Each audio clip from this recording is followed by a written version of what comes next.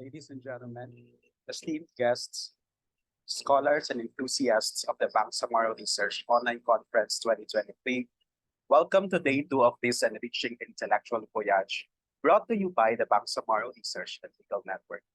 Good morning and Assalamu alaikum wa rahmatullahi wa barakatuh. Today, we continue our intellectual journey with a wealth of enlightening sessions and thought-provoking discussions. Let us embark on this day filled with knowledge, insights, and collaborative exploration. But before anything else, let us commence this day's proceedings with a prayer seeking guidance and enlightenment as we delve deeper into the realms of knowledge and understanding.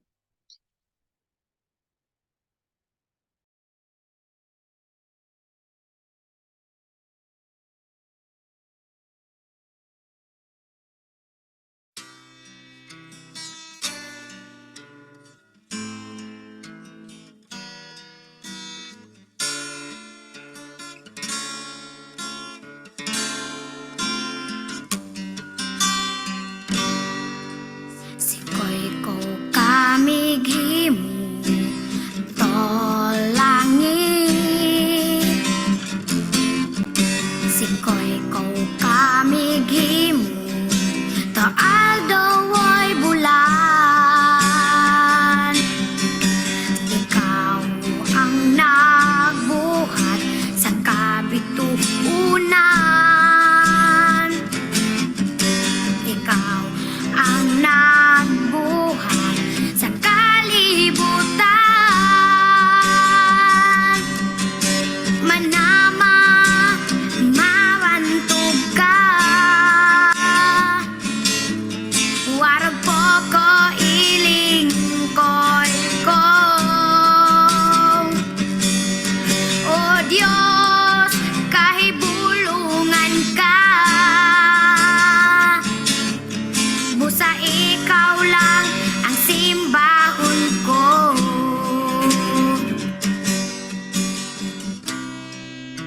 أعوذ بالله من الشيطان الرجيم بسم الله الرحمن الرحيم فقال ربكم ادعوني أستجب لكم آمين يا رب العالمين الحمد لله رب العالمين الرحمن الرحيم مالك يوم الدين إياك نعبد وإياك نستعين اهدنا الصراط المستقيم صراط الذين أنعمت عليهم غير المغضوب عليهم ولا الضالين آمين اللهم اجمع شمل المسلمين والكريستيان والأمم في مدينة دباو وسلم دائما مجتمعنا هذا بالسلم والأمن والتقدم في بلدنا هذا آمين يا رب العالمين ربنا لا تزغ قلوبنا بعد إذ هديتنا وهب لنا من لدنك رحمة إنك أنت الوهاب ربنا إنك أنت الوهاب ربنا آتنا في الدنيا حسنة وفي الآخرة حسنة وقنا عذاب النار وصلى الله على خير خلقه سيدنا محمد وعلى آله وصحبه وسلم سبحان ربك رب العزة عما يصفون وسلام على المرسلين والحمد لله رب العالمين آمين يا رب العالمين.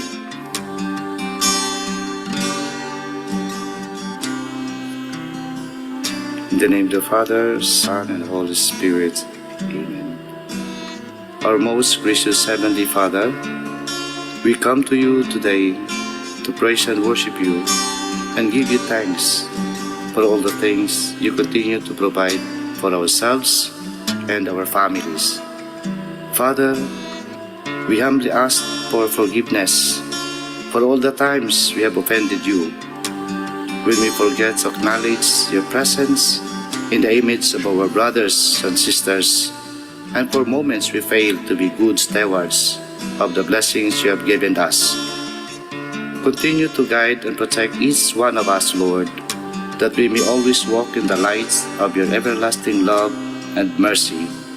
Grant us, Father, with your comfort in times of distress and with your strength in times of weakness.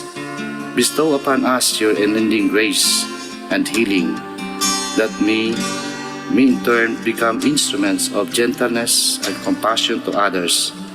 We ask all this in the name of your Son, our Lord Jesus Christ, with the prayer and the intercession of our Blessed Mother. Amen. Manama, mawantog ka Warag po ko iling koy ko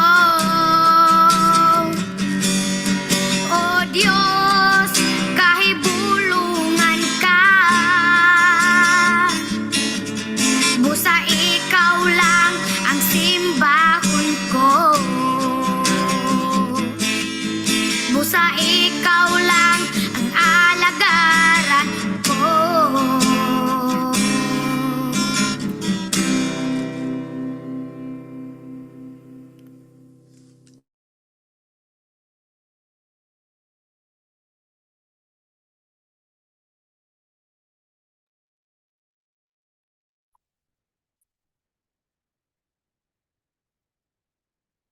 Before we proceed with our scheduled program, we would like also to take a moment to collectively offer our prayers and thoughts for those affected by the bombings just this morning that have tragically impacted Marawi City. Please join us in a moment of silence as we hold them in our hearts and send our sincerest hopes for healing, comfort, and strength during this challenging time.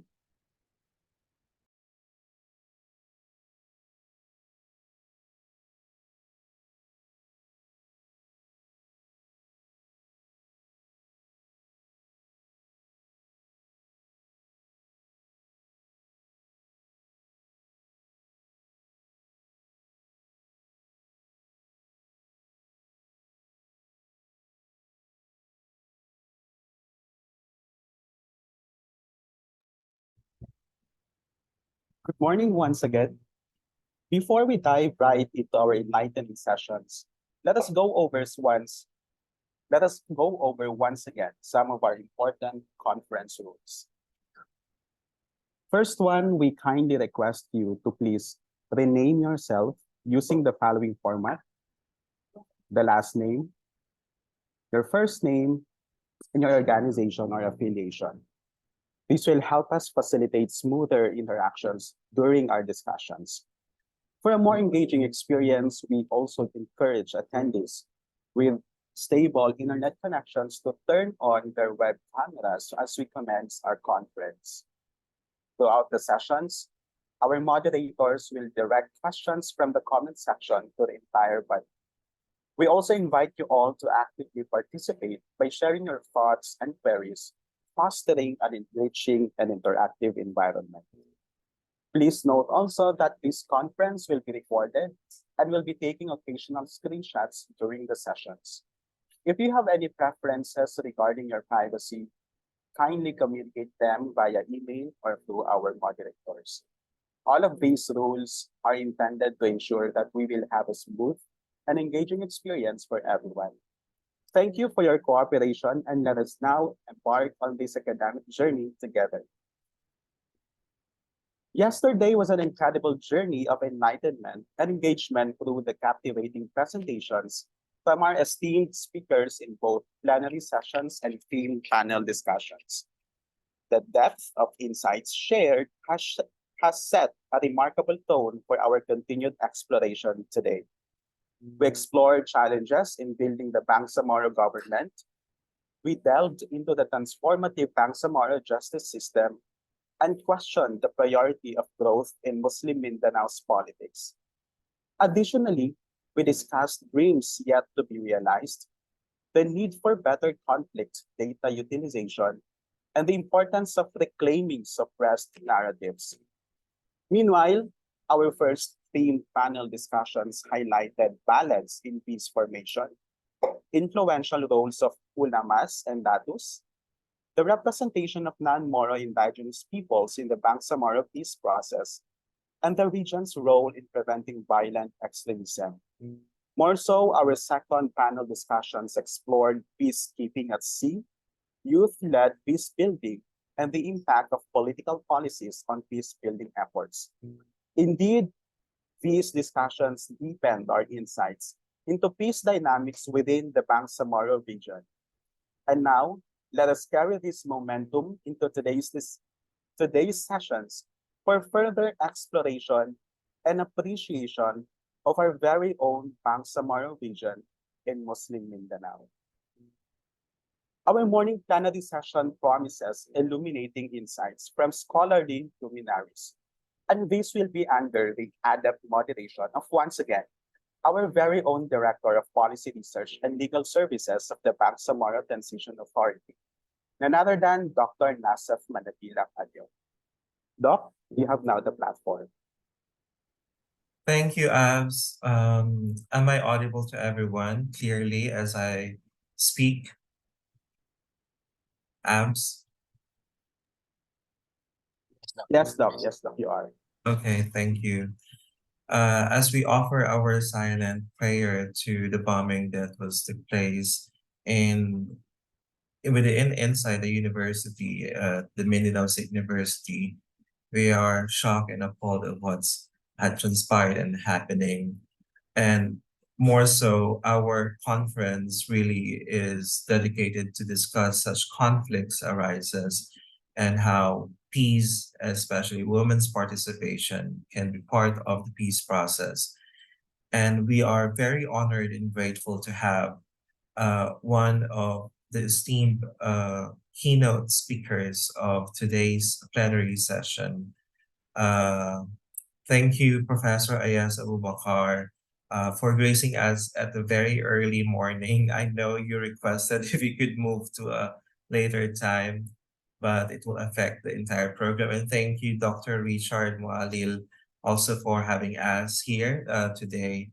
Um, but beforehand, let's start with our keynote plenary sessions. The first esteemed scholar who will be discussing conflict transformation and women's participation in peace process is none other than Dr. Ayesa Uy Abubakar, who is an esteemed associate professor at Al-Bukhari International University School of Business and Social Science, where she heads the bachelor's in social development program. Her academic expertise spans development, human rights, and international humanitarian law, peace, and conflict studies. Dr. Ayasa authored The Peace Building and Sustainable Human Development, The Pursuit of the Bangsamoro Right to Self-Determination in 2019, and co-authored a chapter on Mindanao in Comparing Peace Process. Recognized for her contributions to peace building, she received the Japan International Cooperation Agency JICA Presidential Award in 2014 and a key architect of the Consolidation for Peace program for Southern Thailand, Aceh, and Mindanao. Dr. Ayesa collaborates with various organizations such as REPUSM, SEA, CSN, and JICA. Dr. Abubakar represents Malaysia in the ASEAN Women Peace Registry since 2018 and is a member of SEA, CSN, SEA, HRN, and GPAC Southeast Asia, and co-hosts the podcast She Talks Peace. So without any further ado, we welcome and our privilege to have Dr. Ayesa Abubakar. Okay. Assalamualaikum warahmatullahi wabarakatuh. Selamat pagi, magandang umaga po sa ating lahat. At maraming salamat sa BRLN sa pag-imbita sa akin na makibahagi sa inyong conference itong 2 araw na to. Okay, umpisahan na natin.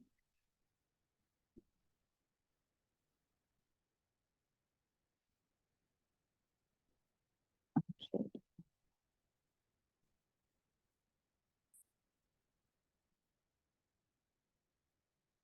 Medyo maingay yung aking pusa, nagugutom na. And I cannot feed him. Okay.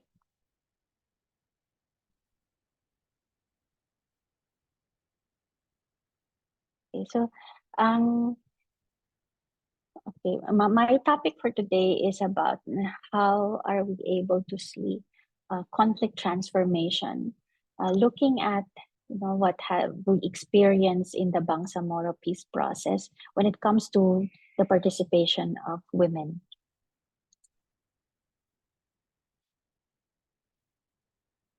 Okay.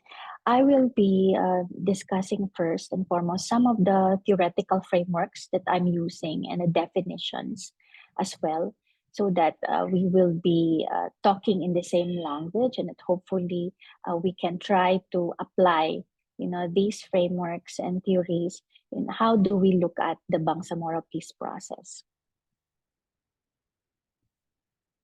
Okay, when we use the term conflict transformation, what we really mean is that we understand conflict to be a dynamic, with a dynamic behavior and process.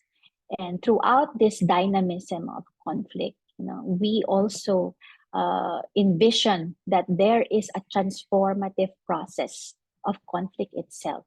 Okay, when we look at transformation, we look at several things. One of them would be the transformation of the conflict issue, um, the actors, the context, or the narrative of the conflict.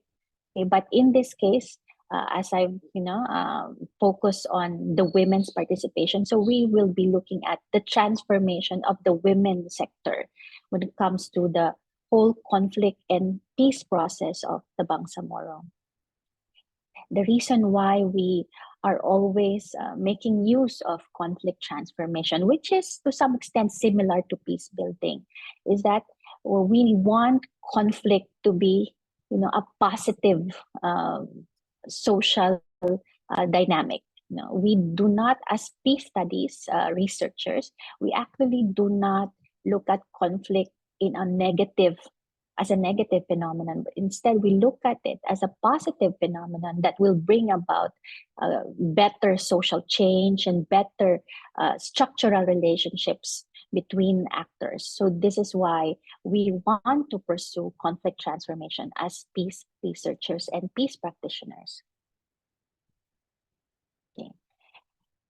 At the same time, when we study peace and conflict studies, we are also very much aware about the ideas of positive and negative peace. Okay? And yesterday, I think much of it has also been discussed, that in Bangsamoro experience of peace and conflict process, we are very much educated that what we are achieving now is actually positive peace, where we want to change all these structural dynamics and elements that will provide a sustainable peace.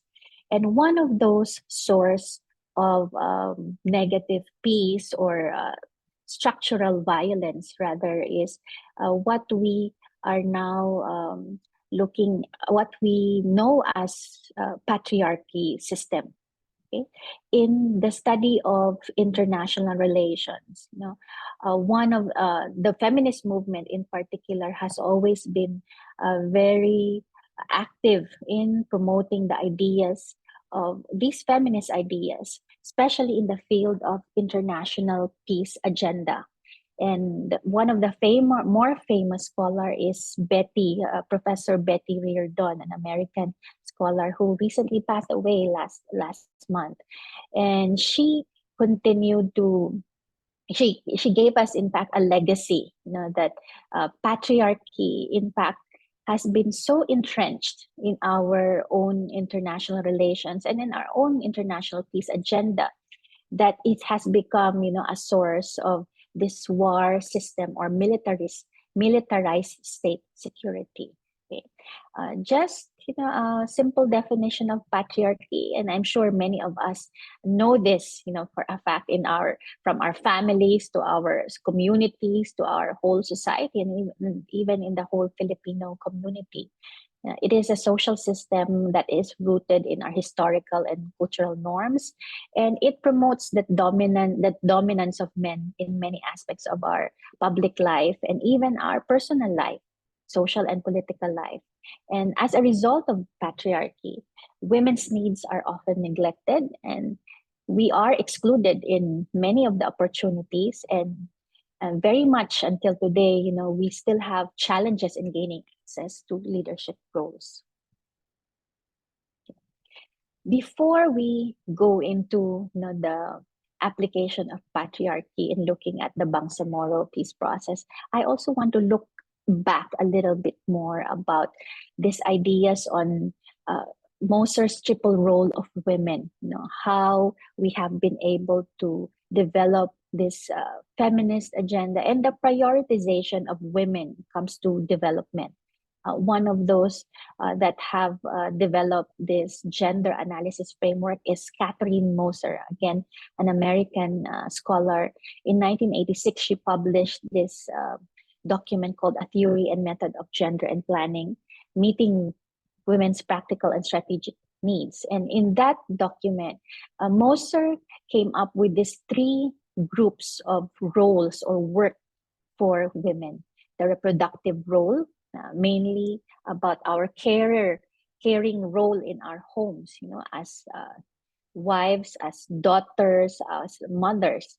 Okay, so the relationship that we have towards our families, the productive role, when we are able to be economically empowered, if we are able to bring in the bread and butter to our families, community role and work. Oftentimes as well, we cannot deny it that we do volunteer in our communities, in our families, in our clans, and provide help, through community volunteerism. Okay, so now let's go to how do we see patriarchy and how do we actually experience patriarchy that marginalizes women, especially in times of conflict and peace process. Okay, there are three ways, according to Johnson Allen, in a chapter that he published in 2003, three ways that we can see this patriarchy system. First is through male identification. When we look at male identification, we want to point out that it is so easy for us at the top of our minds that men are regarded as the leaders and protectors of our families, of our immediate community, and as a society as a whole. So it's like we tend to normalize this idea that men are born leaders. Second is male dominance. This one is more easily understandable, as we've been mentioning that throughout our history in our society, we've also normalized that men are really the bearers or the sources of decision-making power in many of our societies. Third is this idea of male-centeredness. Okay? Just like what the feminist movement has also been pointing out, that when it comes to international peace agenda, and even in the process of conflict, and the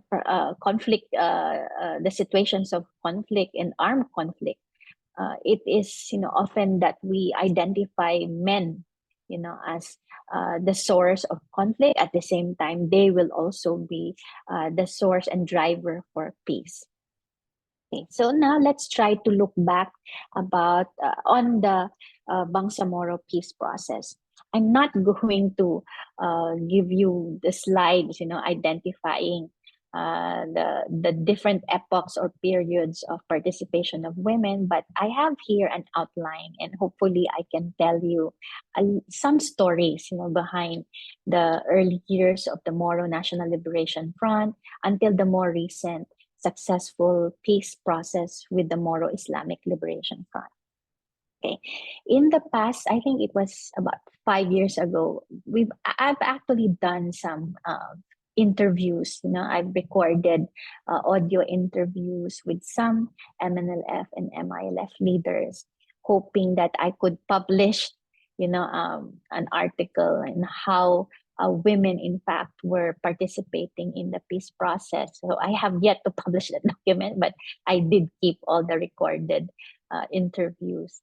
And it's interesting to find out that during the early years of the MNLF, those that were more influential were really the wives of MNLF leaders, the wives of Ms. Wari, the wives of other MNLF, because for convenience sake, they are the confidants of our MNLF leaders.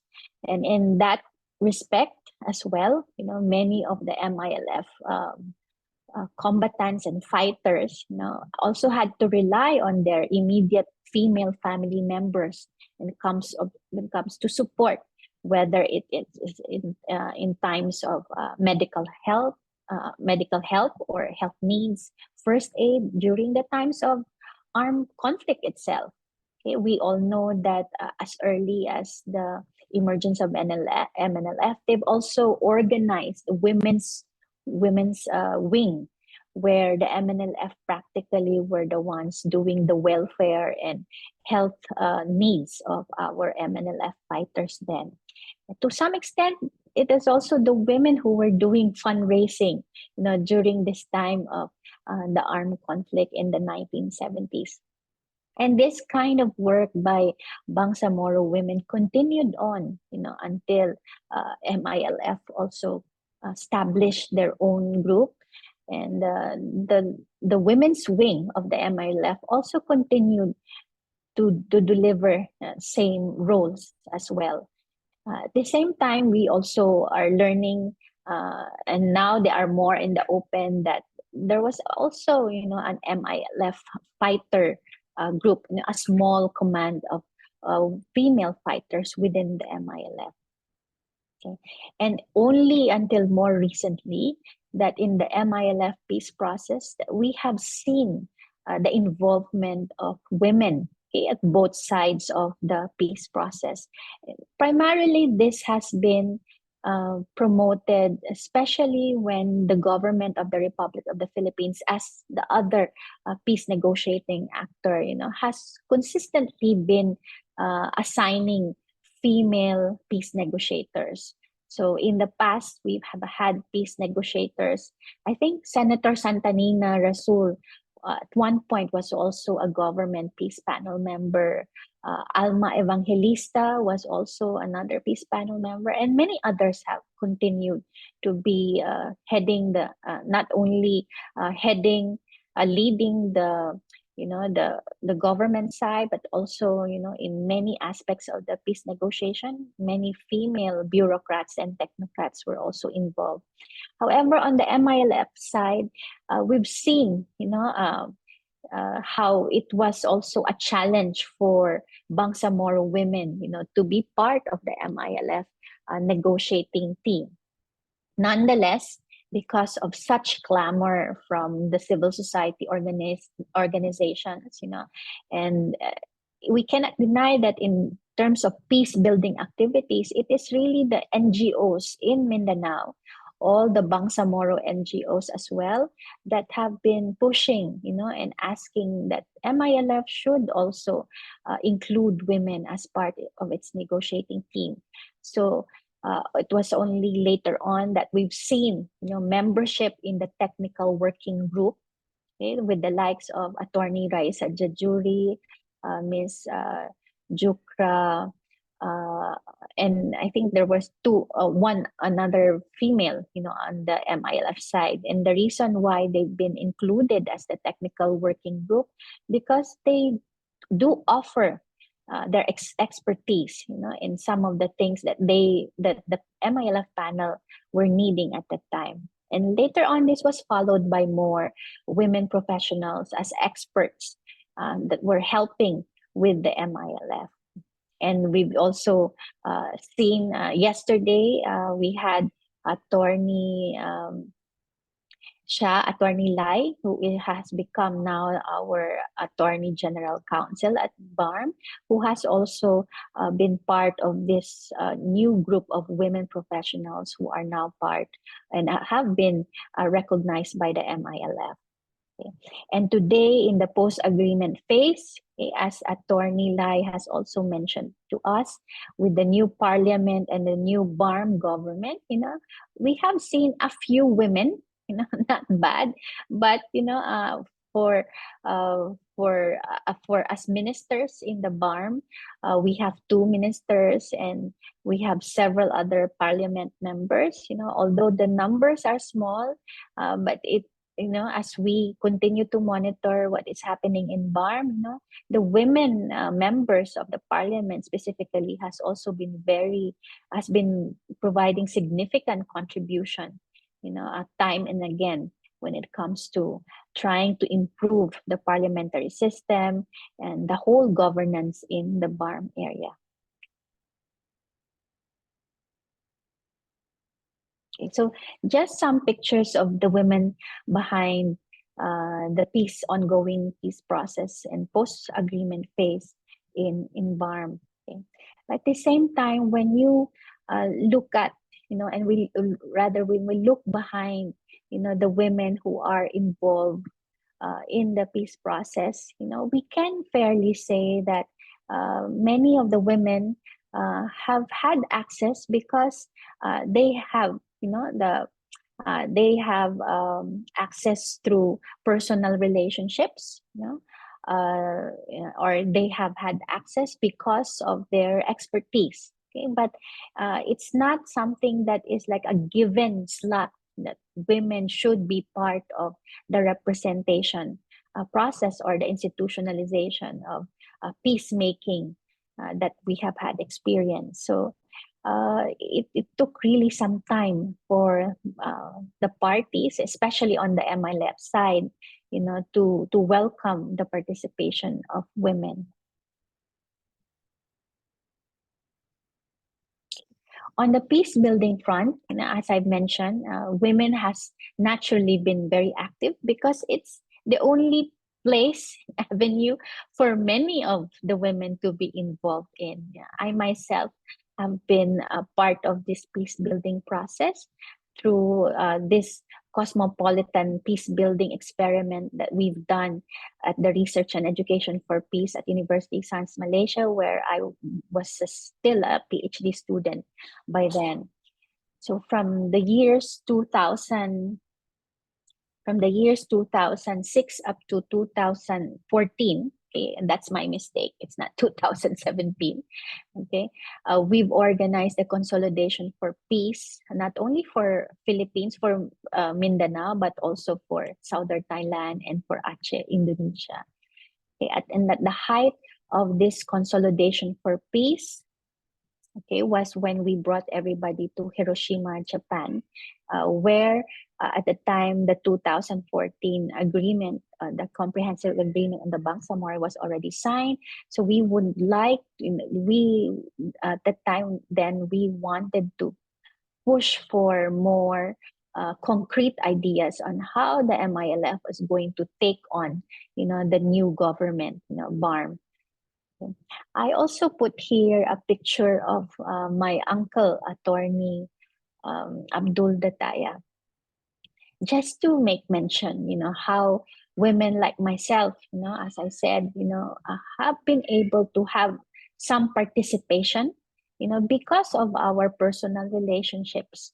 Okay, so that's the reality, that women who are involved in peace processes, have had access to it because of our personal relationships most of the time. And this can be said, more strongly when it comes to participation of Bangsamoro women in politics. I'm sure many of you are aware that the female politicians that we have, not only in Bangsamoro but throughout the Philippines, it's either they are wives or daughters of politicians themselves, of political families.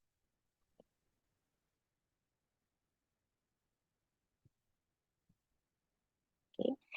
One interesting thing that have also developed throughout the many years of conflict and peace process in Bangsamoro is we've also been able to develop grassroots participation, okay, from the Bakwit power, that Mary Ann Arnado has organized, from the International Displaced Persons, from the Tiakap Kalilintad, by CBCS, by the Consortium of Bangsamoro Civil Society, where women were really very active in the participation.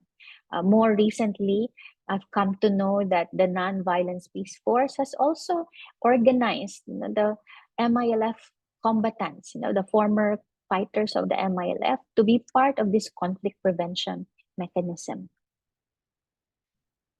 Okay. Now let's excuse me. Let's now go to the more present developments when it comes to participation of women in the peace process. Basically, we are trying now to fulfill this international framework and norm of women peace security agenda, and Philippines is really one of the leaders or the leader, the main leader when it comes to women peace security agenda in the Association of Southeast Asian Nations. And we are also very proud that in the Bangsamoro region, we also have our own Bangsamoro Regional Action Plan when it comes to WPS. Okay.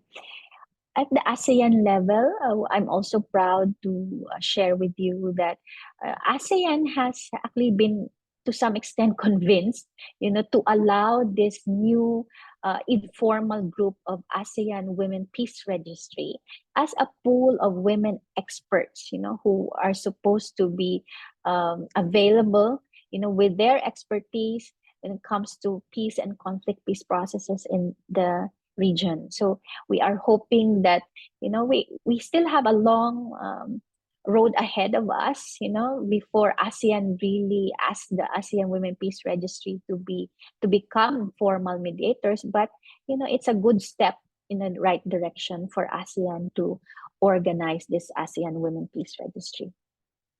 Okay, so these are some of the women in the ASEAN Women Peace Registry. In the Philippines, 3 women are involved. Amina Rasul Bernardo, former Secretary Teresita Quintos Deles, and former OPAP Undersecretary Gloria Mercado.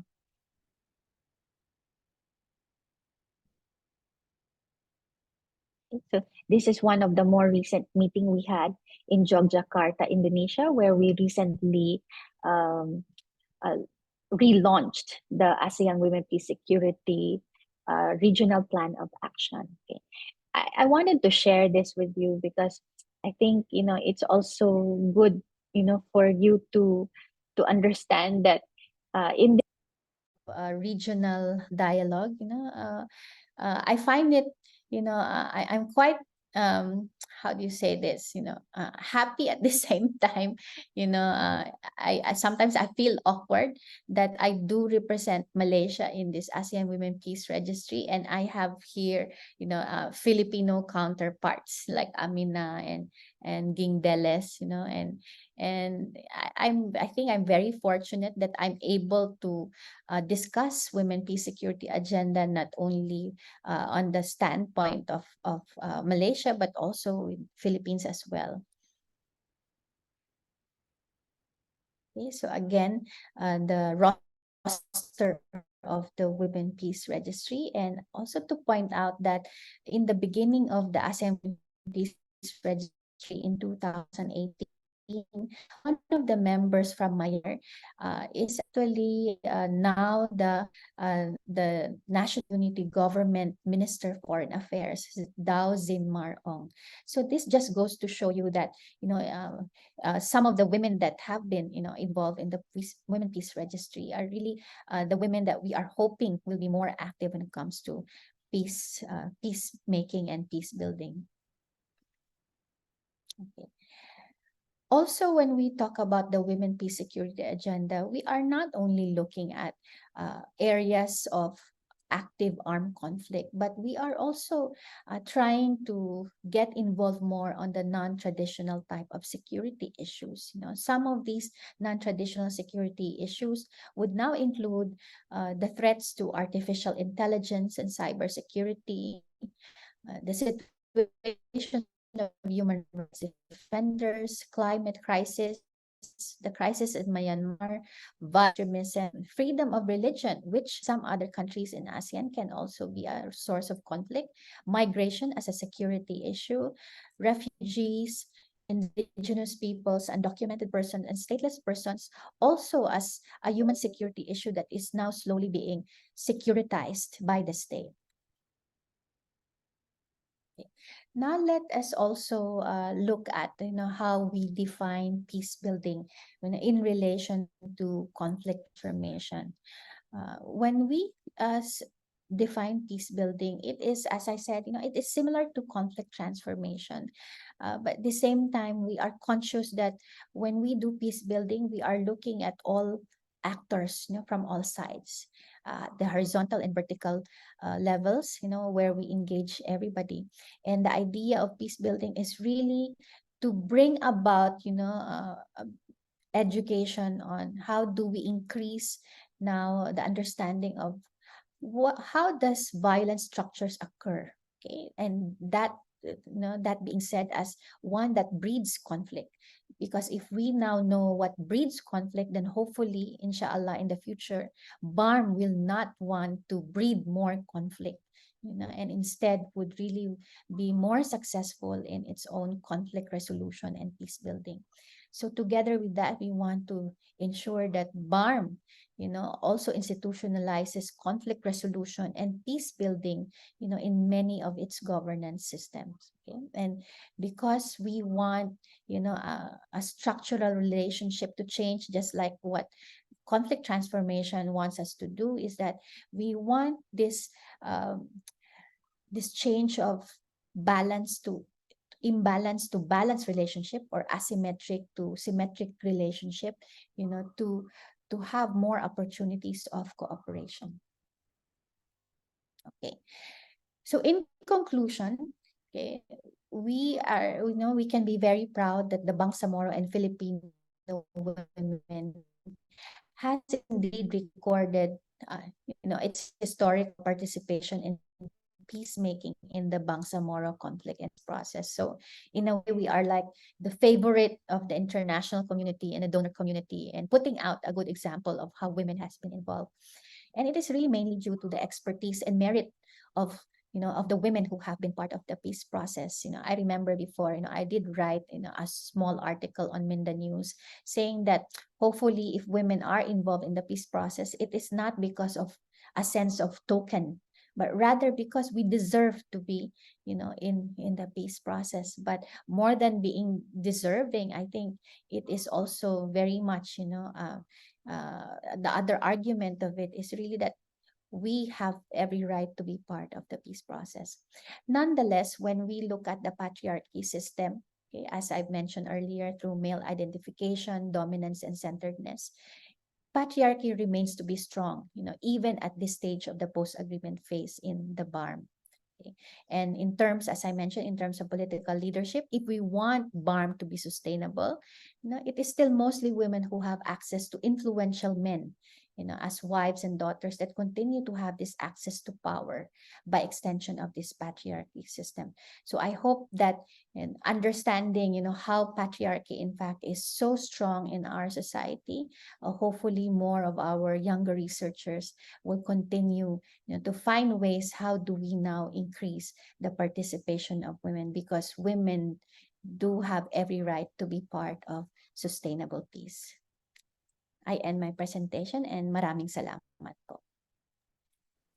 Thank you so much, Dr. Ayesa, for providing us the importance of women's participation to peace process. Now we are opening the floor for the open forum. If you like to speak and ask your questions, you can raise your hand, and as well as you can also chat your questions on the chat box. So it's now your opportunity to ask question directly to Dr. Ayesa.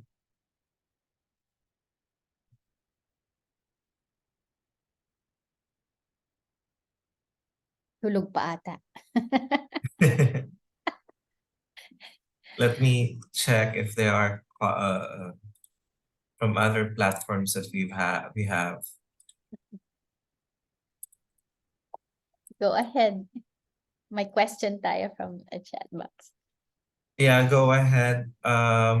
Your name, because your name does not appear.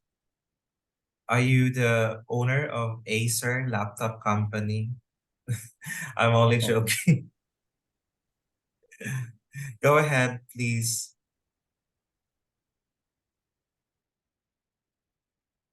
Si ano pala to, si sister.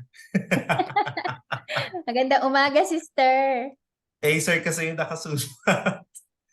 Hindi ka marinig, sister. Naka-unmute ka ba? Or something wrong with your speaker? Siguro pwede mong Okay, i-check. Ayan. this one. I am using two gadgets at the same time because my laptop. Yes. You know, I don't know how to address. Can I address you as a doctor or attorney? I am not sure. But magandang umaga po sa lahat. While listening to your presentations, really, for me, my heart really just like warming, no? Just for you, sake po, because I am coming from the Christian side. Now, in my mind, what plays to my mind is in terms of culture for Muslim women, no? As I knew or I heard long time ago that we have this, not perhaps a dichotomy between men and women, but in our culture, in women's culture, somehow before, now there was no seat or chance in the public office or offices. No? I'm just curious, as part of our transformative society in the Bangsamoro, how does it occur, no?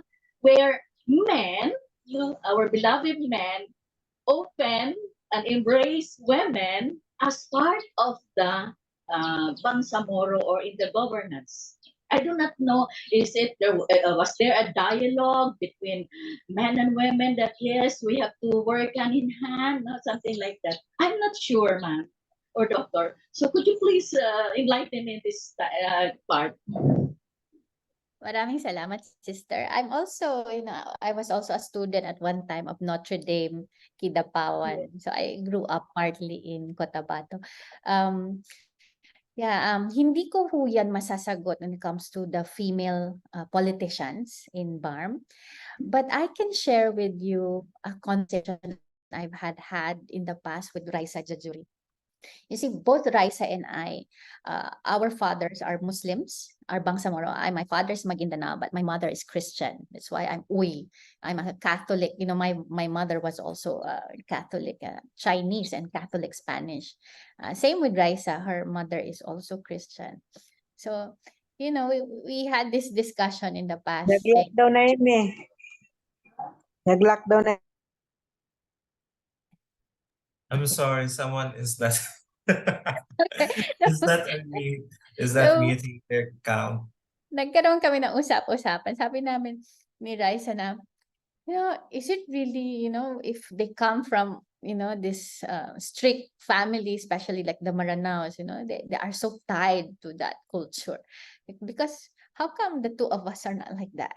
We can shuttle from one Christian family to a Muslim family. So I guess we had the best of both worlds, that we are always trying to push our boundaries. That's one point, but of course I cannot, give a generalization, but just to share with you, that kind of ideas that we have had then. At the same time, similar to Raisa, that's why I showed a picture of my uncle, because when I started to do this consolidation for peace here in Malaysia, in Penang, this was in 2006. And for the longest time, the United States Institute for Peace was trying to do something like that, like a back channeling type of talks, but I guess I was more successful because on one side, my husband is Malaysian, and I'm Maguindanao and I'm Filipino. So, and of course, my uncle is one of the well-respected Bangsamoro, MILF leader. He was in fact the one who took care of the late Chair Hashim Salamat. So because of that, then I tried to, to really, push, my relationship with my uncle, trying to convince him, and eventually, Bapa Muhagir Iqbal, for them to join our consolidation for peace, because this was the time that there is no way that the MILF nor the Malaysians would want to involve any other party other than the three of them. So to me, that was really, a momentous event in peace building. But I guess it's not only being at the right time, but as I said, it's because of the personal relationship.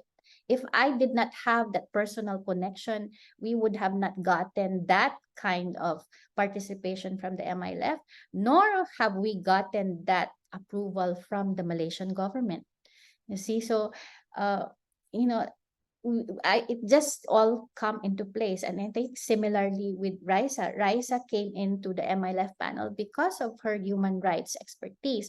But then again, she also faced challenges, being a single, woman, and in the beginning, she had difficulties joining the MILF panel when they are traveling because of that reality. So we had those challenges, but eventually I think once we push the boundaries, and then the MLF leadership realizes that we have something to offer, eventually after so many years, I've actually heard, a conversation from another MILF leader say that my uncle told him that, after all my Ayesa, being a pamangkin, he was actually very proud of me that I can actually do these things, so that was also an how do you call that, was a recognition finally from my uncle, who was an MILF leader then. So it took some time, but then as Attorney Lai said yesterday, they do eventually, MILF leadership do recognize, the expertise that women bring in. But as I've also mentioned earlier in my conclusion, it's not enough that women have had to have that expertise, because what about the women at the grassroots level? That to me is my concern, which I have forgot to include in the slides earlier. But to me, I want to remind, at this point, I want to remind all women who are part of, this peacemaking and governance, that we should not forget the women who are at the grassroots, because we cannot represent them. I cannot represent the poor women in Leguasan Marsh when I am not poor myself. I can only bring up their issues to a certain extent, but I can never represent them. So this is now the time, if BARM really wants to be transformative, we should really bring up representations from the grassroots level of many men and women. Thank you, Prof. Ayasa, and thank you, Sister Fe. Now, I'd like to call on Professor Dr. Richard Mualil from MSU Tawi-Tawi. Assalamualaikum to everyone. Hi, Doc. Assalamualaikum. Nice seeing you here. And Doc Ayesha, no? Thank you for your presentation. No? Actually, as a Muslim, you know that the gender issue has always intrigued me. No? Parang I always thought that there is this bias toward men in Islam. In fact, I talked with Dr. Julma, no? If you know her, because she's a gender advocate and a Muslim. And then from your talk, I realized I saw the real importance of women, no? Especially their negotiating power, their connection, and their inclination toward peace. No? So maybe in the Bangsamoro, it's about time that we have a female women leader. No, if we're really hoping for peace, I don't know, just that idea. But siguro, it's not really a question, it's more like expressing my thoughts, and I'd like to solicit your opinion about it, because I'm working on coastal resource management on fisheries. No, it's that the role of women. We see the importance of the role of women, but it's actually most of the time it's hidden. No, it's unnoticed. It's not even reported. But we know that without the women, the women can increase the production, the quality, and even the marketability, and kumbaga added value, no, to the role in for example post harvest, drying of fish, selling and all, and negotiating powers, as you said. No? So maybe it's about time also we can start highlighting all these roles of women. No? Kasi parang when I talk of gender, parang ang like naisip it's about equality, of course, like equal roles and all, which I think is very difficult, no? For me, no? So I think maybe we can start with highlighting the importance of the roles of women. What are the roles of women in the BARM, and how these roles have contributed to the development of BARM and to the peace, stability, and all in the BARM. So, kasi we have really very few studies regarding women gender studies of BARM. So that's all. Thank you very much. Thank you so much, Dr. Richard. I'm glad that you mentioned about inequality, okay, or equality rather, because you can actually look for this online. United Nations have a lot of data on gender, and you'll be shocked to know that, when it comes to social inequality, it's really the women who are suffering more, who are more poor than the men. In fact, among children, okay, it's the girl child who will most likely be poorer than the boy child. Okay, so when there's, that's why I'm offering this other, perhaps for some researchers now in BARM, is that the argument cannot just be that women should be in the peace process, but why do we need women not only in the peace process, but throughout, in governance, throughout our community work, because as Dr. Richard mentioned, we need the women to be there because they are the one that need the help. It's their issues that need to be resolved, especially when it comes to social development. Yeah. So that is one angle that we can also emphasize if we want to do more research when it comes to gender. Not only the normal feminist gender language, but really comes to social development. Okay, what are the needs of women? So that's why I'm also to some extent hesitant, just pushing women to become leaders, because we also want women to be really, equipped as leaders. Okay, at the same time, giving them the opportunity while they are still trying to become better leaders. Because I also do not believe that women can automatically become better leaders than men. And we have seen that in the Philippine politics. We have had two presidents in the Philippines. Okay, it's not to say that we will never have a good, an excellent female president, but and I was actually hoping to have one, with Lenny Robredo. But then, yeah, we should, we should make sure that it's not only about women's leadership issue, but more importantly about women's issues in terms of development, in terms of governance, in terms of opportunities. Okay, well, and while we are also trying to emphasize and push for women's agenda, women has also to be fair with the other genders. Okay, not only the other genders that is more sensational today, like the LGBTIQ, but even the boys and the men. Okay, we also have to understand, the burden and the challenges of men, especially the boys, especially during this post-conflict, post-agreement phase in the BARM. I'm actually wondering, and I hope, you can do this also, the two of you, Dr. Nasif and Dr. Richard, find out how are the boys in the BARM doing when it comes to social development. Are Yes, they thank really, you. are their needs being taken care of, or are they, it's just like business as usual, that they're okay, but are we doing a transformative development also for our boys, so that they don't end up having all these ideas of becoming heroes, that they will also become fighters if they are unhappy about something. That is not the kind of boys that we want to grow up in BARM. We want to develop them so that they can be better educated. They will be, our hope in they can be scientists like the two of you. That's the kind of development that we want for all our mentors. Yes. Thank you, Dr. Richard, for expressing your thoughts and also the response we get from Dr. Ayasa.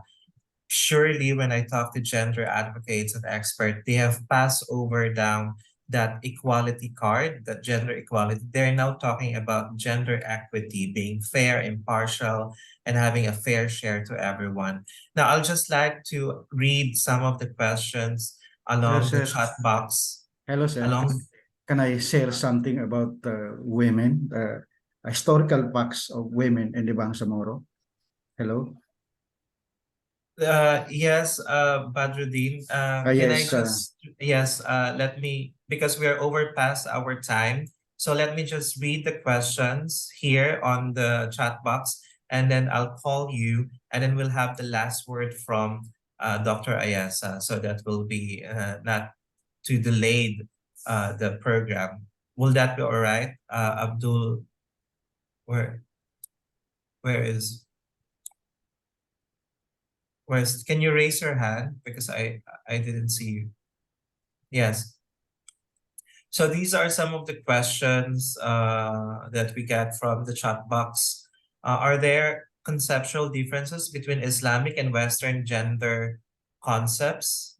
And if there are, how can this be resolved? And then that's is from MH Mapolon from UP System. And then from Manisa Bantuas from MBHTELDS, Lanao. In exploring the dynamics of peace processes, a fundamental question emerges. How does the active involvement of women contribute to the effectiveness and sustainability of peace process? And also from Aliyah Pandapatan, may I ask what research questions or issues on women at the grassroots level would you suggest for future researchers? And there are also some direct messages that I received from Fatima Benito from UP Diliman.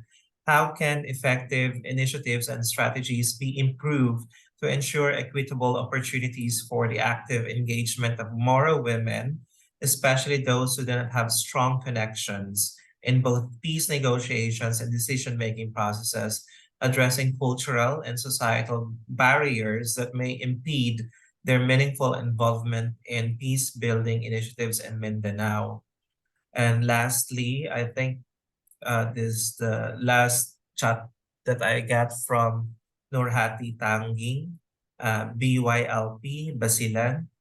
I'd like to ask how can we maximize the power of women and can give opportunities who are located in the far-flung areas of BARM during peace process. So, and also from Sevilla Arlene Napoles, how do we strengthen women participating in BARM? Same question as we have in the same question. So also, how can we balance the so-called women emancipation? And then who was the one who talked who speak? You can now unmute yourself. Badruddin? yes, yes, sir. Yes. Uh, And then you can now speak and is- then is- we'll is- have the last word from uh, Dr. Ayasa. Go ahead, Badruddin.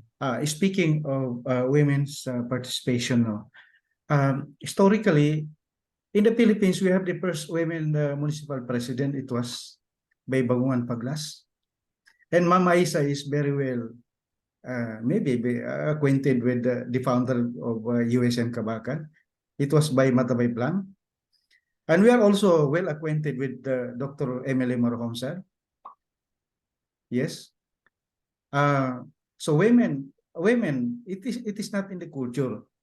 In fact, in Islam, there is a separate verse, Surah An-Nisa, the verse of women.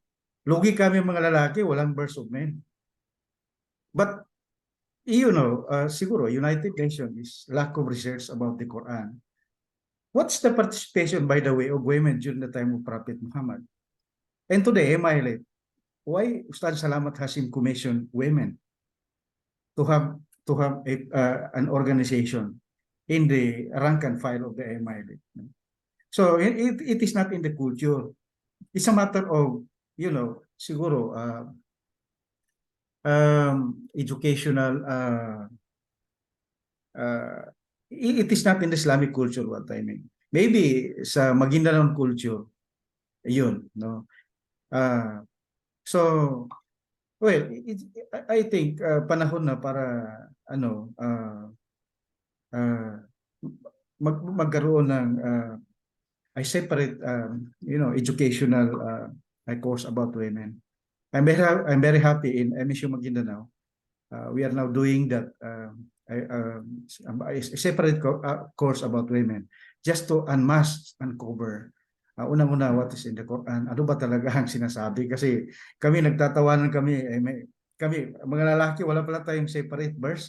Women meron sila suratun Nisa. So may reaction doon sa sinasabi ni siguro kay sister na it's not in the culture of Islamic culture. Maybe hindi Maguindanao culture, meron yan.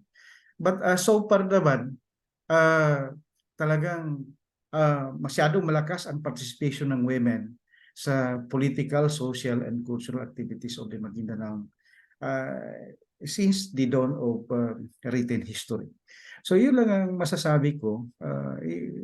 Siguro mas maganda na yung bar mismo yung mag-spearhead ng maybe masali sa educational institution yung courses about women. Suportahan nila yung mga institution, mga universities na gumagawa ng separate course about women. Yun lang. Thank you very much. Thank you, Badruddin. I forgot Aldine also raised her hand. Yes. Just add na lang. Number one, I think that there should be historical written on the women's participation in Bangsamoro struggle. And I think that we should highlight that because I don't think so the Bangsamoro struggle would have prosper with the women's participations, which is there's a research to be done on that. Number two, how do you reconcile the Islamic view that women should not hit the state?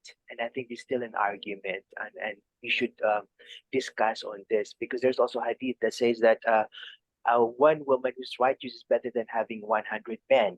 So I think we need to discuss this in the mainstream, particularly when you say community level, because there are some people that are behind, refuse to take lead because of that Quranic verses. Number three, because you talked about the women's participations, I'm also interested to know that there are some women who do not participate politically, but they're also empowered household, the covert, the one that are unseen. I think they also play a vital role. And we also need to bring that also because there are some women choose not to be part of the scene, but however, they remain powerful.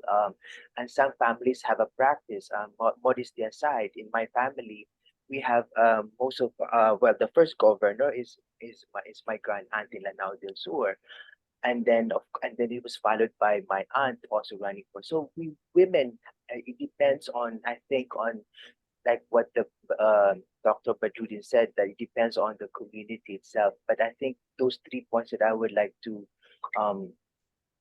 to bring about, if you can discuss on this on your last. Yes. Hi Ayesha, sorry. Thank you, Aldine, and thank you also to Arlene Napola Sevilla. We also offered our prayer before we started our session this morning. We offered our prayer to our Christian brothers and sisters who were killed in the MSU gymnasium inside the MSU University in Marawi, Dimaporo gym, where they were having a Sunday mass, and there were a bomb was thrown to them. So, last word for Professor Dr. Ayesa Abubakar. Yeah, masyadong madaming tanong. I'll try my best Kanina to answer. wala, ngayon marami Okay. na. So I'll answer first what Badruddin was asking, and similarly to Aldine's question. Yeah. I don't know if you heard my the first part of my presentation. Okay, I'm not disclaiming that women participated in the Bangsamoro armed groups. Okay, from the MNLF to the MILF. Definitely, they were the backbone of the liberation fronts. Okay, but what I'm saying is that those that have had an influence, because of their personal relationship. Okay, Second, we've also mentioned that yes, in the past, earlier history of the Bangsamoro, we have had chieftains, sultana, nobilities who have become leaders. And this is something not unique to Bangsamoro. In fact, in Aceh, they also had the same. They had female fighters, during the Dutch. But what is disheartening is that we may have had that history in the past, but today, where are the Bangsamoro women? Where are the Achenese women when it comes to political power? When it comes to the peace process? The Aceh peace process did not have a female negotiator.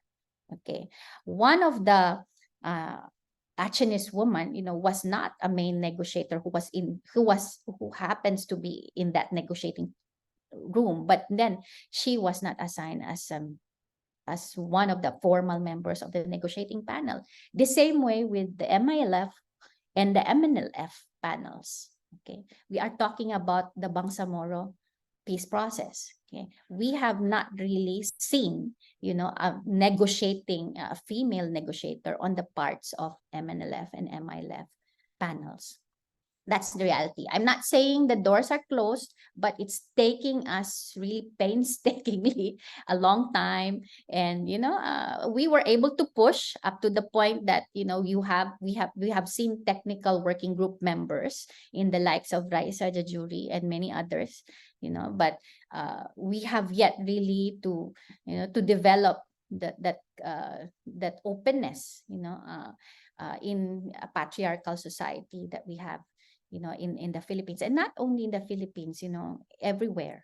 Okay, and it's interesting because for me to compare it with Malaysia, I live in Malaysia for the last 20 years.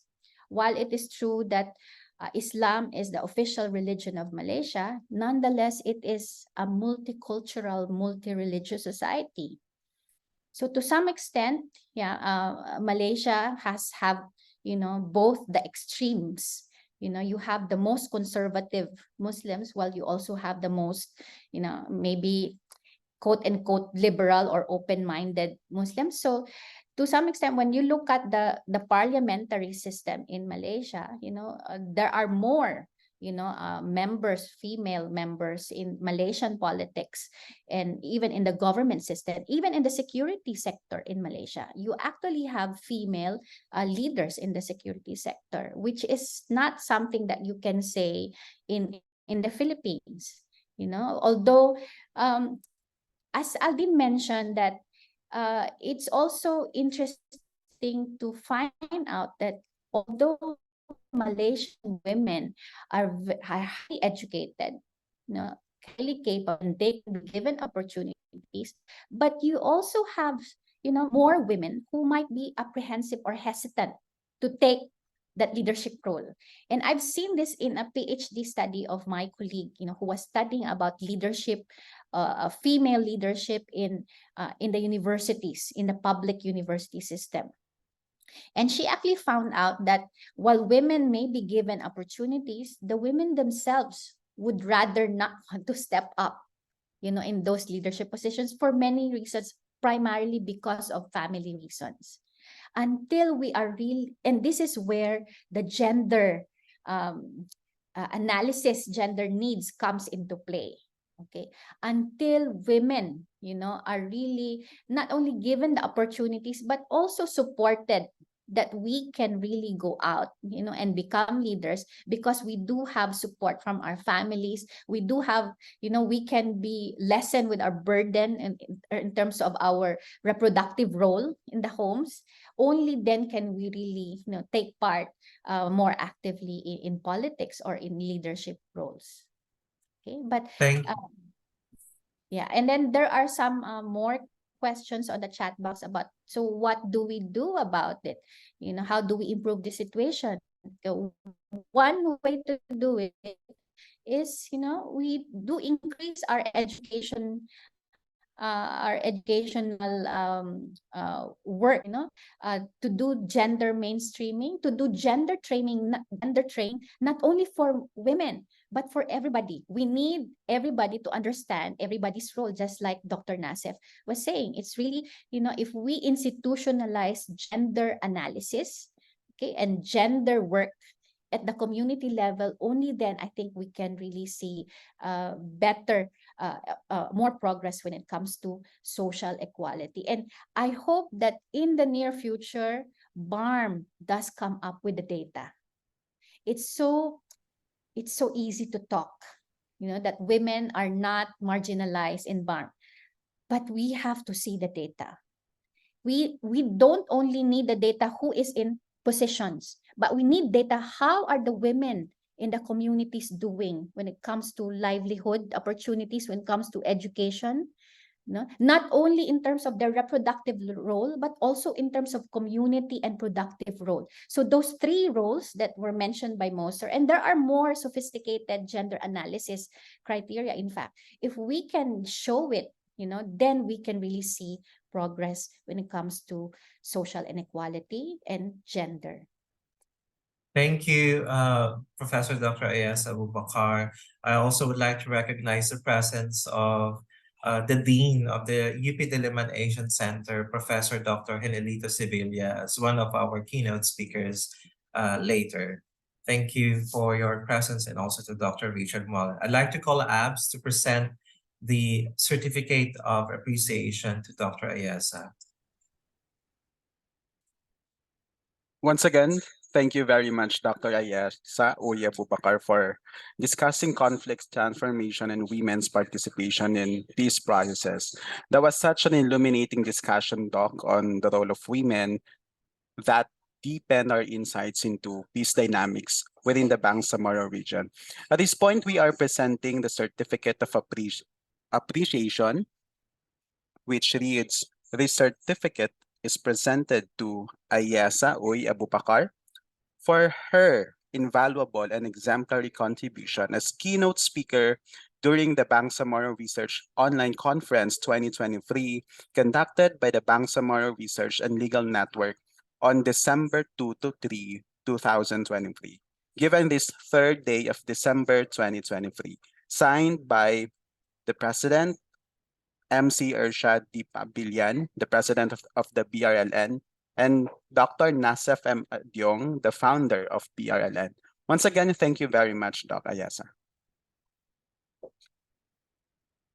Thank you, Dr. Ayasa.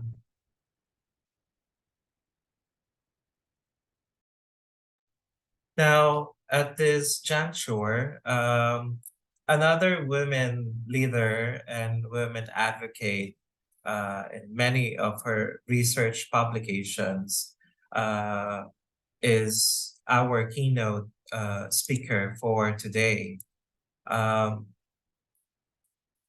Professor Dr. Rufa Kagoko Giam, a retired full professor 3 from Mindanao State University and trained cultural anthropologist, is now a social development consultant focusing on gender, social inclusion, and peace studies in the Bangsamoro region, with publications on diverse topics including child soldiers and gender in conflict. She has received recognition as a Senior Asian Public Intellectual Fellow and an Executive Education Grantee at Harvard University.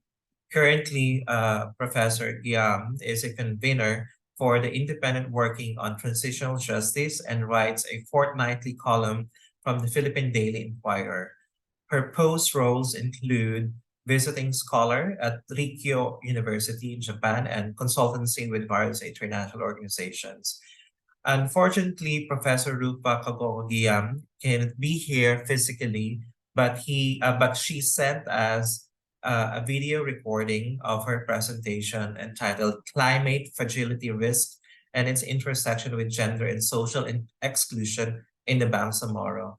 Because Professor Rupa, as we speak, is currently traveling to the United States.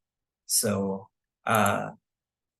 Abs, you may now play the video presentation of Prof. Rupa.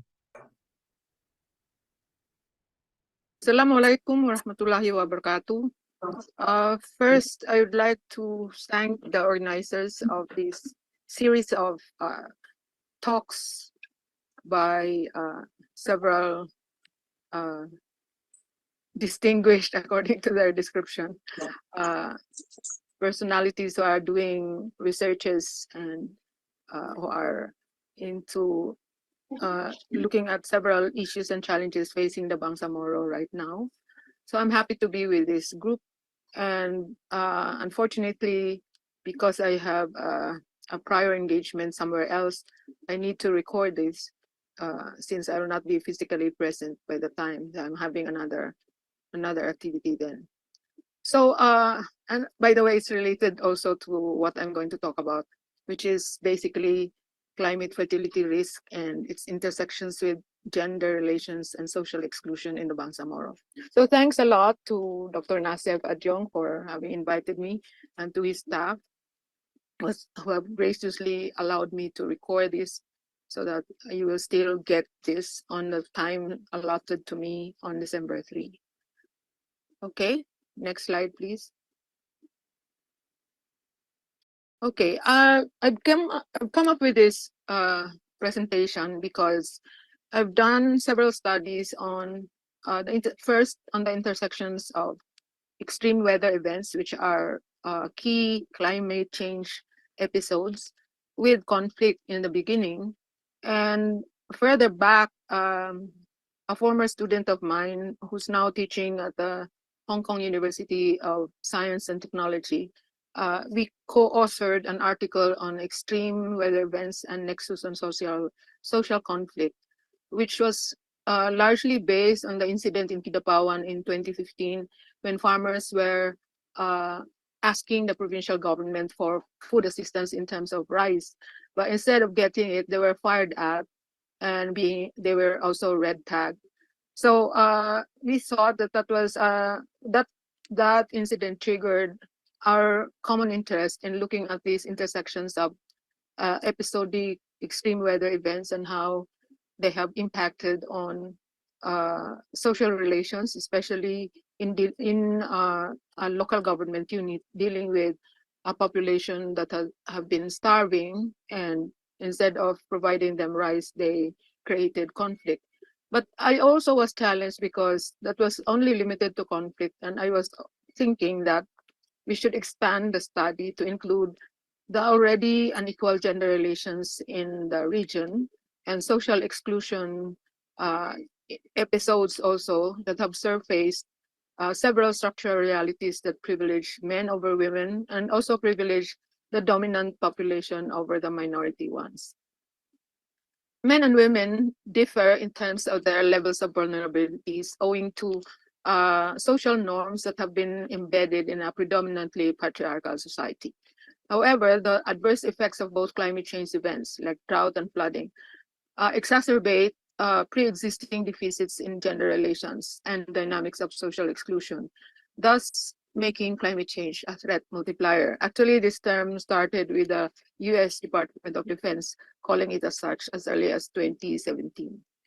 So towards the end of my presentation, I am forwarding recommendations that allow for more participatory and inclusive processes in local and regional planning and decision making through the principle of planning with rather than planning for. Next slide, please.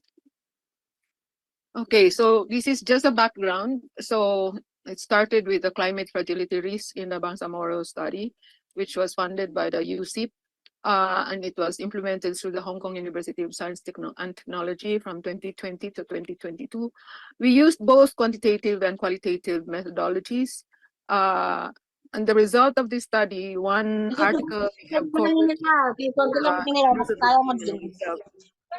is already published in the Climate Risk Management Journal. And in the same year, on 2022, when I just finished the USIP funded study, I was asked to write like a preliminary extended essay on looking at intersections of climate change, violent conflicts, and gender inequality in the Bangsamoro, which was largely qualitative, culling from literature review and key informant interviews in Cotabato and Maguindanao. Then this year, starting in October, UNDP commissioned me together with a small team of 4 researchers looking at intersections. Now is expanded looking at intersections of climate change, conflict, gender dynamics, and social exclusion as well. So we are at the moment, our teams are still doing fieldwork data gathering from this time in Lanao del Sur, both in Butig and Masyu, and in Sagonsungan in Marawi City. The fieldwork for the Maguindanao del Norte part has been finished in terms of primary data gathering. The one for the UP complex, including South UP, Dato Udin Sinswat, and Dato Blas Sinswat, and Cotabato City, the fieldwork still needs to be scheduled due to several conflict of schedules with the team members as well as also of UNDP. Next, please. Okay, so these are the articles that have been published already as a result of my interest in looking at intersections of climate and conflict. So the one on the left has just been published in Climate Risk Management, volume 42 and 2023. It's a peer-reviewed journal. Another one was published as early as 2018, the Journal of Peace Building and Development. This was the one about the Kidapawan incident where several farmers were fired at. Next, please.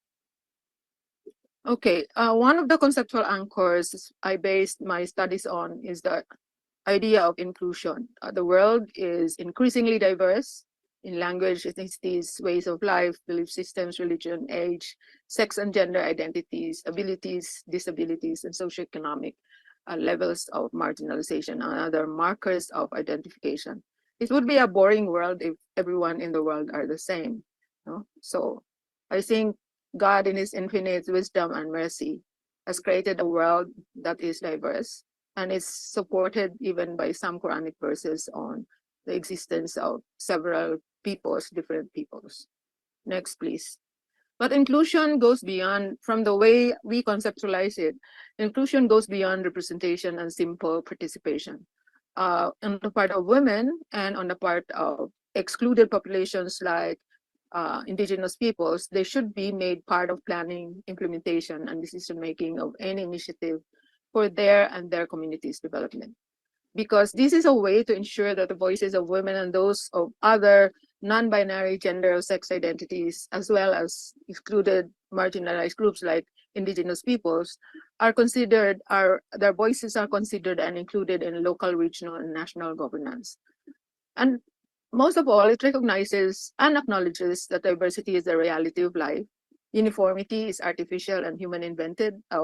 We create structures in both governance and in education that encourage uniformity rather than diversity. I mean, the way we are trained is to always follow certain structures, not questioning whether these structures stifle creative expressions of identity, but that's the way the world has been designed by human beings.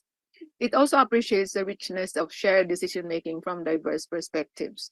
And this is why I'm saying that when you talk about inclusion, the policy-making agenda should be anchored on planning with the communities rather than planning for them.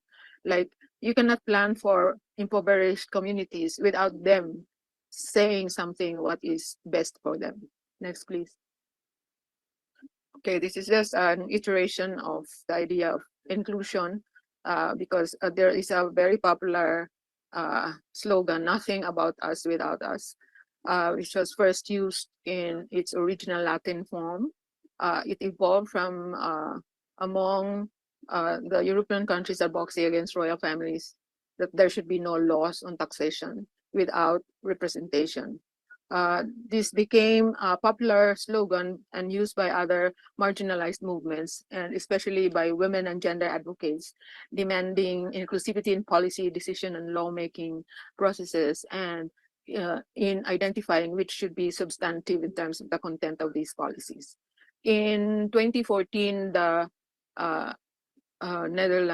Netherlands, it was published "Gender and Militarism," where women peacemakers program said that without peace, development is impossible, and without women, neither peace nor development can take place. I should add that without any other group of people who are marginalized, no development can take place. I mean, no meaningful development can take place. Next, please.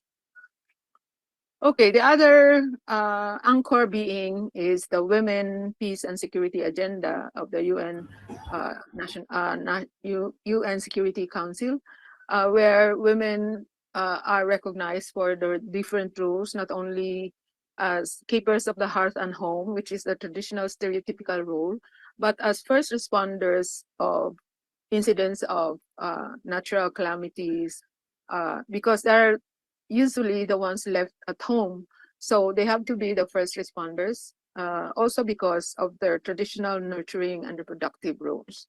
As such, they have been shown to initiate text brigades and other forms of information dissemination using mobile phones, social media, or word of mouth, as people traditionally or stereotypically convey that women are, and if you are familiar with the Marites joke, but of course this is excluding the men. The men can also be as chismosa as the women, or chismoso as the women.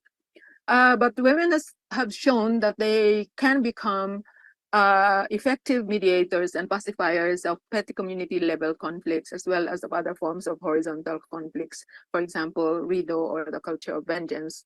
And this has been documented quite, richly. There are several books on Rido and conflict management in Mindanao. The ones written by Wilfredo Torres for Asia Foundation, show that women really played significant roles in settling community conflicts. But however, I'd like to state a caveat that there are spaces where women are allowed to be part of the negotiating or mediating panel, because they're always subordinated by the men. And in fact, even in situations where they have been successful in mediating community level conflicts, they are still subjected to the men taking credit for the settlement of the conflict.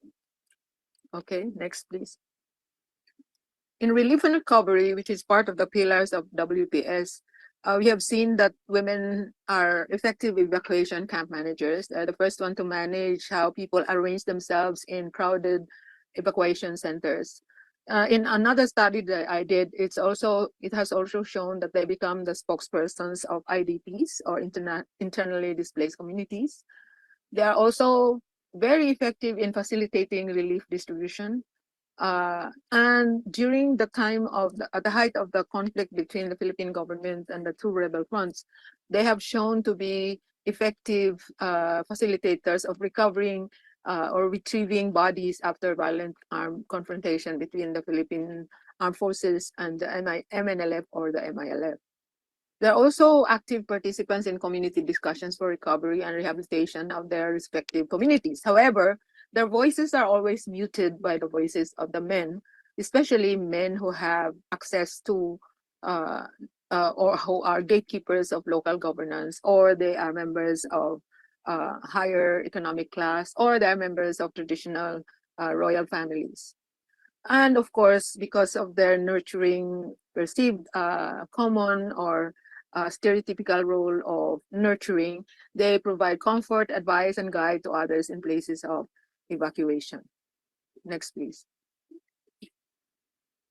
Okay, this is part of our study on the intersections or the nexus between conflict and climate change episodes for more than 5 decades. Everyone knows that. And impacts have included, this is a very conservative estimate, but over the years of the height of martial law, officially recorded number of deaths went up to 120,000. This is included in the study of Mary Judd of the World Bank. And about 2 million people displaced. And of course, poverty increased in the region, and agricultural production and productivity went down. And one of the sources of this is Thomas McKenna's book on rebels and state rulers and rebels in Maguindanao. he was able to document a decrease in rice production by 20% at the height of the war in Mindanao, 1975. You can see the picture there, the predominant composition of those who are guarding the precious property of the evacuees. And and the children down there, and the men standing. So it says a lot about gender relations, even in evacuation. Next, please. Okay, there was also a recorded high incidence of pests, especially rats. And way back in the 1950s, a friend of mine, Dr. Patricia Abinales, is studying the phenomenon of rat infestation. And he was able to document there was a time from 50s to 60s where rats were all over the place, decreasing rice production and everything else, wreaking havoc on the daily lives of people. So there was a contest for bringing more rats, rat tails, and collecting a prize, something like that. Next slide, please. Next slide, please. Okay, these are scenes from Typhoon Paeng. That's Mount Pinandar on the left, and the submerged communities after Paeng. Next, please, is just pictures. These are recent pictures we got from the new study we are doing. This happened also during Typhoon Paeng, and you can see in the Dato Piang picture in the center, the women are the ones, navigating the Awang through the flooded portion of the municipality. Next, please. Okay, this is just a sample. I will not go through this in detail, but this is the kind of analytical framework we were looking at when we did the climate conflict nexus study with the University of Hong Kong. But I'd like to just stress that by 2050, some meteorologists have already predicted that Mindanao, especially the central Mindanao area, is projected to be drier than normal by 2050. And we all have to prepare for it. Next, please.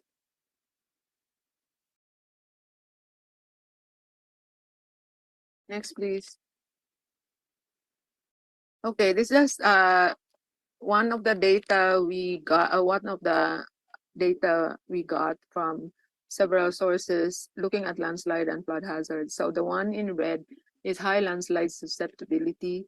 Very high landslide is the purple one, and very high flood susceptibility is dark purple. So you can see that in the BARM there are so many places of that now with those classification. Next, please. Okay, in that analysis of the climate conflict nexus, we are saying two key things: vulnerability and resilience. If resilience is higher than vulnerability, then societies are able to bounce back after disastrous events like conflicts and extreme weather events. So we're looking at 5 capitals, meaning physical infrastructure, human capital, social capital of social networks, natural resources, and financial. And always when both armed conflicts and climate change events like flooding and drought happens, the ones that suffer most are the human capital, because when they evacuate, their social sources of protection are no longer available in the place of evacuation. And of course, it follows that the financial resources that they being marginalized already, they'll have to be, in the studies that we have conducted, people have to sell cheaply whatever portable wells they have just to have money in the places of where they evacuate. And of course, there's the accompanying emotional and psychological effects on children evacuating with the families, which need to be studied further. Next, please.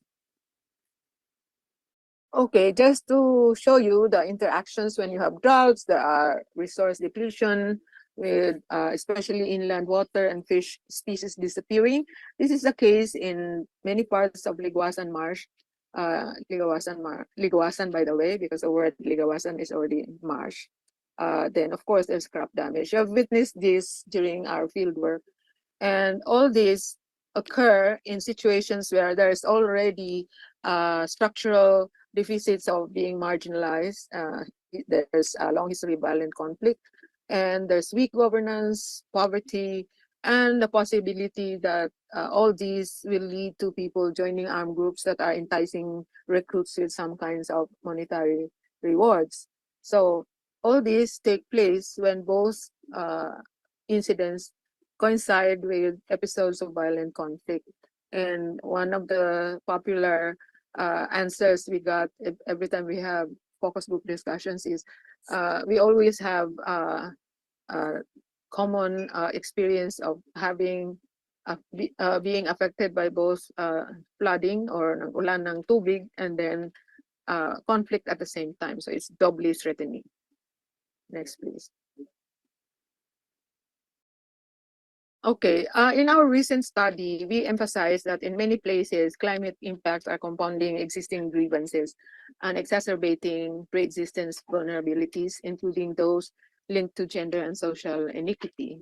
So we are seeing them in how the women express their stereotypical roles, how these stereotypical roles make them more vulnerable. Men also express that men and women are both equally vulnerable. However, the situation changes when some stressors like droughts and flooding lead to conflict. Conflict is usually generated when people compete for scarce resources, like what happened in a drought, or when or questions about receiving assistance during or after incidents of flooding. So vulnerabilities of both men and women are exacerbated by deficit in governance. For example, if you are far from the gatekeepers of power in the local government unit, and as well as geographical distance from the sources of assistance. These have been expressed several times in our discussions with the communities. Next, please. Okay, as a threat multiplier, climate change can have devastating impacts, as I've said. There is one interesting finding that people lose face, or men lose face, when they lose their livelihoods as a result of both conflict and climate change. And this feeling of losing face create further tension that might lead to conflicts. And the tension can be precursors of horizontal or communal conflicts. Climate change adverse effects can also incubate vertical and horizontal conflicts, not immediately after climate change episode, but in later years. What interesting thing that we found out is also that people expressed an equal distribution of relief assistance and other support after either flooding or drought. And this has led to deep resentment against local government functionaries who happen to belong to the majority ethno-linguistic group, while those severely affected by climate change belong to a minority group within the locality. And this is very sharply felt in Dato-Udin Sinswat, where the ruling party being Maguindanao, and those who were severely affected by Typhoon Pain were the indigenous Tedoray. Next, please. Okay, this is the kind of analytical framework we are proposing for our recent study. So you can see the intersections there. I'd like to emphasize once more before I end my presentation that we're not saying that climate change events cause conflict or conflict can cause climate change. This is not a study of causality. This is a study of how the adverse effects of extreme weather events like droughts and flooding can exacerbate already already embedded structural deficits in local governance, in unequal gender relations, and in marginalization, especially of already excluded groups like indigenous peoples and persons with disabilities. Next, I think that's the last. Okay, just put it there to look at the recommendations. Is we are proposing that communities, there should be investment in capacitating communities to become early and first responders.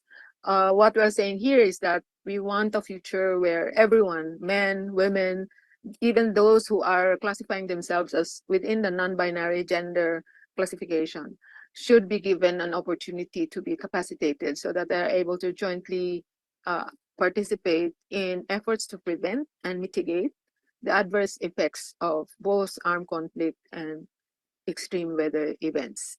I think you can go through that, and that's the summary to end my presentation. There are still more, but it's still focusing on the same thing. And I appreciate that UNDP has started capacitating local BRLN officers in a training last week and still ongoing right now in Davao. And it's going to be by batches so that all BRLN officers will be aware of all these issues affecting both natural and human-induced disasters. I am proposing that we look at a future which is gender fair, just relations among women, men, even the non-binaries. And I think this is the only way to achieve more resilient, adaptive communities which are green and which are able to bounce back after climate change, extreme weather events. Thank you very much.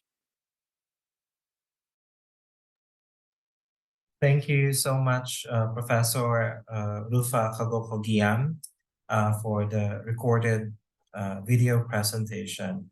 Now, my apologies that we cannot entertain questions, but you can send out your questions, any concerns and insights and anything that you'd like to express through email at BRLN, and BRLN will transmit your questions to Professor Guillaume, and Guillaume will also transmit the responses that we receive from Prof. Guillaume to those who have asked questions. Now we're going to proceed immediately to the presentation of certificates. ABS. All right.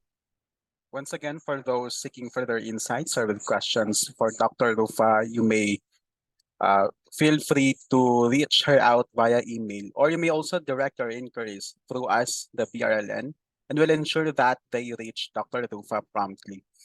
It is an honor to present the same certificate of appreciation to Dr. Rufa Kagoko Giam as a token of our gratitude for her invaluable contribution to our research conference.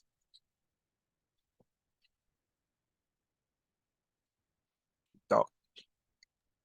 Thank you, Abs. Now we're going to immediately proceed to our next keynote presenter, and we're very privileged and honored to have one of the bright scientists in the Bangsamoro region, who is also a recipient of the Outstanding Young Scientist of the National Academy of Science and Technology under DOST.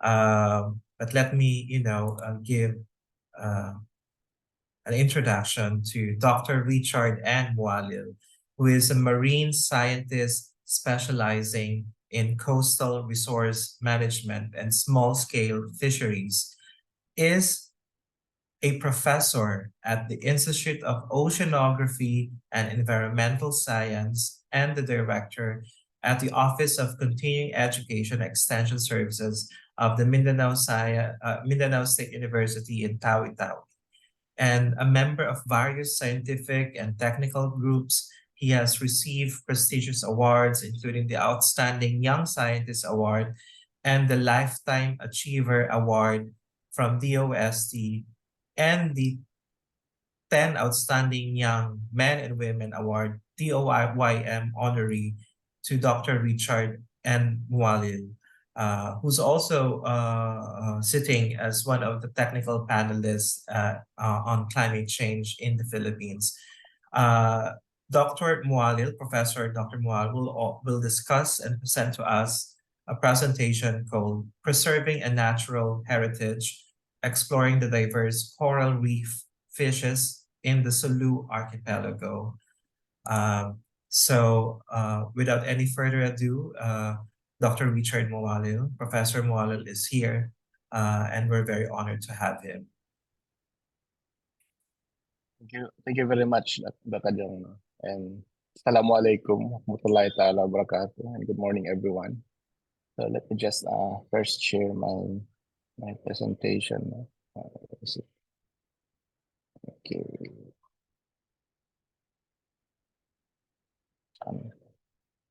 can see it.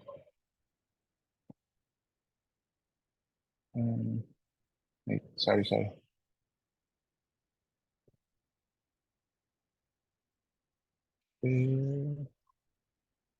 Okay. Okay. And then interesting.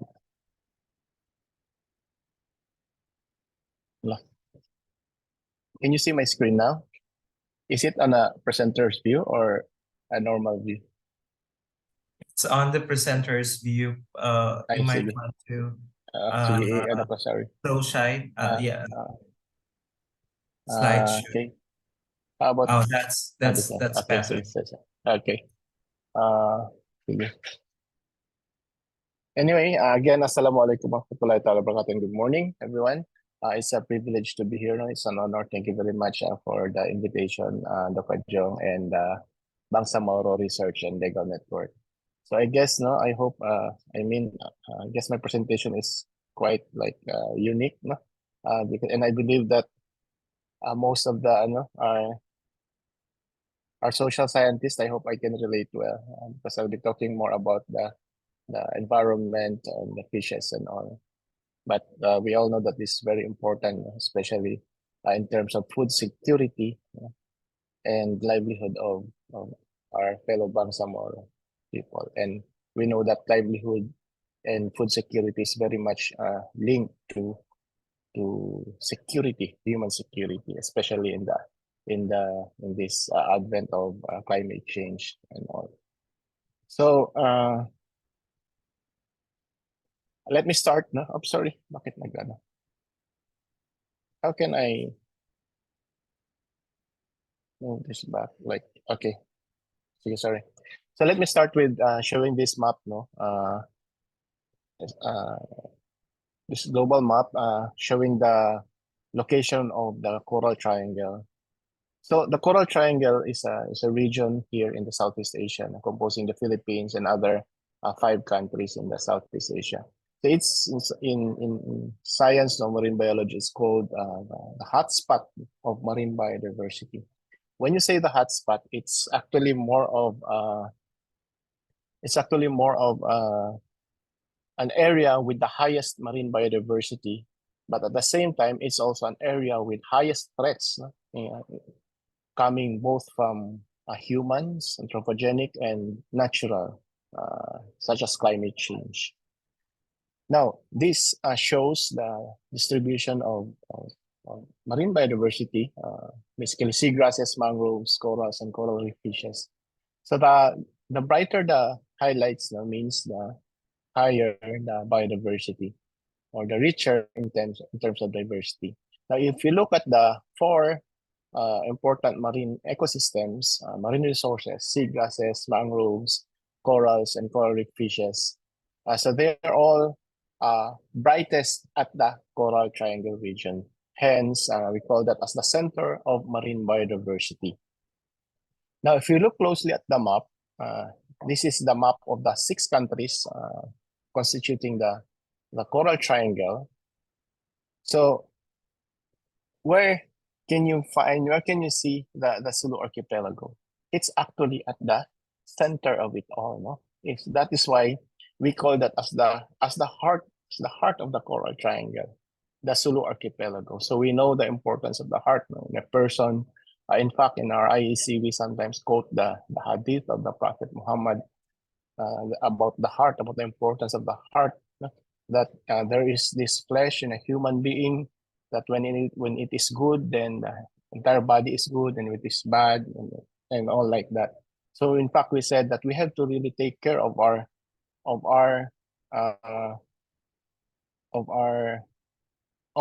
marine resources, of our marine biodiversity, because this biodiversity may influence the state of this marine biodiversity in this area, may influence the rest of the region as a source, for example, of larvae of baby fishes that can go to other areas.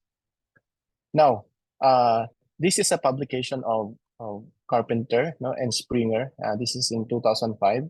So in terms of reef fishes, it's said that even though Indonesia is the biggest archipelagic country, and it has the richest in terms of reef fishes, in terms of number of reef fishes. But if you look at the number of reef fishes per area, the Philippines is actually, per unit area, the Philippines is actually much richer than Indonesia, and that is why in the paper he's called the Philippines as a center of marine shorefish diversity. So in their paper in 2005, I'm not sure if you can see my pointer.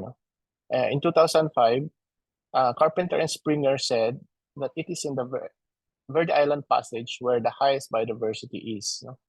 But in a more recent paper by Nanol et al., based on diving from all over the country, it identified that the Sulu Sea is actually the richest in terms of coral reef biodiversity as compared to the rest of the Philippines, such as even the West Philippine Sea, the North Philippine Sea, South Philippine Sea, Visayan Seas, and even the Celebes Sea.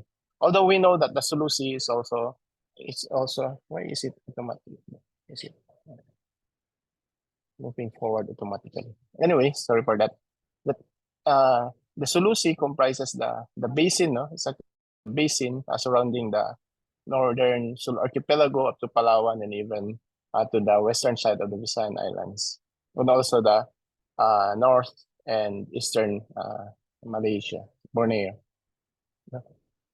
So that's the Sulu Sea, the Sulu Sea, that's the richest in terms of coral reef biodiversity. Now, if you look further into the map of in that publication, so that circle here in the left picture shows actually the number of species that have been encountered, that was encountered during the survey. So that circle, the top lines shows the species in the Sulu archipelago. This is SS Sulu Sea. So you see, it's much higher than those recorded in other seas of the country, such as the South China Sea, which is the West Philippine Sea, the North Philippine Sea, and others. And if you look at the right picture, they classified here the different types of reef fishes. The commercial, the light gray, the left bar, it's for the commercial, meaning the target fishes, meaning the fishes that you can see the market, the fishes that we eat. And then the middle, the aquarium fishes, and then the other non-target fishes. So if you look, it's consistently highest also in the Sulu Sea. The SS here is the Sulu Sea. Now, my presentation is actually, the bulk of my presentation is this paper which we published in 2020. So we conducted a simple study on the inventory of commercially important coral reef fishes. It is a market survey, surveys from the wet market of Bongao. So we took pictures and then we only selected these fishes. This is the commercial fishes, commercially important, or the target fishes. Again, the fishes that we eat. And then we use the local, the following fish guides to identify them, because fish may be similar at first glance, but if you look further, if you study them, each species is actually distinct from one another. Now, these are just to show you some of the results. This may not be very interesting, so let me just move forward. But then we compared our study, market fishes. Unfortunately, until now, it's still in prep because we're still verifying the validity of our identification. But published na ito, published na ito. We haven't have good pictures on some species. Now look at we compared the species that we found from that recorded in Panay and in Palawan, which was published by Sir. Sorry, I can't see the name. But look, this study in Palawan was conducted over the duration of 5 years, and then this one for 4 years, and this one is only for 3 years in Tawi-Tawi. But if we look at the number of species we recorded, in Tawi-Tawi, we recorded a much higher number of species than that of Palawan and even that of Panay. No, it's almost double. Actually, we were quite surprised, no, when we first saw it, because we know that Palawan is known for biodiversity, for rich natural resources and all.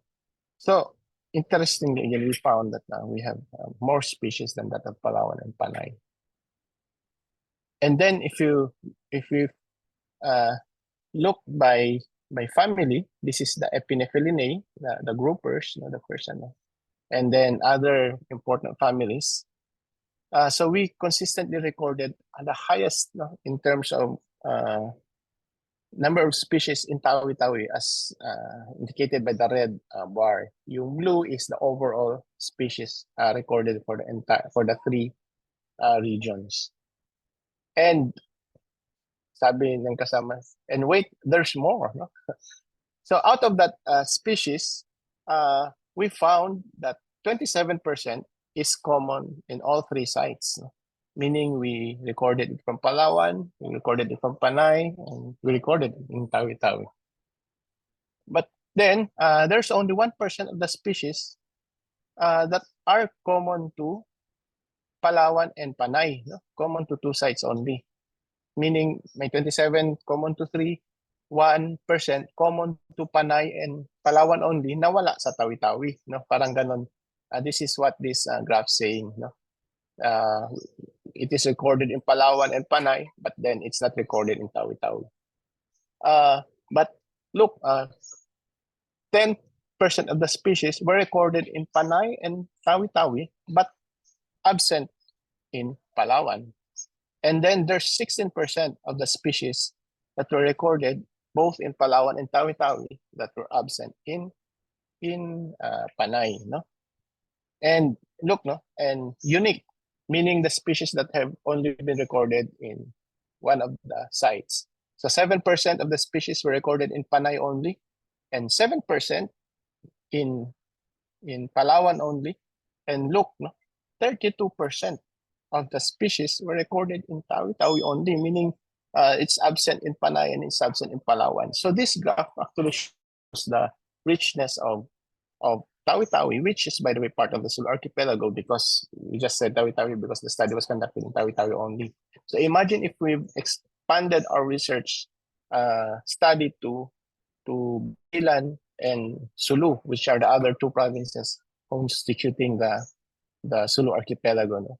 So, kumbaga, dito pa lang panalo na. So, I mean, we are very happy of this results, no, because it shows really the richness of Tawi-Tawi, the Sulu Archipelago, in terms of coral reef fishes. That can further support its location, no, which is right at the heart of the coral triangle. You know, in the study of species, they said that in a region of high marine biodiversity, of high biodiversity in general, usually you can find the highest at the middle. No? And that theory is supported by our study, that the Sulu Archipelago, which is located at the heart of that coral triangle, is where the highest number of species is found. And then these are some of the species of the fishes, no, we encountered in the market. Unfortunately, some of these are protected, but because there's a slight, maybe not in challenge in terms of law enforcement in Tawi-Tawi. That's why some of these species, including sharks, no, these are treasure sharks. Treasure sharks are all if you can see my pointer, it's the picture middle right, no, the rightmost. These are body of the treasure sharks. There's active market of this, even though if it's protected. And then there's mamming groupers. If you go to the market, there's a huge chance that you can see one of these giant groupers being brought to Bongao, because Bongao, particularly the Chinese period, that's the market, the main market of reef fishes. There are many warehouses, mga bodega, no? Mga bodega, yes, mostly owned by mga Chinese traders. Nandito, matagal na rin dito sa Tawi-Tawi. So yun, and the market is always full of fish, no? Especially on a good fishing day. And these are middle below the groupers. In fact, we have recorded more than 40 species of groupers in Tawi-Tawi.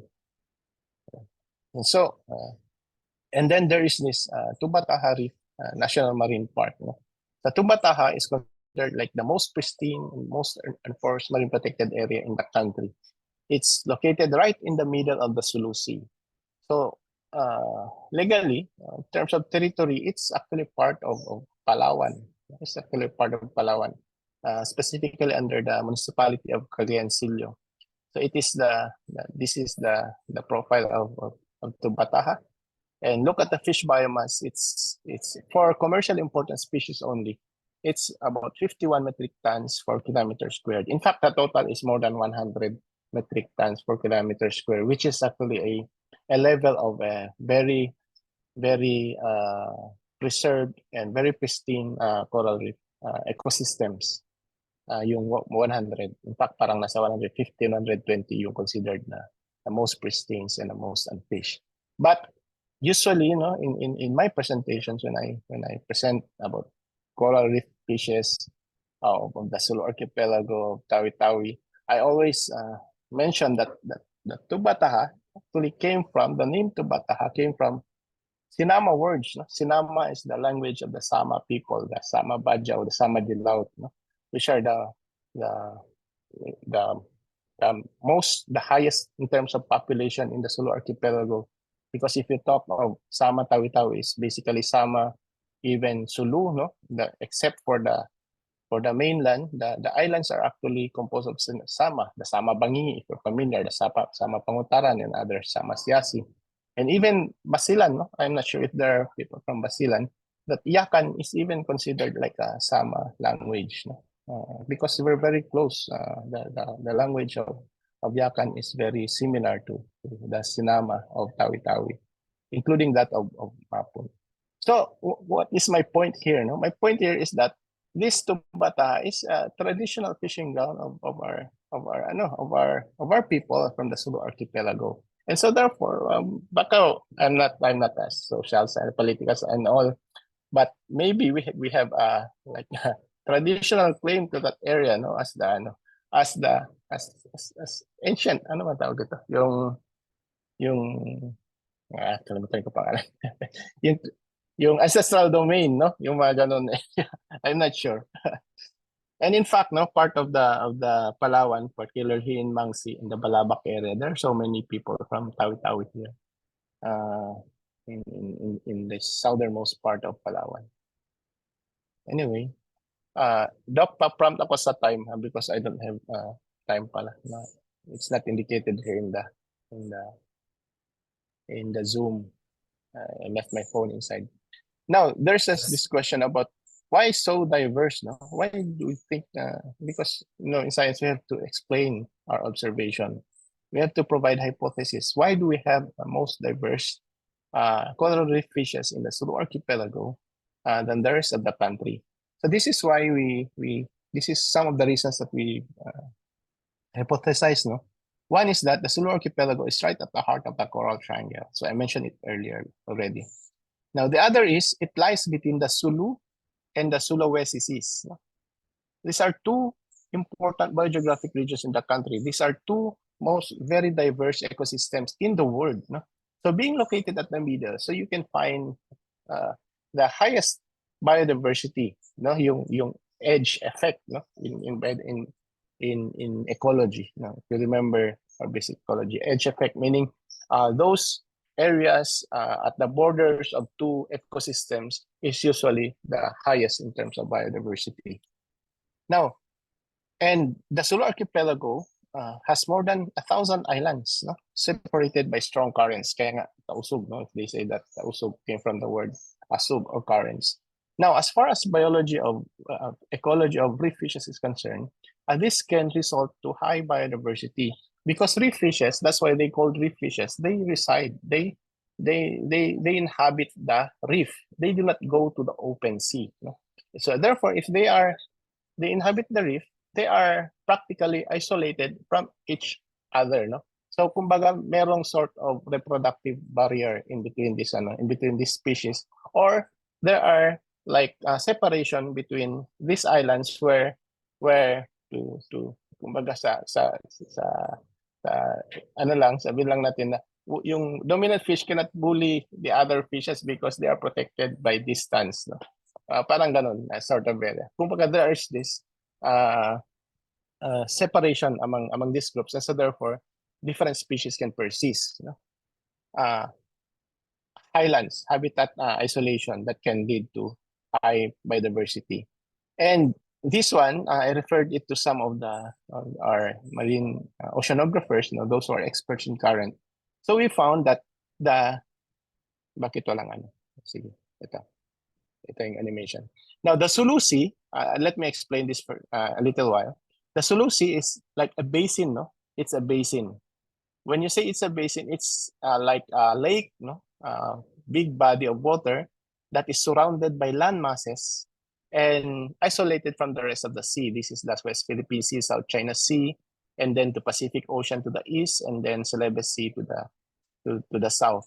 In fact, historically, millions of years ago, during the ice ages, this Sulu Sea was entirely enclosed, no? Enclosed siya because the sea level before was way much below than the current sea level. In fact, up to the extent of 200 meters lower than the sea level, the current sea level. That's 200 meters. So imagine how many islands were exposed. So it's like a basin.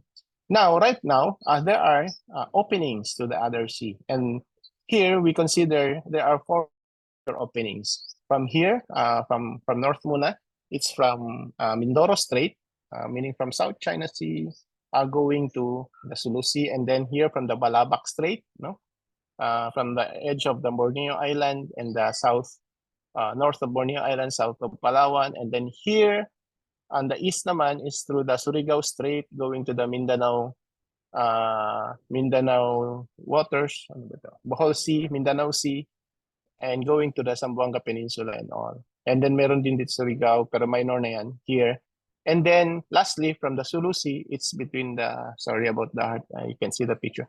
It's from the Sibutu Passage, Sibutu Passage going to the Celebes Sea, Sulawesi, it should be Sulawesi Sea. Now, when we ask about the currents, now the predominant current coming from the Mindoro Strait is, kumbaga, mostly going inside the Sulu Sea. No? If you're going to examine the net, kumbaga, movement of the current, of course it goes back, but the net movement is going inside the Sulu Sea. Kumbaga, it's entering the Sulu Sea. And also from the Balabac Strait, it's also entering the Sulu Sea. No? And from the Pacific Ocean, it's again entering the Sulu Sea. But if you look at the Sulu, sorry, bakit wala? Sorry, I missed that. But the last one, it should be below at the heart area. It's going outside of the Sulu Sea, going to the Sulawesi Sea. So kumbaga, based on the currents, if you're going to base on the currents, so we'd expect that the species from Palawan, from Bolobok, and from the Visayan and Mindanao areas will all accumulate here in Tawi-Tawi. And that is why almost all the species in Palawan and Panay are also present in Tawi-Tawi, because it's being brought there to Tawi-Tawi and maybe and thrive in this area, no? So parang ganun, that's one of our hypotheses. And then the relatively more pristine reefs, because if you look at the status of the reefs, I will show later, it's very dire, no? And in Tawi-Tawi, although in the Sulu Archipelago, although there are destructive fishing, but the reef, the sea is just huge, no? And some of them are not accessible because of threats to security. So that can somehow serve as a relief, as a protection to our marine biodiversity. Now, let me talk briefly about these challenges, just briefly, because we cannot, we have to recognize this, in order for us to come up with good plans, with good policies, because otherwise we might think that we are rich in terms of marine resources, and that we are doing nothing, no?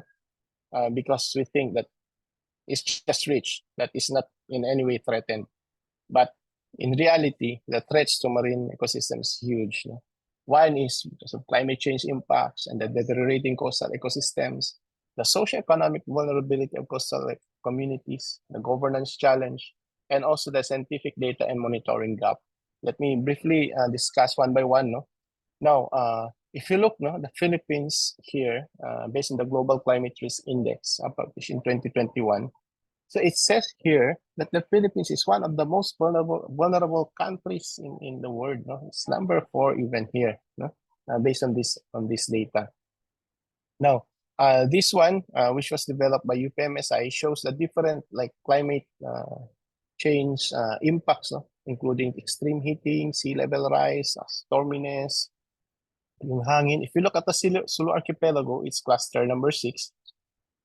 So it's mostly sea level rise. One of our threats is sea level rise. No? So in fact, if there are so many reports now from at least anecdotal reports of the loss of beaches. No? There, in fact, when we went to Mardanas Island, which is part of Stangkay, one of the like marine detachment there, which used to be on land, now nasa dagat na siya, nasa shore na, abutan na siya ng dagat. So they have to move the entire like that detachment landward. Nakita pa namin yung mga poste ng mga ano doon. So there is a report even of 15 meters to 30 meters yung loss of beaches, no? Before farming area, and now it's dagat because of the problem of sea level rise, and not to mention the problem of ano rin, no? Of quarrying, sand quarrying, which is unregulated. Dr. Richard, sorry to bother you. Yes. We have 3 minutes left. All right. I wrap up na. Thank you. Sige. Okay, thank you. And now this data shows the typhoons, no? If you look at that, yung on the left, it's typhoon track. If you look at Tawi-Tawi and the Sulu Archipelago, it's way below the typhoon track. In fact, we did not experience even a single signal number 1 typhoon, no, in our recorded history in general. But with the climate change projection, it says that the typhoon path may move southward. Now imagine, no, what happens to our stilt houses. We're all from Bangsamoro. We know the situation in Tawi-Sulu Archipelago, the stilt houses that made of light materials. What will happen if God forbids that in the future these typhoons would pass through the Sulu Archipelago and the rest of the BARM area? And then there's this report of coastal habitats, no, destruction from healthy corals transitioning into these algal-dominated corals. This is prevalent not only in the BARM and also in the rest of the country. I would say that we have a better situation in the BARM. And then in terms of commercially important coral fishes, it's been reduced to only about 11% of the original level. So what will happen now to the communities that are dependent on the marine resources? For example, here, almost all statistics tell us that the fishers are considered the poorest of the poor, that they may already be in the social ecological trap. They may not be able to escape poverty unless external help is available or is coming and all. And then the problem of governance. There's this rampant prevalence of destructive illegal fishing. And that is why even though we have the most number of marine protected areas in the world, the Philippines, but the MPAs, based on the data that I showed earlier, they may not be very effective at all. And then the problem with the data monitoring gap and all. So lastly, I'd like to talk about this recommendations. We have to really foster like ecosystem-based management approach. We have to involve everybody, stakeholders, no? And then we have to engage them in the policies and the decision making, and also funding is very important. No, right now we haven't, as far as BARM is concerned, we haven't like I said, felt yet the support of BARMs in terms of research. No, they give research, but only very minimal amount. What can you do? It's always only preliminary studies. Always, it's only interviews. Always, we need bigger research, bigger fundings that can provide the data, no, the data that can be used for policies and all. And then harmonizing coastal policies. Kailangan din mag-usap-usap ang mga different agencies and all. And ito pala last talaga, we have to encourage na promote no yung fatwa, yung religious no. In fact, I'm thankful to USAID, Ecofish Project, which started this initiative.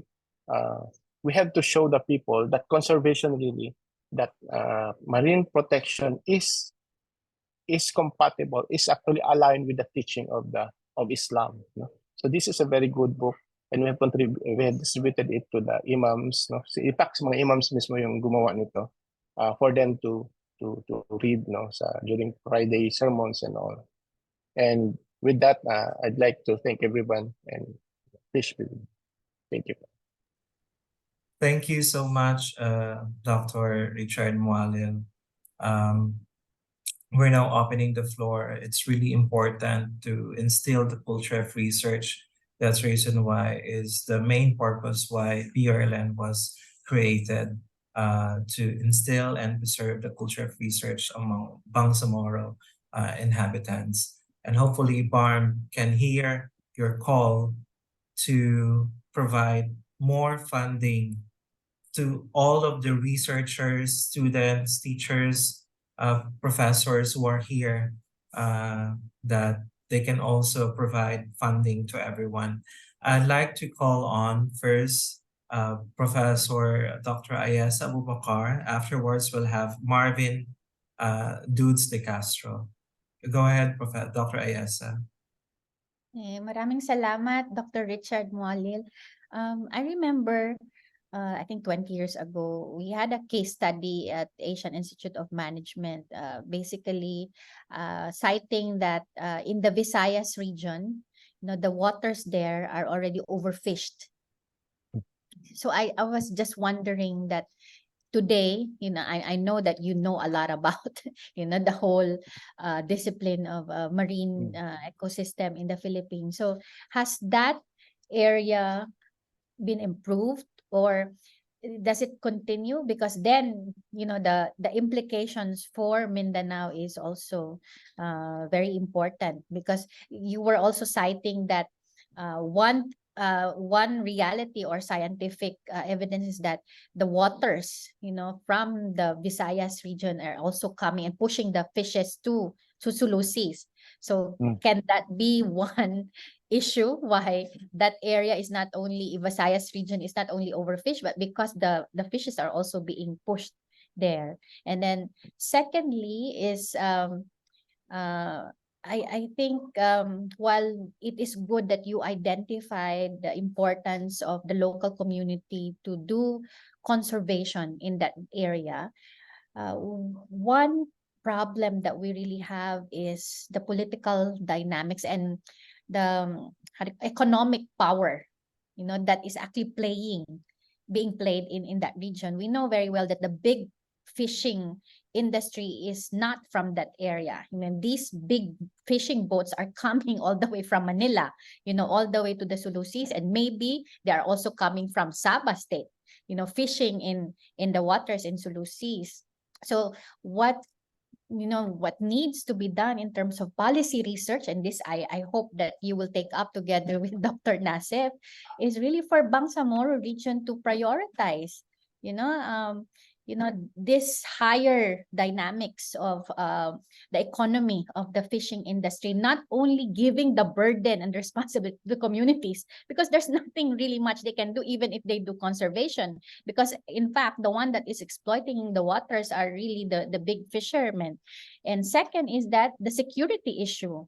We all know that until today the Philippine security sector is not able to provide that security to our fishermen in that area. And you have the encroachment of the Chinese fishermen themselves, in the Sulusis and besides the West Philippine Sea. So these two areas, can be prioritized, and I hope you can also shed some light whether these two areas are also now being highlighted in some of the discussions there.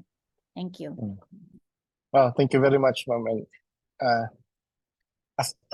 let me start with the situation first in Cebu, no? In Visayas, Cebu talaga na point out ko, because that's, according to them, that's the very source of illegal fishing and all.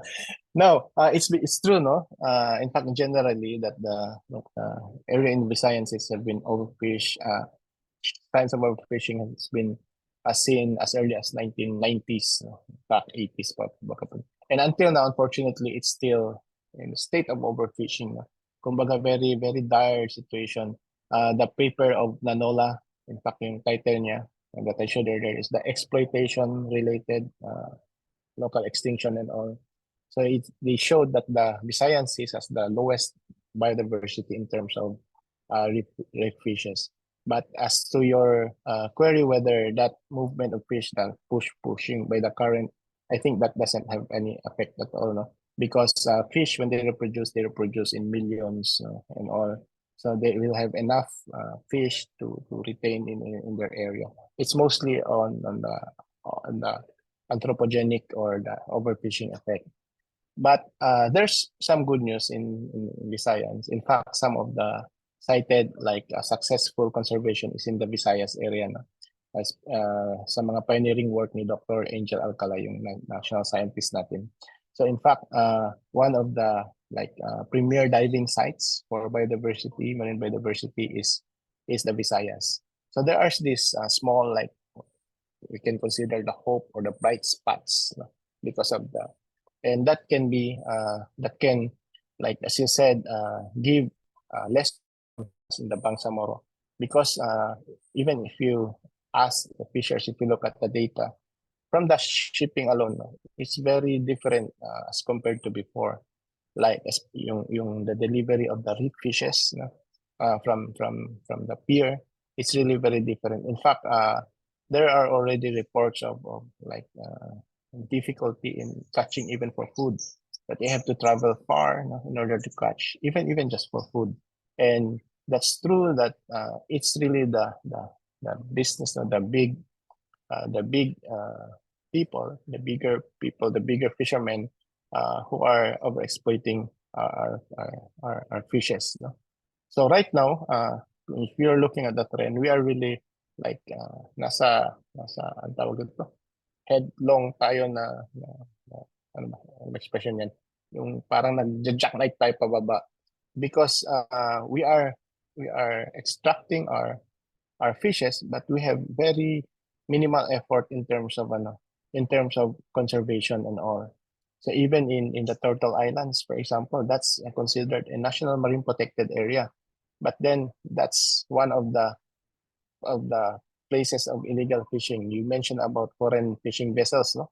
Halos nandyan lahat yung mga Vietnamese fishing vessels. In fact, ang dami nang nahuhuli ng mga maritime natin. So really, the enforcement agency is very crucial here.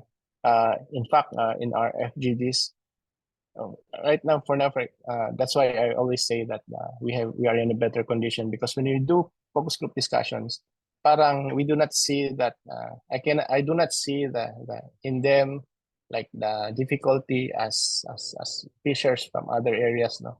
Kumbaga parang in terms of food, kusog pa sila. Sabi ko nga, how can you say na you're poor when you're eating like grouper, first class reef fishes, diba? Every day. But then I asked them this challenging question. What if in the future wala nang fish, wala na tayong kakainin, no? So I said before, usually yung mga people from Tawi-Tawi, because most of my studies are done in Tawi-Tawi, it was easier for us to go to Malaysia and find jobs, no, to Sabah. That's a very like common ginagawa of the people in Tawi-Tawi. We go to Malaysia for some jobs, you know. Right now, the border is very strict, no? So what will happen if there's no fish at all? It's the fishermen, for example, I said in Cebu, in Bohol, when there's no fish, they can find jobs in restaurants, they can drive tricycle. But here in Tawi-Tawi, there's no alternative livelihood, no?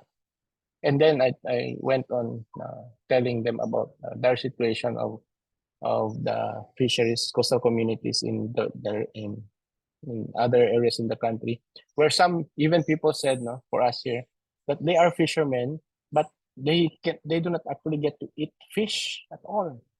Kasi why? Because they're only getting like 1 kilo, 2 kilos per fishing trip. So what they're doing is they sell all their fishes and then buy toyo, buy sardines and all. So yan yung mga dire situation. So that's a huge challenge really. That is why when I said that Tawi is really the place for us, marine scientist conservation, because we still have the resources to conserve. We still have resources, marine resources that's still rich enough for us to really improve further in order to ensure food security man lang sa Tawi-Tawi. In other areas, because in fisheries there's such thing as collapse, fisheries collapse. When you say collapse, parang mahirap na yan i-revive. So I can say that we're still on that. We're not still on that stage, and so there's still huge hope. So we really have to address these issues. Yes. Thank you, Dr. Ayas, and thank you for your response, Dr. Richard. Now, because we are way behind the schedule, I'll just entertain one question from the chat box, and I'll call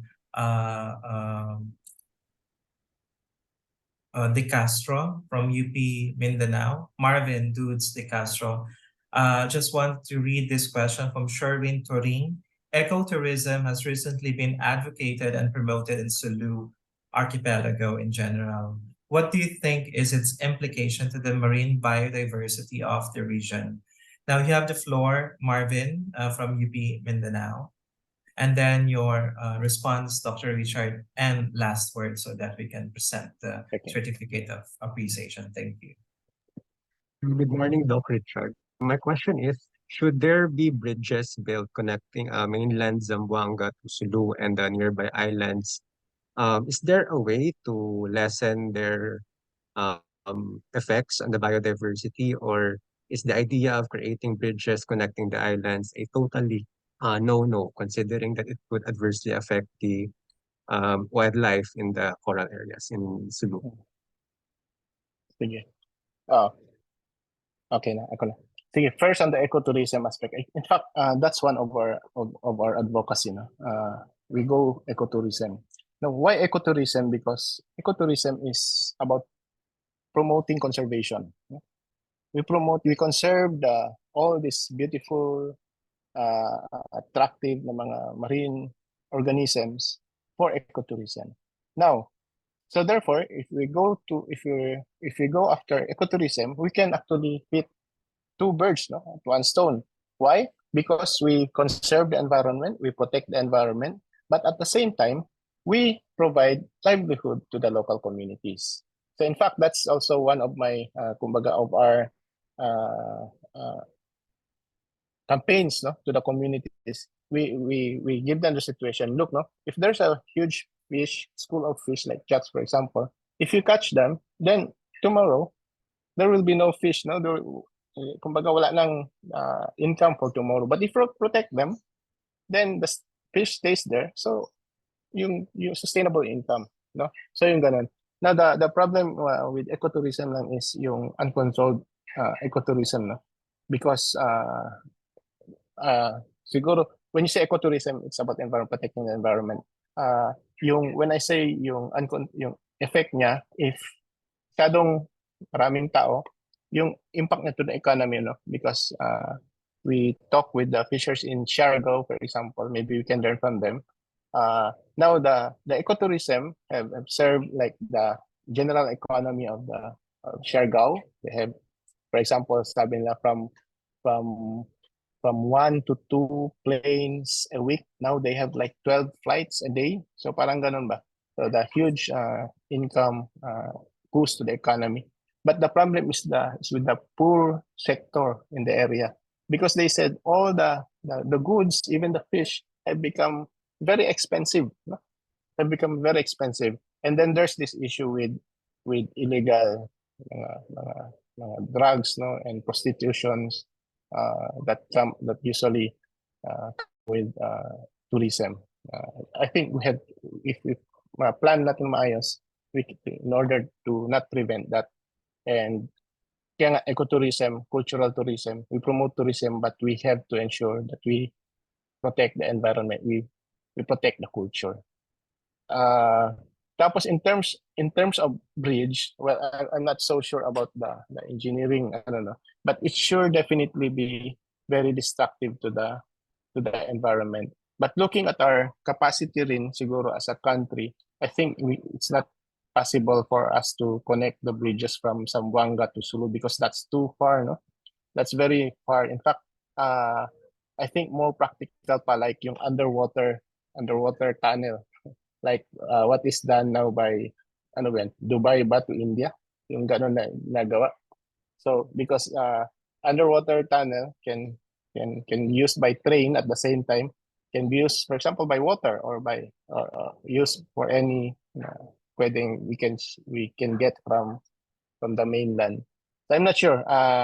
Kumbaga yung bridge, I think even the possibility of building the bridges might not be possible at this time. In cost pa lang. Thank you. Thank you so much, Dr. Richard. Yes, it's possible to have an underwater train transportation. Turkey has one connecting the eastern side of Istanbul to the western European side of Istanbul under the Bosphorus Sea.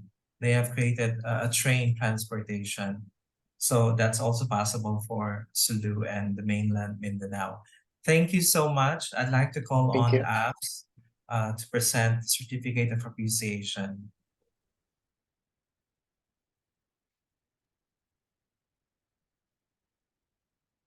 Right? With great appreciation, we would really extend our heartfelt gratitude to you, Dr. Richard and Mualil. Your insights into the preservation of our precious natural treasure really offered us a fresh and compelling perspective, which are indeed captivating and invaluable to our conference discussions. At this point, it is our honor to present Dr. Richard and Mualil with this certificate of appreciation as our token of gratitude for sharing your expertise and enriching our academic forum. Thank you, sir. Thank you very much. Thank you very much. Congratulations to all. Thank Hope to you, meet Dr. these Richard. people in the future. No, hope we have to have more activities like this. Yes, for the and we're bond. looking forward to a face-to-face session next year Yes, and right. the forthcoming years. Thank you so much for spending your time with us this Sunday. Yes, thank you. Now, our last keynote presenter, not the last, but it's also one of the most prominent scholars in the field of Philippine-Middle East relations, and also a product of Mindanao State University in Marawi. We're very grateful to have and honored to have the Dean of the UP Diliman Asian Center, none other than Professor Dr. Henelito A. Sevilla Jr. With 16 years of teaching experience and is currently the Dean and Professor of West Asian Studies and Philippine External Relations at the University of the Philippines, Diliman. Professor Sevilla holds an MA and PhD in International Relations from Shahid Beheshti University and Tehran University in Iran. His latest work discusses Iran's involvement with China's Belt and Road Initiative. Dr. Sevilla is currently researching the Abraham's Accord and its impact on Arab-Israeli relations and China's role in Middle East peace, and a well-published author and expert in Middle Eastern and international relations.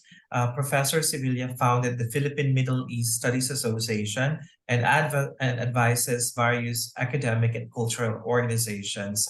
His research spans topics like Mindanao, Gulf security, geopolitics, energy security, and foreign policy. So probably, I guess, in this session, probably there might be many questions we'll be asking about the Gaza crisis in Palestine. So Professor Dean Sevilla will talk about energy security in the Bangsamoro region, learnings from the Philippine Middle East energy relations. So we're very honored to have and spend the time of Professor Sevilla with us even though he's having some kind of stomach ache, and but hopefully have a good health while you're presenting your presentation. Over to you, Dean Sevilla. Thank you very much, Dr. Nasik, for that very generous introduction. I don't know if I could share my PowerPoint presentation. I would be allowed to share the screen.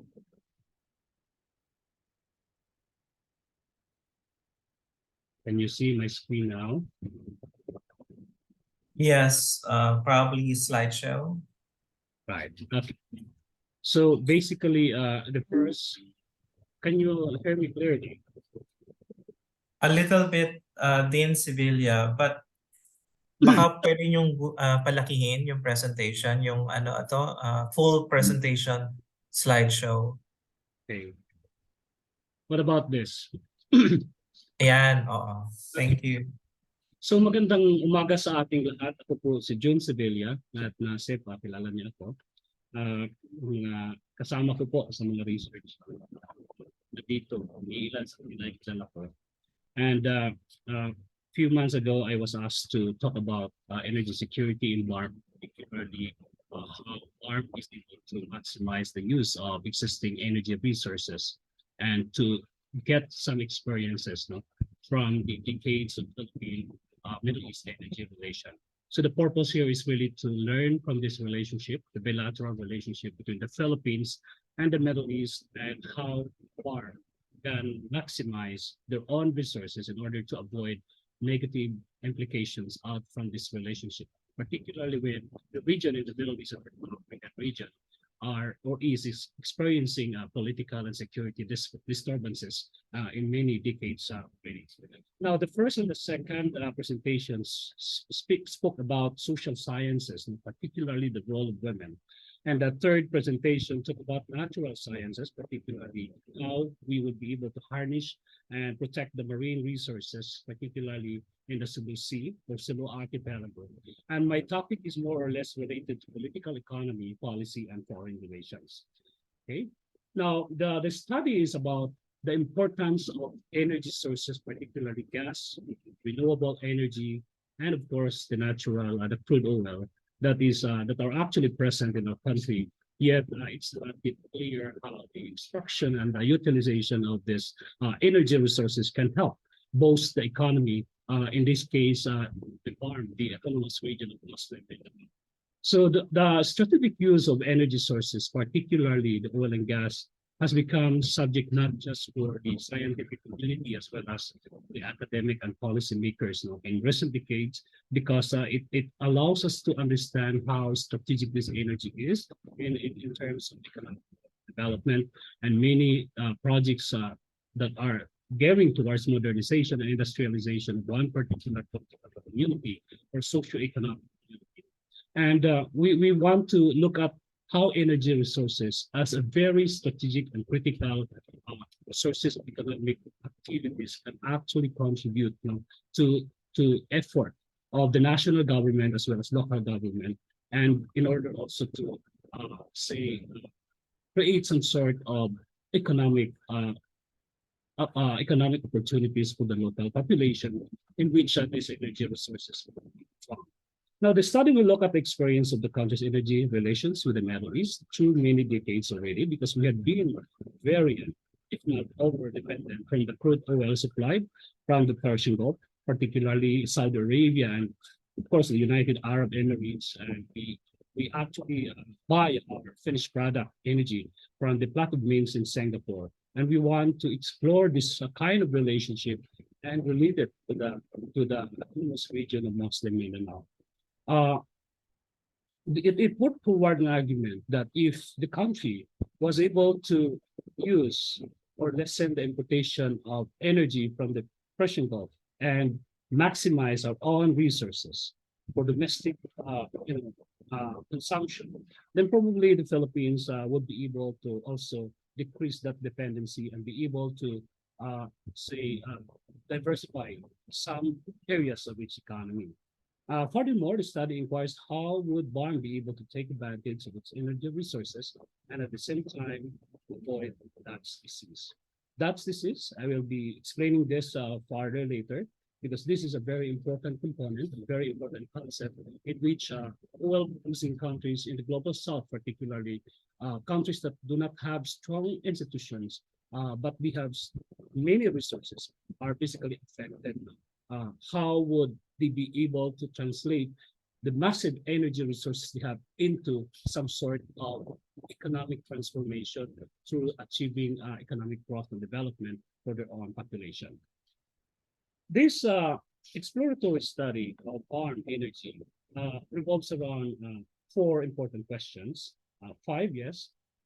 The first one is how do geopolitical tensions, which include security in MENA, would impact the consuming economies, now particularly the Philippines, because the Philippines has been very dependent from the importation of crude oil from the Middle East region, particularly in the Gulf. And then what would the Philippines do to minimize the oil price volatility? Once there is a geopolitical tension in areas where the source of oil and gas are extracted or is extracted, then they would have an immediate effect in the market behavior and hence affect the price, no, of oil and gas in the market. Eventually would have an implication to the prices of basic goods and services in which the ordinary one can access to. So it's really important how the Philippines will be able to avoid this impact of oil price, no, volatility in the global market. And what this will learn from the Middle East energy security concerns. And lastly is what strategies should be encouraged, no, by barns to avoid Dutch disease and resource curse, particularly in the areas where energy resources are found. Now, since I will be talking about the Philippine relations with Middle Eastern countries and how these energy relations relate to the development of energy sector in the Bangsamoro region, it is important, I think, for me to discuss the pillars of Philippine foreign policy, as these important pillars would simply describe the relationship of the Philippines, the area of collaboration in which the Philippines has had over time, over many decades, with the Mindanao, with the countries in the Middle East and North African region. The first pillar, of course, talks about the preservation and enhancement of national security. This may be involved the traditional and non-traditional security issues. I think with regards to Philippine relation with the Islamic world, we have the Organization of Islamic Conference, the important role of the OIC in facilitating the negotiation, the previous negotiation between the government and the Moros. And then the second one, we have the promotion and attainment of economic security. This is an important pillar of Philippine foreign policy, which we actually binge our energy importation and other economic transactions with countries in the Middle East and North African region. And of course, the third one talks about the protection and the rights and promotion, as well as welfare and interest of the Philippine and overseas, which about migration and the contribution to the Philippine economy. To give us a perspective, this is the map that represents the countries, not just in the Middle East, but also in North Africa, as well as other countries in Eastern Europe, Central Asia, and France. But we will just be concentrating on the Philippine relations with many countries in the Middle East and North African region, particularly those countries that are actually supplying crude oil and gas to the Philippines. Of course, in terms of oil, you have Saudi Arabia, you have Iran, United Arab Emirates, of course. And in terms of Qatar, I think Qatar is the second largest gas producer in the world next to Russia, then followed by Iran. And some other countries in the Middle East that are actually traditionally supplying this crude oil, not just to the Philippine economy, but also to the world economy. And if you look at the dependency of Philippine crude oil on the Middle East region, we can see that there are three important countries that are basically providing the supply of crude oil to the Philippines. But unfortunately, even if we guarantee that there is a small flow of crude oil to our country from this region, the geographical condition in which the supply of crude oil is being transported from Middle East down to the Philippines is more or less questionable because it faces a lot of challenges along the passage, of these important strategic routes. It may be subjected to some sort of piracy, attack, and so on and so forth. So if you look at the importation of crude oil by origin, you may notice that Saudi Arabia provides 45%. This is according to the Energy Department of Energy in the year 2020 and 2021, followed by the United Arab Emirates, which basically supplies 34.4% of our oil needs, and then followed by Oman and of course Brunei, which minimally supplies 7.5% of our oil requirements. And then in terms of petroleum product import, we also imported mainly from China. And I think China is receiving our importation also from Russia. And then it is transported to China to the Philippines. So this is the distribution of the petroleum product imports by the Philippines from non-Arab countries, of course, with the inclusion of Kuwait and Qatar, which are considered to be also part of the Middle East region. Now, a while ago, I was talking about the oil price volatility, and this is a very important concept for us to understand. Why is it that oil prices being sold in our domestic and international market are always changing from time to time? And this oil price volatility, according to many scholars, are actually triggered by political and security disturbances in the Middle East region. Aside from the fact that some scholars produce some theories that we are already experiencing oil peak, meaning that the supply of oil from the traditional source are no longer similar in terms of volume and quantity to the amount of oil that these suppliers had to the global economy in the 1970s, 60s, and even 80s. So oil is depleting. It is not a renewable resources wherein it precipitated to the air and it came back to the ground. It is it is experiencing a depletion from time to time as we extract them from the ground or from the offshore.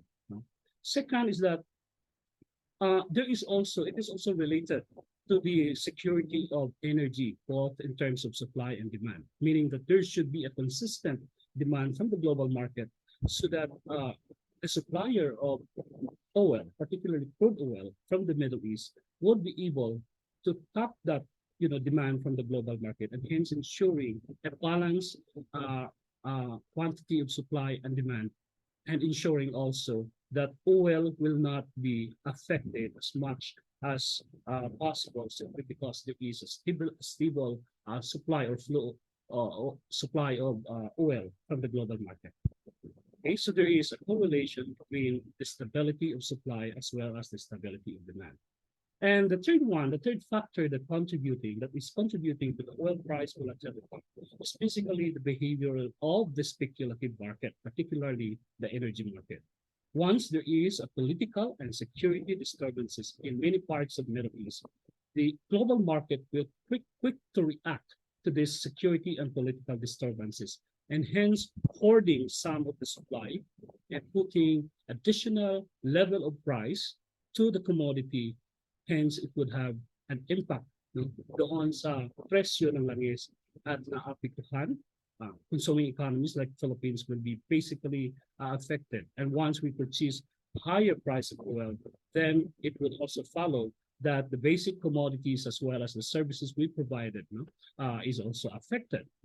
And lastly, one factor that is contributing to oil price volatility is climatic condition, which may lead also to the destruction or development of refineries and so on and so forth.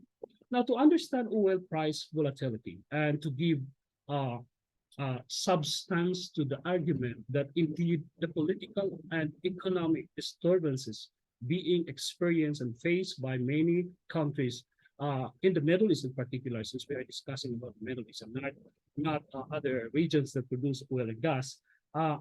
Here is the data which is provided by the U.S. Energy Information Administration that basically describes the oil price volatility and its relation to the previous wars and conflict, and most of them are actually experienced by the Middle East region. And we are quite aware that the Middle East region provides the majority of crude oil supply as well as gas to the global energy market. So started from the 1970, for example, to 1975. In particular, in 1973, we experienced the first oil crisis, and then we have the Arab oil embargo sometimes in 1975, and then we went to the 1980, where Iran and Iraq has started the bilateral war, and then here to 1985 and the 1990, Iraq invades Kuwait, and then there was an Asian financial crisis in the 1997, and so on and so forth. So this geopolitical and security disturbances or challenges being faced by these countries are actually contributing also to oil price volatility, and therefore our heavy dependence of importation of oil from the Middle East region is always affected, and we need to reconfigure from time to time how we will be able to ensure the supply of oil so that our economy will continue to operate.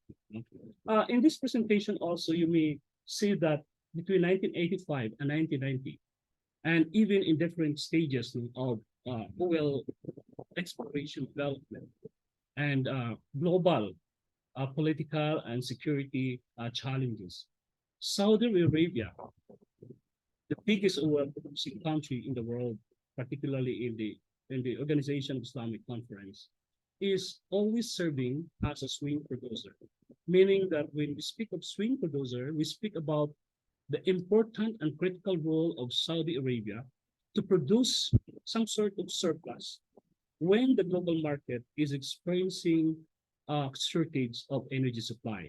Meaning that if the crisis of Ukraine and Russia is experiencing rapid depletion of energy supply, then Saudi Arabia could perform a swing producer role to fill up the gap that has been affected by the inability of Russia to produce gas and oil in the global market. So let's proceed to the Philippines then. Now, we cannot just say that although the Philippines is very much dependent from the oil importation from the Gulf, from the Middle East, and some other parts of Asia, then therefore the Philippines will not or doesn't have oil in its own. Where in fact, since 1972, the Philippines had already this kind of initiative to explore the local or domestic sources of our natural gas and oil. And it says here that since 1972, the Philippine government first declared its intention to promote exploration, development, and production of indigenous petroleum resources, and Malampaya and Calooc Street. And now we have some sort of discovery or development in Cebu, and hopefully in the Bangsamoro region, which I will be presenting later on. Aside from this, the Philippine government is also able to come up with Republic Act 9513, which encourages also the use of renewable energy to complement our dependency from the traditional crude oil, so that anytime there is a political or economic or security disturbances in the Middle East, which would affect the pricing of oil in the global market, then the Philippines has an alternative for layaway to at least ensure the minimal impact, the negative impact of these challenges. But unfortunately, even if it was signed in 2008, the Renewable Energy Act of our country is not yet fully explored.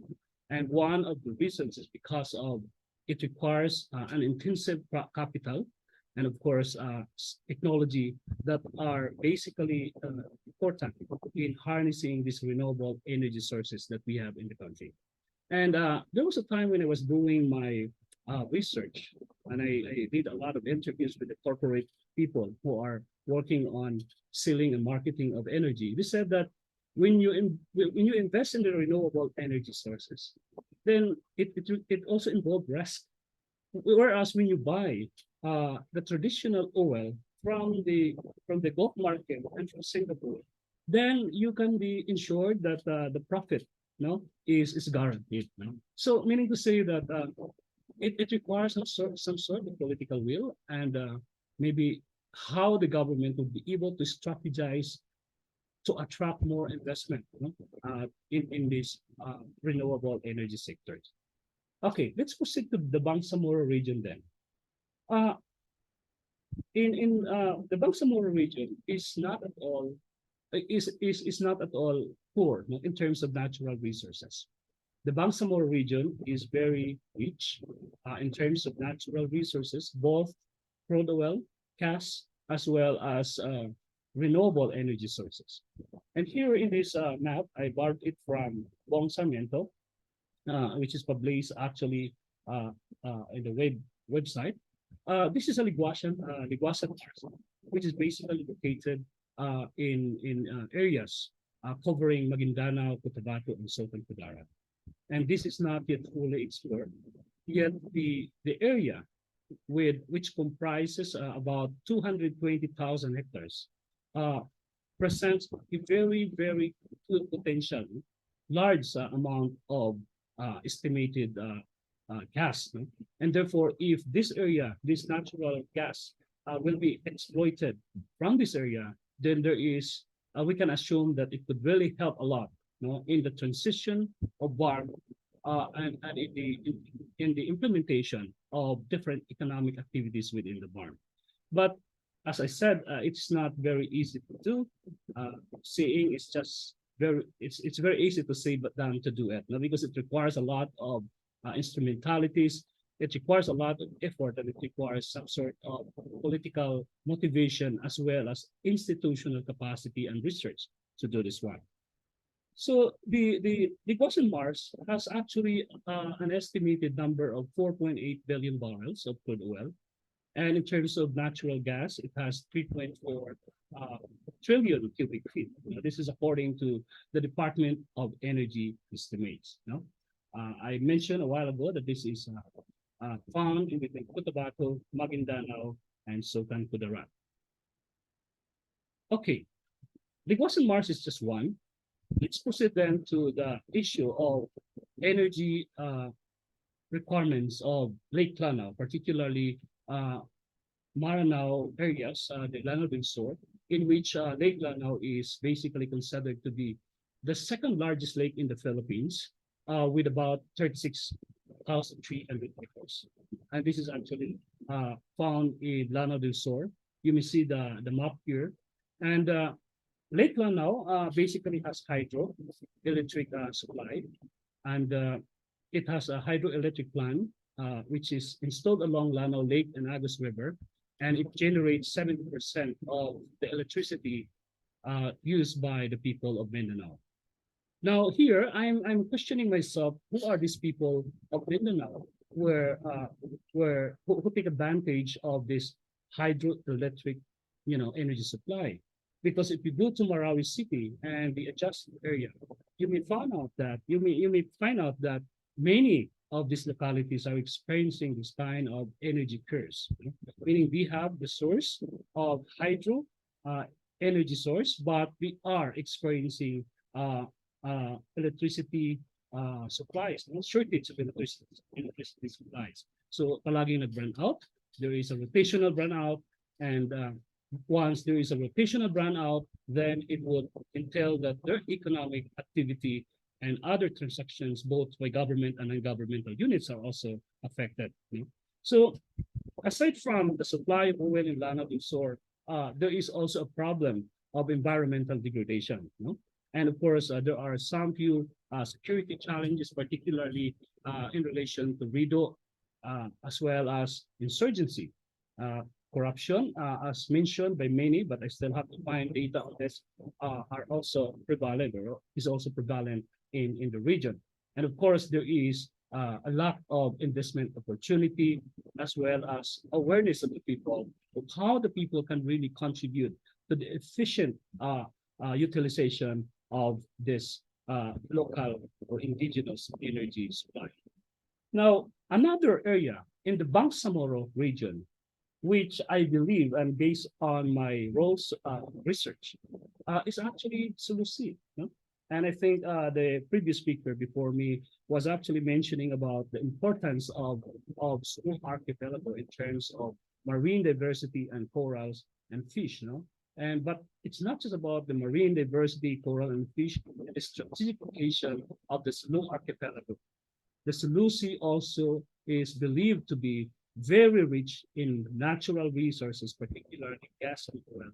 And according to Energy Secretary Rafael Lutelia, that some countries are now actually welcoming the possibility of investing in the Sulusi, no, to help the Muslim brothers exploit their own natural resources for their own consumption, and therefore it could actually contribute to some sort of to the economic activities of the region. And just recently also the Philippine government and the Ministry of Environment, Natural Resources and Energy signed this July the Intergovernmental Energy Board, the circular on the joint award of petroleum service contracts and local operating contracts in the BARM, which would grant rights, privileges, and concession for the exploration, development, and utilization of uranium, fossil fuels such as petroleum, and so on and so forth. So this is a welcome opportunity for the BARM, which remain untapped. And I think this would require not just the BARM itself, but also require the government and the private and probably the business sector to help the exploitation or exploration of the energy sources from these three or two mentioned areas that are actually located within the Bangsamoro region. Now, a while ago, I was speaking about the oil price volatility, and now I will be talking about Dutch disease. And Dutch disease is a framework or concept that I actually base my assumption that if the government is unable to maximize the use of their own resources effectively, and if the government, it may be local or national government, is unable to diversify other sectors of the economy and mainly focusing on the harnessing, exploration, and exploitation of one single commodity, then there is a big probability that that local government unit or national government would experience this kind of Dutch disease. No? This is based also on the experiences of many countries, particularly in global south, and even in Netherlands in the 1979, where Netherlands was able to discover a gas field in 1959, and Netherlands was only focusing on producing one single commodity, and they are unable to diversify the economic activities to other sector of their economy. So this is the presumed mechanism that when you are concentrating on one single commodity, the revenues increase in the growing sector, and given economic currency becomes stronger compared to foreign currency.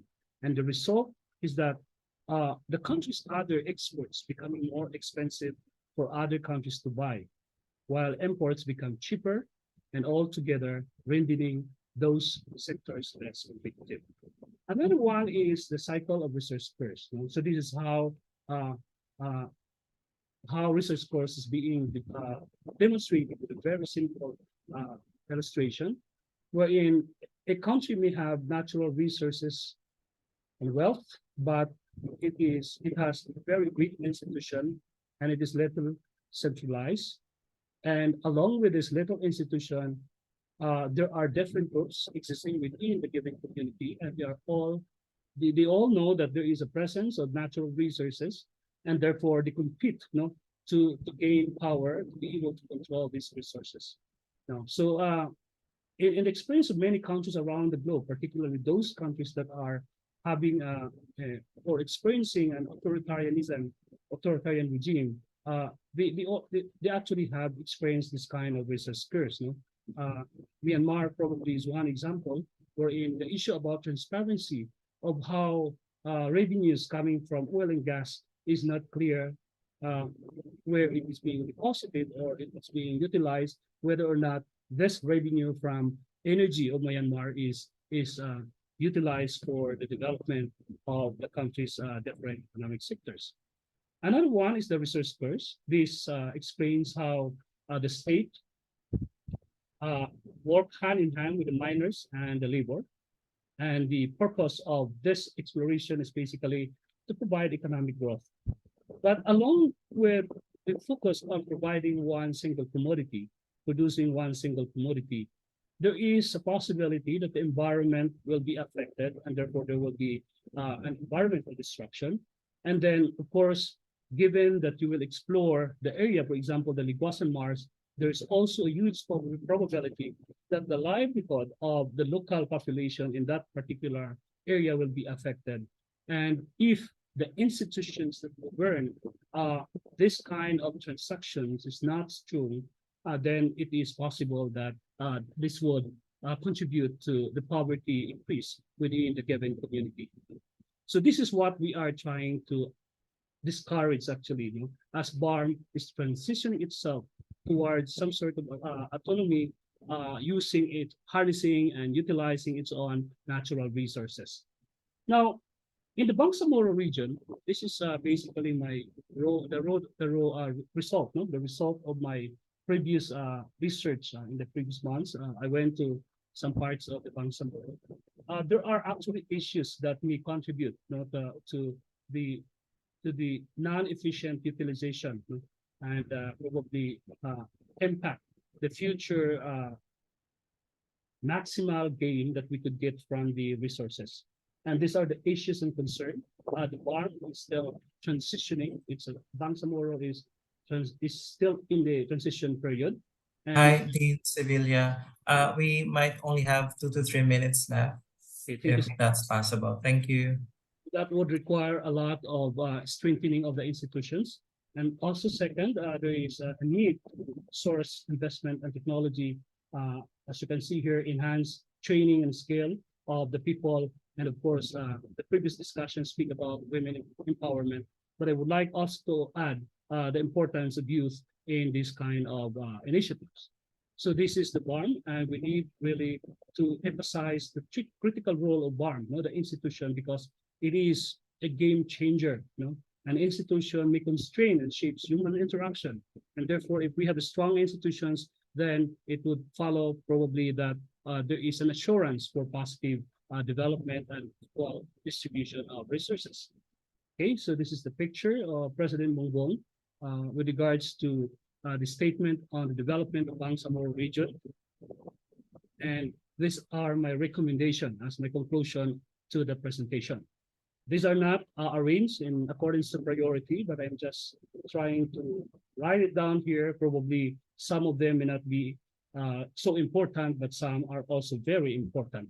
One is basically to strengthen banking, financial, monitoring, and security institutions within the BARM region. It requires a diversification of economic activities and not just rely on single activity like oil and gas. It requires an adoption of a balanced approach to preserving natural habitat for the animals and plants, resource extraction, and the population, of course, for the sustainable future. It requires people's participation. It critically requires the end of violence and conflict. And I hope the peace process that we are having now will really bring us towards new optimism, new future for all the people of the Bangsamoro region. And it also requires a development of the cottage industry, including ecotourism, which was actually mentioned by the previous speaker. It requires an attraction of investment from non-energy sector, equal opportunities. And lastly, I would like to add on to this presentation, perhaps we would require a so-called stabilization fund or the sovereign wealth fund for a particular sovereign country. This fund is necessary, particularly when there is an excess of revenue, excess of revenue out from the revenues from the oil and gas. And the excess will be deposited and will serve as the stabilization fund so that in the future, when there is some sort of economic challenges, the barn will be able to take advantage of this, not just for the barn of the current generation, but also for the future. Thank you very much for listening. Thank you so much for the recommendations you suggested, Dean Sevilla. It will really help the policymakers to think as they craft their policies that relates to this issue on energy security in the Bangsamoro region. Now, I'd like to call on Dr. Ayesa because she has some interesting questions that she really wanted to ask you. Go ahead, Dr. Ayesa. Just a quick question to Dr. Sevilla. Why is it that throughout the history of the Philippines, it has never attempted to get a supply from nearby countries like Indonesia, Malaysia, or Brunei when it comes to its energy needs? That we have to go all the way to the Middle East. Well, I think this is the reason behind it is the development of the relationship between the Philippines and the Middle Eastern countries in the 1970s. And it has something to do with probably the issues in Mindanao, particularly the struggle of the Muslims, wherein the Philippines give priority on those aspects. And in order to have this, the Philippines needs to strengthen the relationship, not just in the political, but more so also in the economic. And we need to understand the development of energy sectors in those countries were already there in place in the 1970s as compared to the development probably of energy sectors in the neighboring countries. Another thing is many countries in the region, particularly in the Southeast Asia, are more or less producing gas as compared to oil, and our industry is very reliant on oil, crude oil. So probably there is a political as well as industry consideration with regards to why is it the Philippines is unable to, from the very beginning, source that huge amount of resources from the middle, from the Southeast Asia, particularly from Brunei and Indonesia. But recently there are some development, no? Mayroong nakikita tayong development that we have manifested to actually source natural gas from the neighboring countries, even coal, no? Maybe just a quick update. Okay. I think it's also good to know that in the past 3 years, I think, there has been movements from the Chamber of Commerce in the Bangsamoro region, and as well as the Chamber of Commerce, the Chinese Malaysian Chamber of Commerce in Sabah, the possibility of supplying energy to BARM because it's much closer. I don't know when it's going to happen, but there have been talks, for the last 3 years, in the idea of building a sea-based tunnel, to deliver gas, not gas rather, but petrol. So, in fact, Malaysia, Brunei, and Indonesia do have a lot of petrol sources that, and it's closer to deliver it to BARM. Yeah, there was also a project that carries the construction of the so-called intra-ASEAN regional pipelines. The problem here is the for longer time, countries in Southeast Asia were able to do this already, but this pipeline has not been constructed yet between Indonesia, Malaysia, and the Palawan area. So the question is why, and probably one of the reasons is the lack of investment and the geographical proximity, between the source of gas from Malaysia and Indonesia to the Philippines or from Brunei. So geography is one, but beyond this is also the proactive policy of the government to really pursue what has been agreed upon prior in the previous government regimes, so that this project will be materialized in the future. I acknowledge the fact that 3 years ago there has been some sort of discussion that would encourage the supply of gas and oil probably from this region to Bangsamoro region. And this is a positive development also. Thank you so much for that. Thank you, Dr. Ayas and Dean Sevilla. There's a question here that are posited on the chat box from Marvin De Castro. The Republic Act 11659 recently allowed 100% ownership by foreigners of renewable energy enterprises. Could you give us an update or assessment on how this might help the Bangsamoro get the needed capital to jumpstart efforts in starting renewable energy? And just also a follow up with that. Uh, and the BARM is given constitutional leeway to determine its own regional development trajectory. Would you say that this is one policy that it can adapt? Your thoughts, Dean Sevilla? I really don't know what will be the future, how the future will actually shape with regards to the complete and the proper implementation of this policy in public. Uh, if we consider the fact that we give 100% capital investment to the foreigner, then we have to ensure that we have a way to control the supply, of as well as the sharing of product. So that we would be able to take advantage also of the resources. Now, in the case of Malampaya and Gallup, for example, although we are awarding this to transnational and multinational corporation, it remains unclear to me whether all these products were sold in the Philippine market and therefore helping the Philippines in terms of accessing these resources. So I don't know if this will also happen in the BARM. So that's why it requires a lot of strong research institution and strategy so that this will not give some sort of yung hindi ma-disenfranchise ang BARM. No? BARM can still take advantage of this from their own natural resources.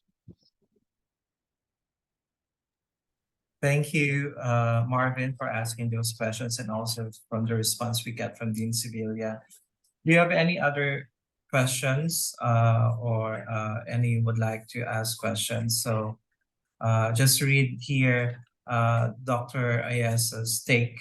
The obstacle on the possibility of importation of petrol between Sabah to BARM is mainly political. It is all up to BARM to negotiate with Manila. So that's her take. If we don't have any more questions regarding Dean Sevilla's presentation, I'd like to move on with the presentation of the Certificate of Appreciation from Abdul Wahid Tocado. Once again, we would like to extend our heartfelt gratitude to Professor or to Dean Canalito A. Sevilla Jr.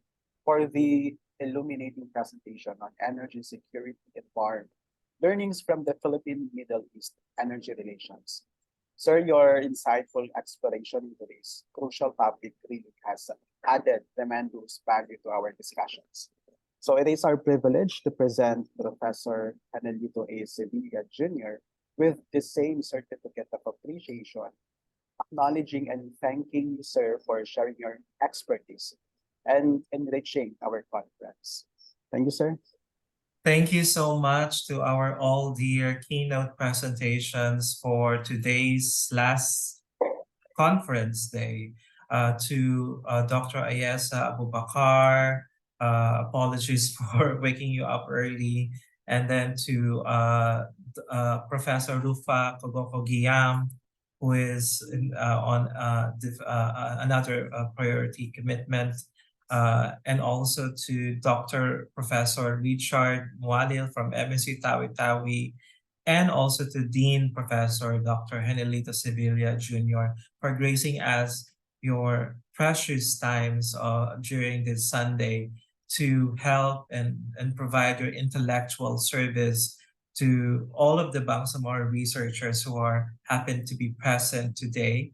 And we will also publish this on YouTube channel so that other Bangsamoro researchers, students, teachers, as well as practitioners can also gain insights and look for inspirations of research topics that they might want to have and contact you as their mentor. So we really appreciate your mentorship and your intellectual service to the Bangsamoro community. This is the first of our conversation, and we hope that we will continue this conversation as we instill the culture of research and scholarship to the Bangsamoro community. It's about time, especially that there are imminent dangers of climate change and that we are still, in unstable political insecurity that is still happening and growing around within the inhabitants of Bangsamoro region. Within our deepest heart and heartfelt, appreciation, we are very much honored and grateful and thankful to everyone, to our dear keynote speakers, and to all of the presenters who are, witnessed the last plenary session. So I will now move with our MC of the Day 2 conference. But beforehand, probably Abdul Wahid might want to take photos so that we will cherish this first ever Bangsamoro Research Conference as one of our memories as we look forward to contribute to the development of research and scholarship in the Bangsamoro community. Abs? Yes, Bob. So we are requesting everybody to please turn on their web cameras. I'll start.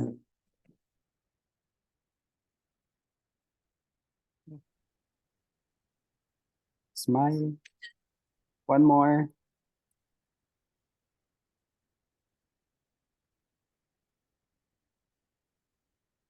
Another one. And last one. All right. Thank you so much. Thank you. Taos puso ho kami nagpapasalamat kay Dr. Ayasa, kay Prof. Rufa, kay Dr. Richard at saka kay Dean Sevilla sa inyong presentasyon.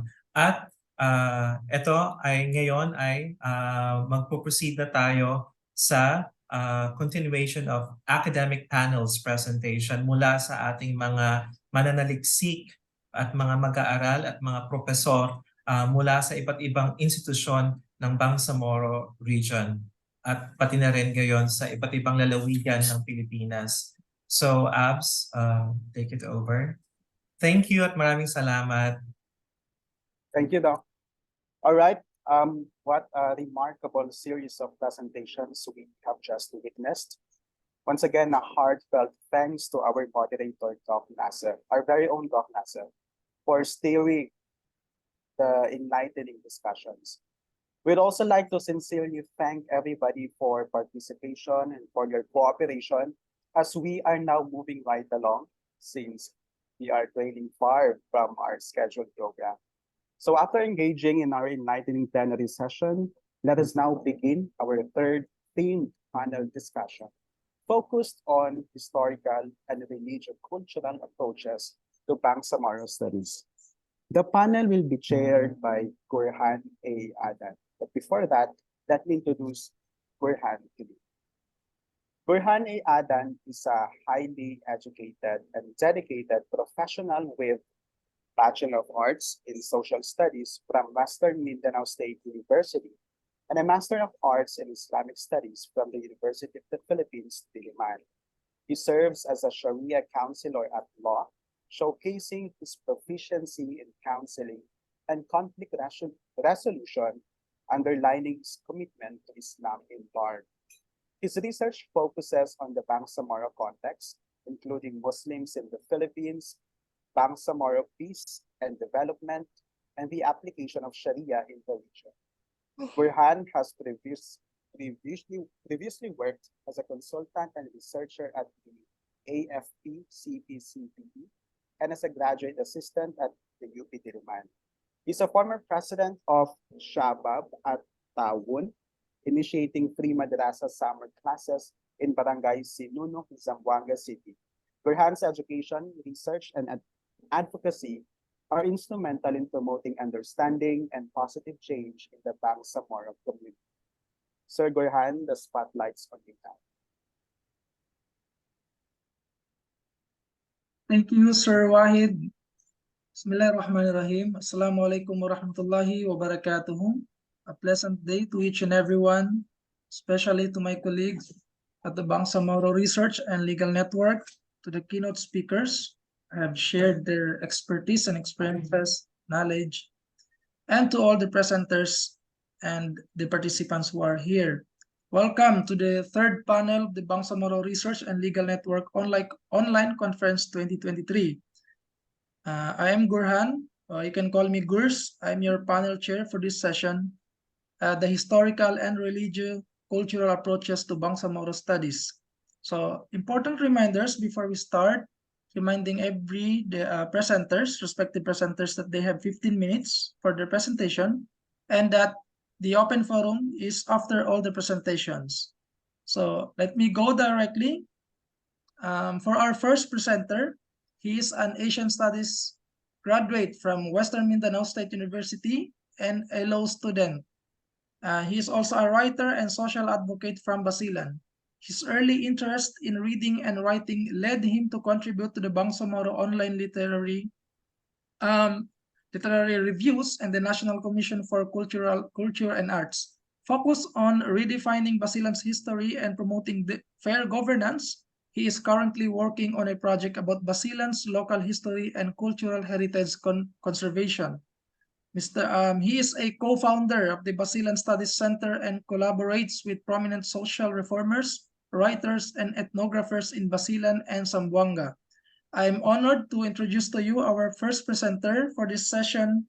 So, Mr. Ahmad Shahid Jundam Salim of Maluso of the Past Study Center to discuss the brief colonial attempt of the French Naval Asiatic Squadron in Basilan, a Maluso sojourn from 1843 to 1845. Sir Salim, you have 15 minutes to present your paper. Thank you. Thank you for the kind introduction from my fellow WIMSU graduate. Thank you, sir. Okay, so let me share my studies or my ongoing research about the brief colonial attempt of the French squadron in Basilan in 1843 to 1845. Okay, so this paper is an ongoing research, which is a very time-consuming research paper. Okay, so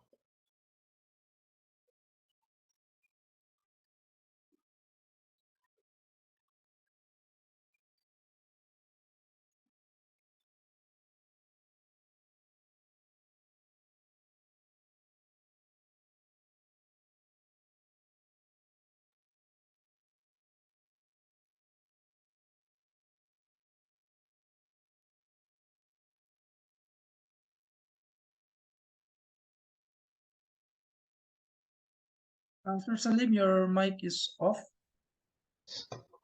um, okay,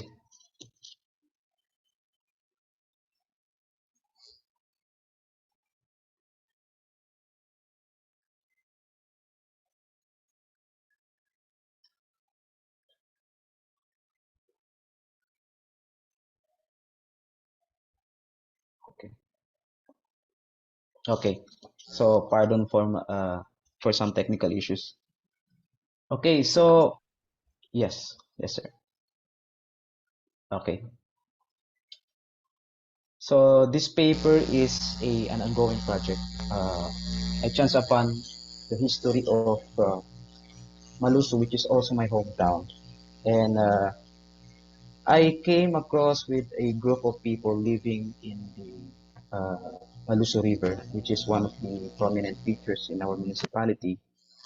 And to my surprise, this group of people, as they say, we conduct a focus qualitative interview with this group of people, and they said to us that they were the descendants of the Iranun people from the mainland Mindanao, and had migrated from uh, 17th to 18th century and lived there since.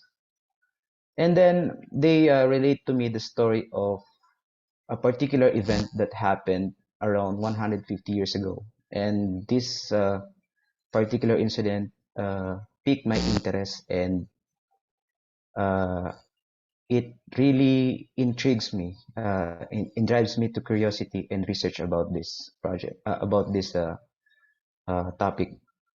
Brother, And sorry, can you present your PowerPoint yeah, presentation? yes. Email. Thank you.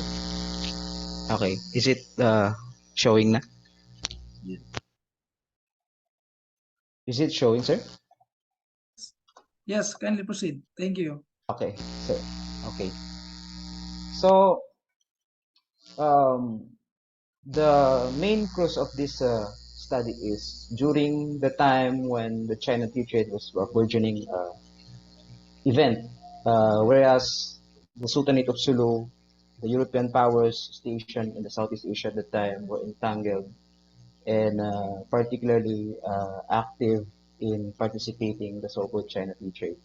It also encompasses the era where China suffered heavily from the Europeans, the so-called Opium Wars, and the so-called the Zulus slave trading or the slave raiding, where uh, the Sulu archipelago uh, was an active part of that particular era. So, as we all know, Basilan is a Yakan province where everyone is where majority of the inhabitants were identified themselves as Yakan, but there were also significant populations such as the Tausug, the Sama, the minority groups of Iranun, the later settlers from Luzon and Visayas, where they also uh, found home uh, in Basilan. And this is the historical timeline, the brief timeline of the succeeding events from August 1842 to August 1845. So in this time, 1842 was the time where the French actually took an interesting turn to turn their to turn a very uh, particular interest in Basilan. So after the Treaty of Whampoa, they proceeded to Hong Kong where they established a station, and right afterwards they initiate the so-called 1843 France-Zulu Treaty. The copy of this significant piece of paper was found in the National Museum of Singapore. It was signed between the lieutenant commander of the French squadron and the Sultan Jamal Kiran I of Sulu. And this is the first ever commercial treaty between the Kingdom of France and the Sultanate of Sulu. So the later Cecil Green expedition, which took part on the so-called Basilan annexation for France, made this as the reference point to uh, made significant advances towards the territory, both claimed by the Sultan and the Spanish. So the Spanish of Zamboanga at Port Pilar was alarmed by these developments, and so they actively put a diplomatic protest or diplomatic step to prevent such a thing to happen. Because for them, Basilan encompasses or includes in the so-called area of territory where the Spanish is actually exercising its sovereignty. On the other hand, the Sultan of Sulu also claimed parts of Basilan, most especially on the southern, on the north and southwestern part of the island, because they also uh, established a meaningful authority, although nominal, to to the lower or to the most communities as inhabited by the Yakan, but this is a very significant event where two regional powers at the time, I consider them regional powers because Sulu at the time was an independent and sovereign country, and so Basilan was a buffer zone between the two powers. So this is the treaty, or this is the copy of the 1843 France-Sulu Treaty, a commercial treaty that established a formal relationship and recognition between the two countries. Okay, so the island of Basilan, this is a copy from the French map. They considered Basilan as a very promising territory, and also they have plans to convert this island into a maritime and trading post near China because as what the British had done in Hong Kong, in other parts of China after the Opium War, they want to they want also to participate in the huge market that the China or the Qing China that time has offered to the Europeans. Okay, so Basilan was divided and ruled by more than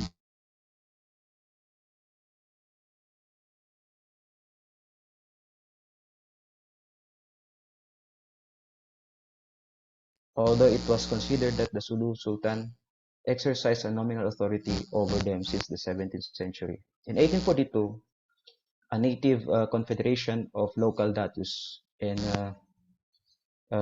tribal chieftains, they form what we call the Balaktasan Confederacy.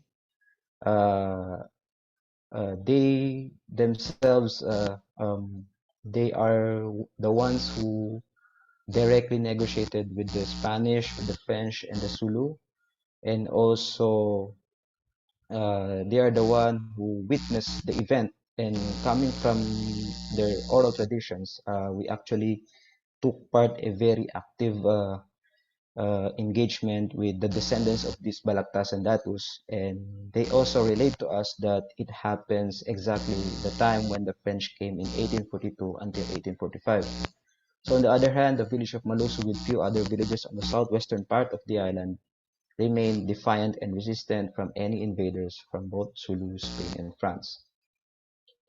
Okay, so this is a mistake, or what we call a huge misrepresentation of Basilan natives according to the scholars accompanying the French squadron. So it is from the book of Jean-Baptiste Mala, and he described that the native of the Sulu archipelago were Montans or mountain people. This discovery displayed the lack of significant knowledge about the island's history, culture, and people.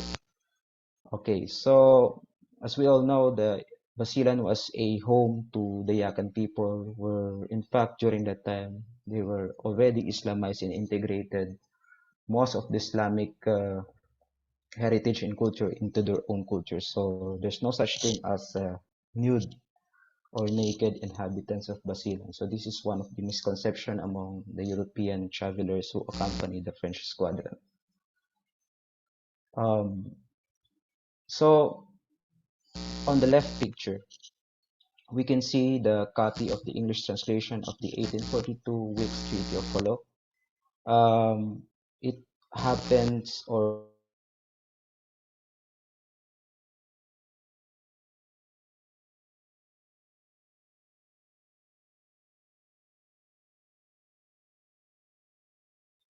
which is later understood that before the French came in 1843, a year before that, the United States also visited Holo, and they made the first ever uh, friendly communication or relation or diplomatic relation with Sulu.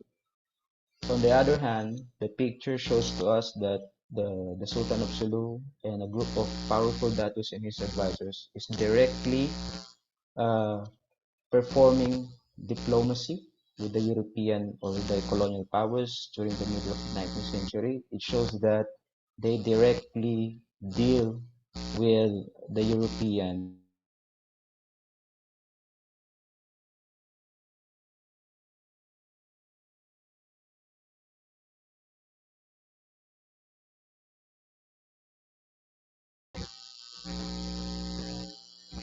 Okay.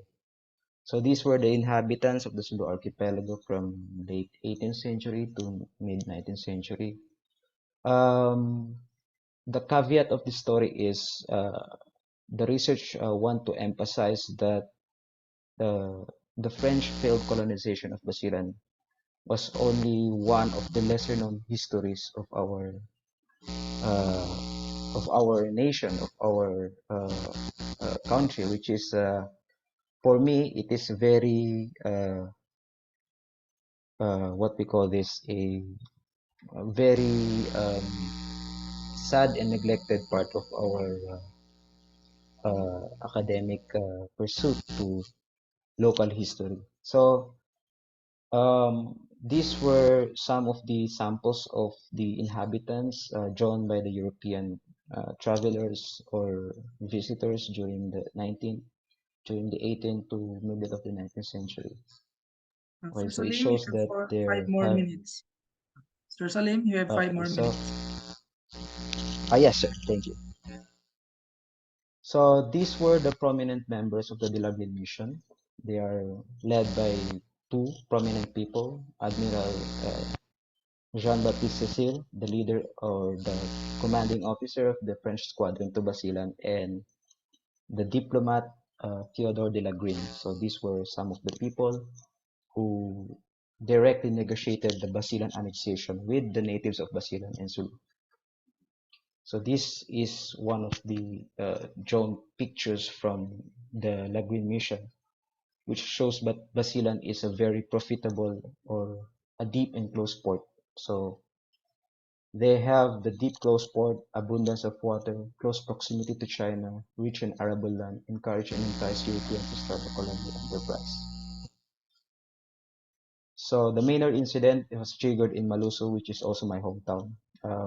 The French, accordingly, they went inside the village of Maluso, and there's a altercation or misunderstanding between the natives and the French, and an altercation happened where two French sailors was killed and three others were hostage.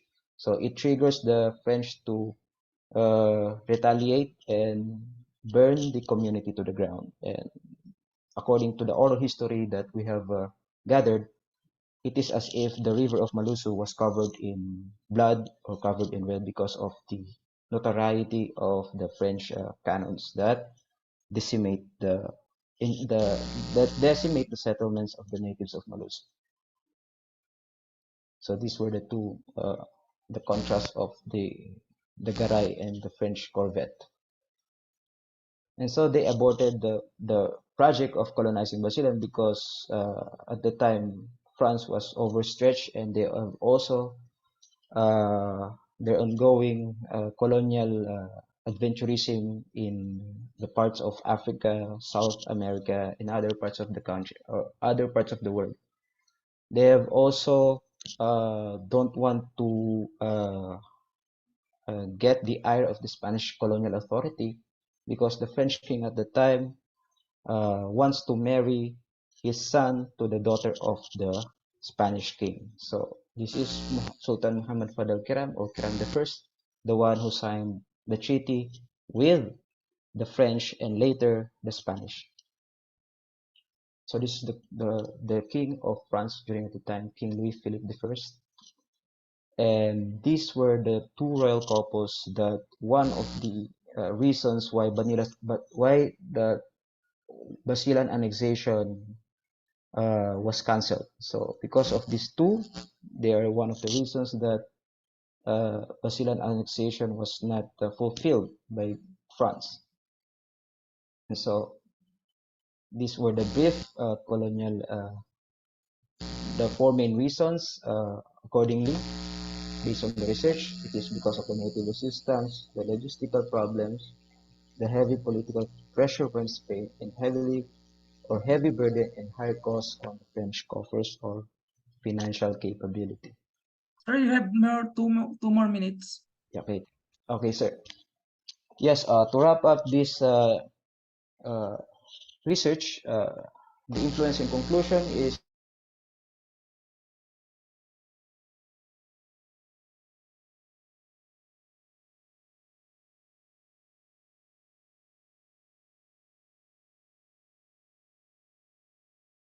with Sulu. The study also focused on the French youth affairs in Basilan and Sulu archipelago, introduced concepts and theories, methodologies and realizations about the art of negotiations, and the careful examination of peaceful overtures, concessions, and decorum among the Sulu and the European diplomatic circles. This paper also introduced an overview of a model that provides the indigenous system of resolving conflict both locally, nationally, and international scene. So thank you, and I would like to thank everyone, most especially for the organizers and the event conveners of this online conference. That would be all. Shukran and magsukor.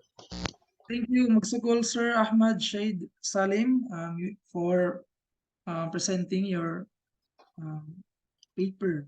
Then I have written some highlights of your paper. Of course, this is quite fascinating because there have been limited literatures on local history, especially the contact. The history of colonial local Bangsamoro local contact with colonial entities written by local scholars.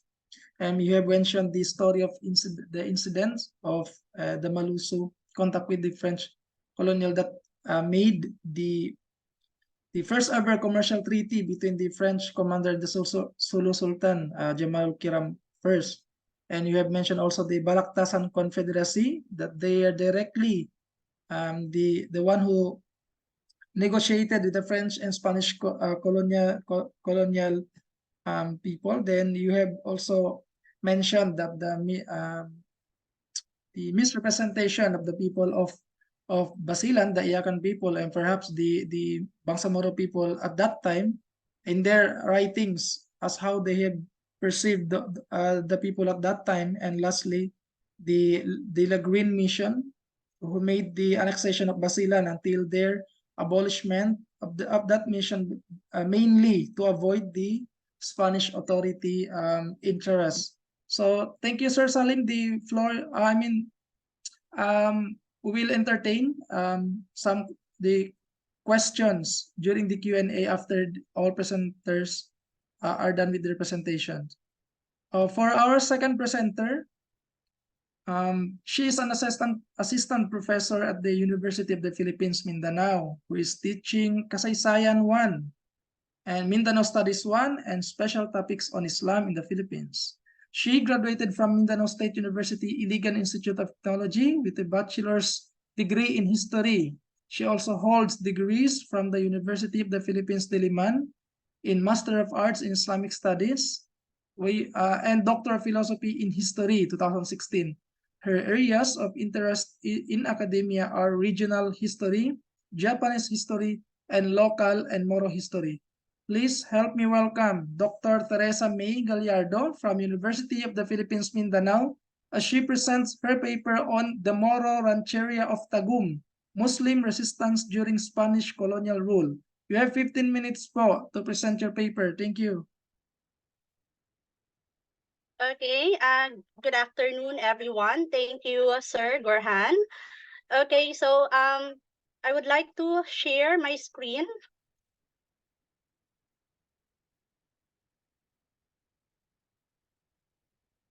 Okay, I'm Teresa May Gallardo, a faculty from the Department of Social Sciences in UP Mindanao. And I would like to thank the organizers of the first ever Bangsamoro Research Online Conference for giving me a chance to present my paper entitled The Moro Rancheria of Tagum, Muslim Resistance During the Spanish Colonial Rule. Okay, so this paper is a product of my research load credit in the university. So here's the outline of my presentation. First one, brief introduction, and then the second one, brief history in Tagum, and then of course its early inhabitants. And the third one, I will be talking about the rancherias in Davao Gulf and the Moro Rancheria of Tagum. And the last one, conclusion and some recommendation. Okay, for the introduction, in 1521, it marked a change in Philippine history as it paved the way for the colonization of the Philippines. So the Spaniards utilized Mindanao and Sulu as Molucca staging grounds in order to establish its domination and power over the Philippines as its new colony. So the reduction campaign of the Spanish colonial authority led to the conversion of the majority of the early Filipinos in the north to Catholicism. But most people rebelled, as demonstrated by the early accounts of Filipino resistance, like for example, the Gohoy, Somoroy, and other several Filipino resistance movements in Luzon and in Visayas. Although there are historical records of Mindanao's resistance against the Spanish colonizers, they are not complete and comprehensive as those from the north. So the struggles of the Mindanaoan people, especially the Moro people, were rarely documented in history books and even during discussions in Philippine history classes. Thus, several notable Mindanaoan scholars, like for example, Mac Chu, our local historians here in Davao, Rudy Rudil, Professor Lualhati Abrio, wrote some of these references about the Moro and Lumad resistance to Spanish colonial rule. Furthermore, local historical studies about Mindanao struggle, especially with that of the Moro, this historian said should be carried out in order to enrich local history and integrate it within the theme of Filipino resistance in our understanding of Philippine history. So the Moro people, the Bangsamoro in Mindanao and Sulu, had begun resisting the Spaniard as soon as they arrived. So despite of the numerous skirmishes and then of course clashes between the two sides, the Spaniards were only able to take control of a portion of the Mindanao area. Tagum and other less well-known regions of Mindanao were also aware of these narratives of Moro resistance. There were independent rancherias in several areas of Mindanao. Certain parts of Mindanao, especially on this rancheria in Davao Gulf, saw uprisings like to those in Luzon and in Visayas, and in the 3 centuries that Spain ruled over the Philippines. Governor Don Jose Pinzon Ipurga was killed during his penetration in Tagum. So because the Calagans were strong and cohesive and ready to protect their rancheria from outside invaders, even Blair and Robertson made it evident that the Tagum rancheria was one of the hardest in Mindanao to rule. So this research paper examines the narrative in which the Moro, particularly the Calagans from Tagum Rancheria, resisted colonial rule. So this research work employed both primary and secondary sources using descriptive, informative, and analytical historical approach. Second, the study also made use of oral history. So among the respondents were some Tagum Historical Museum employees and Calagan elders in Tagum City. So by demonstrating that the Moro people were also familiar with these historical accounts of resistance, especially in the lesser known regions in Mindanao, or those that are routinely overlooked when discussing about Mindanao or even in Philippine history, this paper advances our understanding of the historical narrative of Moro uprising and resistance during the Spanish colonial era. Okay, so for the peopling of Tagum and Spanish penetration in Mindanao, Tagum is located in Davao del Norte. It is the capital. And then Tagum is considered as a landlocked city. So Tagum, Tagyom, or Tagyom is a natural plant of Southeast Asia that has been grown in the Philippines since pre-colonial times. So it was also the plant is also common to Tagum during the pre-colonial period. So that is why the name Tagum was believed to be derived on this plant. And then early in the 20th century, there were already documents containing the name Tagum. And then Spanish Brigadier General Julian Gonzalez Parado was able to mention also a number of well-established rancherias in Davao District and other parts of Mindanao, including Tagum. So the early inhabitants also perform tipanod ritual. So they also do hunting or pangayam. So this was an essential component for their survival. Okay, so there are two major early inhabitants of Tagum, the Mandaya and the Kalagans. So the Mandaya were known as the noble, peace-loving, and obedient. So Mandaya came from the word man, which means first, and Daya, which means upstream. So some of them were Christianized, and they were part of the reduction settlement. So for those who were Christianized, they were governed by Gobernador Silius, Teniente, and other principales. So they were also required to pay taxes, which is called as pagdatu. On the other hand, Calagan was considered as brave and powerful, and they settled near the Tagum River at present. Okay, so the rancheria of Tagum, according to Father Quirico Moore, it's one of the most ungovernable and famous for their killings against the Spaniards. Whenever a Spaniard penetrated to their territory, so they also do piracy and collected tribute from their subject, and their subject were the Mandaya.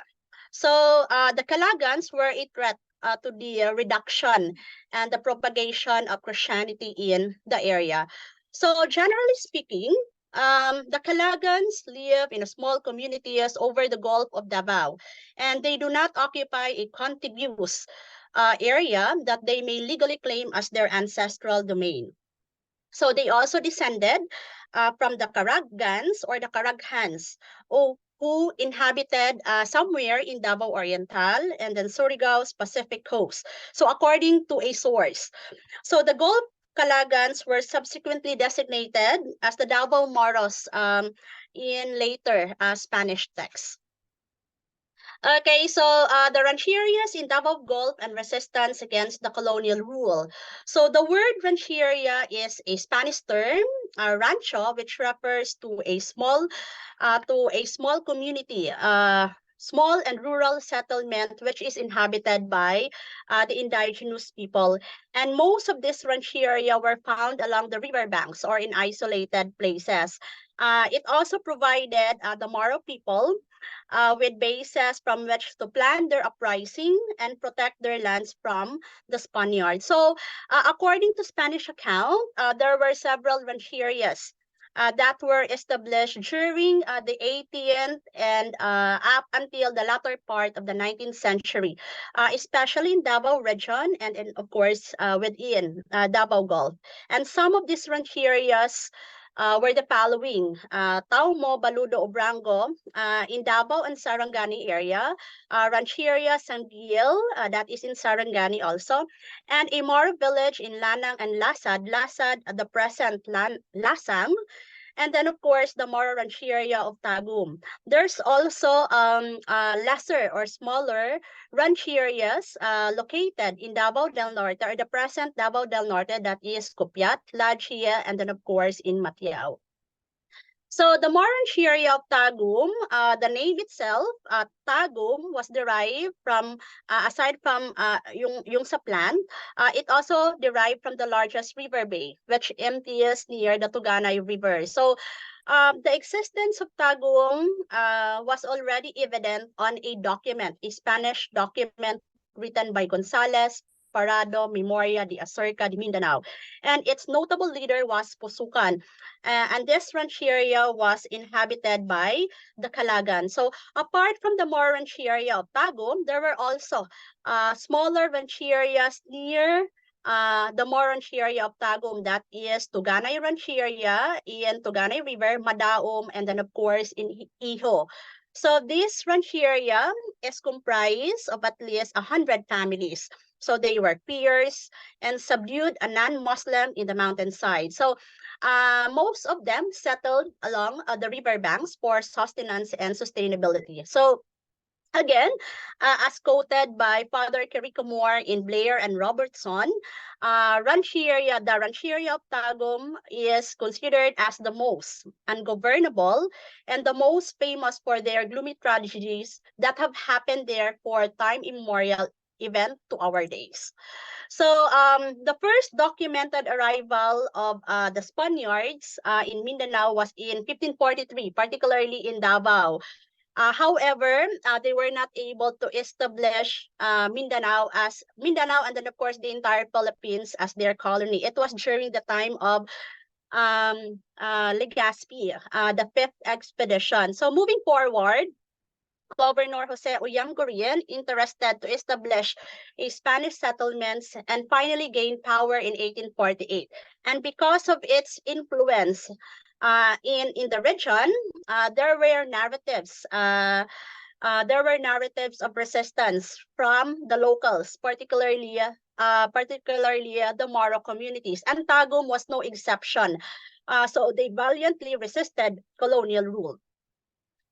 Father Mateo Gisbert, this is one also of the reason why the Calagans were angry with the penetration of the Spaniards in their territory because of the intensification on the establishment of reduction settlement. And most of them were coming from the Mandaya families. And remember, the Mandaya were their subjects, wherein they can collect taxes, and then of course slaves also. In the early or late 19th, early 20th century, there were no developed industry of any kind in Tagum area. So in 1861, because of the fierce resistance against the Spaniard, Jose Pinzon y Purga, a Spanish governor, was assassinated in Binkungan. So that is part of the present Tagum. So the killing was the killing by mutilating his body parts that were overthrown. We have 2 more minutes. Okay po. Body parts in the river. So there were several attempts of reduction of this rancheria. So even up until the assassination of Pinzon in 1887. So basically, there are still other narratives. So local narratives, narratives coming from the local. So basically, the killing of Pinzon, a Spanish governor, marked the end of their officially documented organized struggle against the Spaniard. But it strengthens the moral reputation as the land's defender, and in the end solidifies Tagum's status as a free and unconquered region among other regions in Mindanao. So this is believed to be the sapillo that was used to kill Governor Pinzon. So right now, it was not yet displayed in Tagum Historical Museum, but they have plans in the future to display this one. Um, okay, so to conclude, I would like to quote Cesar Adib Mahul from his article entitled "The Role of Islam in the History of the Filipino People." So the implication of these are that the struggle of the Muslims in the South against any form of Western dominance is to be interpreted as an expression of their patriotism and love for the soil of their birth. So consequently, their outstanding leaders and heroes are to be honored as persons who helped bring about the formation of national communities. So, therefore, there should be a thorough and inclusive understanding of Philippine history. So, with a focus on the contribution of the Moro people in our wider understanding of the colonial era, as it was also emphasized by one of our keynote speaker, the great Professor Abinales, during his presentation yesterday. So finally, the legacy of bravery, heroism, and rich culture left by the Bangsamoro people serve as a reminder of the significant influence they had on history and identity of the Philippines. Okay, so these are some of the works I cited in writing this paper. And then, Sampu Samat, thank you very much for listening in my presentation. Thank you very much po, Ma'am Dr. Teresa May Gallardo, for that fascinating narratives and history of the Moro Rancheria of Tagum. the Muslim resistance during the Spanish colonial rule. And I'd like to you may find in advance the comments and questions or suggestions in the chat box for later's Q&A. So you have really highlighted the Moro resistance in Tagum as the hardest to rule during that time because of their love and for their expression of patriotism and love for their land. So thank you very much, ma'am. We'd like to carry on for our third presenter. She is a professor at MSU Integrated Laboratory School, known for her dedication to preserving Maranao culture and promoting the Maranao language through her writings. Holding a master's in English language teaching and a PhD in language studies from MSU Maine, she has published significant research in IJLLT and IEEE SEM and is a certified editor for the Asian Journal of Distance Education. Dr. Latif Pangaga is also actively involved in guiding thesis students at the MSU College of Education. Ladies and gentlemen, Dr. Sofaila Latif Pangaga of Mindanao State University, Maine, campus with her presentation on Maranao Proverbs, Pananaroon, for Conflict Resolution, a proposed ethical and social etiquette principles guidebook. Dr. Pangaga, you have 15 minutes po. Thank you. Am I audible po? Yes po, ma'am. Proceed. Okay, so let me present first my... Okay. So, it's a sad day because we are in the middle of tragedy right now, and hopefully the victims of the MSU students are now fine and hopefully find justice, inshallah. And the MSU is working on the investigation right now. So the title of my presentation is about Maranao Proverbs, Pananaroon for Conflict Resolution, a proposed ethical and social etiquette principle guidebook from MSU Maine, MSU ILS, and MSU MCSC. So the outline of my presentation will start from a little bit brainstorming and down to the conclusion. So here is my pananaw. Hopefully you can help us no, to find the interpretation of this. Then after a few seconds, I'm going to give you my own interpretation. So sangibuaranon na piatay as sa timanatagman. So you can comment your interpretation through comment section. So here is my own interpretation. A small mistake and wrongdoings destroy the word person's numerous good deeds toward others. So this is used by a speaker to remind someone of the offense or bad deed he has committed despite the favors the latter has done for the former good deeds. So I will start from the redo. According to the Professor Lenga, which is one of the speaker yesterday, is when the family member of the offended party attempts or carries out the crime.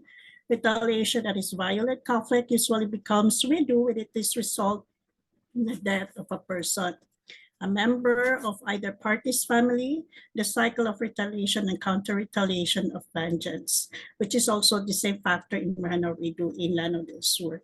So in his finding, the major causes of redo can be found in election, land conflicts, crimes against chastity, and another conflict identified by the respondents be business competition, lack of sportsmanship, non-payment of dowry, extortion, and accidental killings. So after the redo, there is a conflict resolution happen. No? It may occur by self-conscious effort to reach an agreement, or it may occur through other means, that is according to Schellenberg. Now, one of the recommendation of Professor Lenga is to develop a training manual on mediation and arbitration of redo. This is why the researcher find this study to collect, the researcher wanted to study the Pananaroon in order to possible add in the manual of mediation. Now, why is it Pananaroon? Pananaroon play a significant role in a variety of occasions, and the primary purpose of Pananaroon is to remind and educate the audience. They always give professional advice with the goal of informing readers or listeners about the consequences of their action. However, according to Haji Aziz, in this globalized world, many Mranaos, particularly the youth, are influenced by Western education and social media, resulting to forcible extinction of their own language and culture, which is also related to the study of Ipatuan and Sangkupan, that most of the college students of MSU cannot comprehend simple pananaruan. And thus, the researcher find this study not only timely but urgent and relevant, which is offered as a contribution to the preservation of the popular Mrano literary genre, the Pananaruan. And the researcher, through the notation connotation, ethical and social etiquette analysis of Pananaruan with emphasis on elements of the art from which make each Pananaruan an engaging verbal performance. So this study can hopefully bring to light language use and interesting features and convention in this particular verbal art that make it an interesting art form. So this study will hope to answer the following question. What are the Pananaruan used in conflict resolution? What types of figurative language? And what symbolic meaning? What Mrano ethical and social etiquette principle?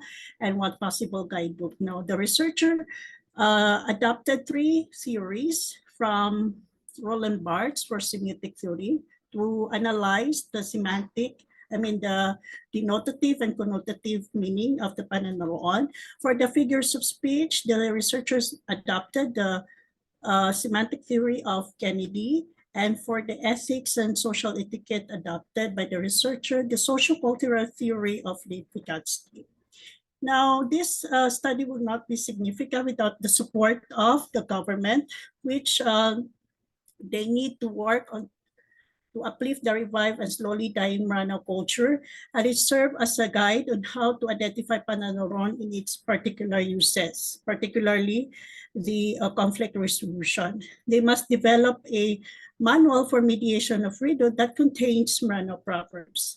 So this would encourage the future leaders to understand and appreciate more of the Mrano cultural heritage and inspire them to use the Pananaruan in their conflict resolution process.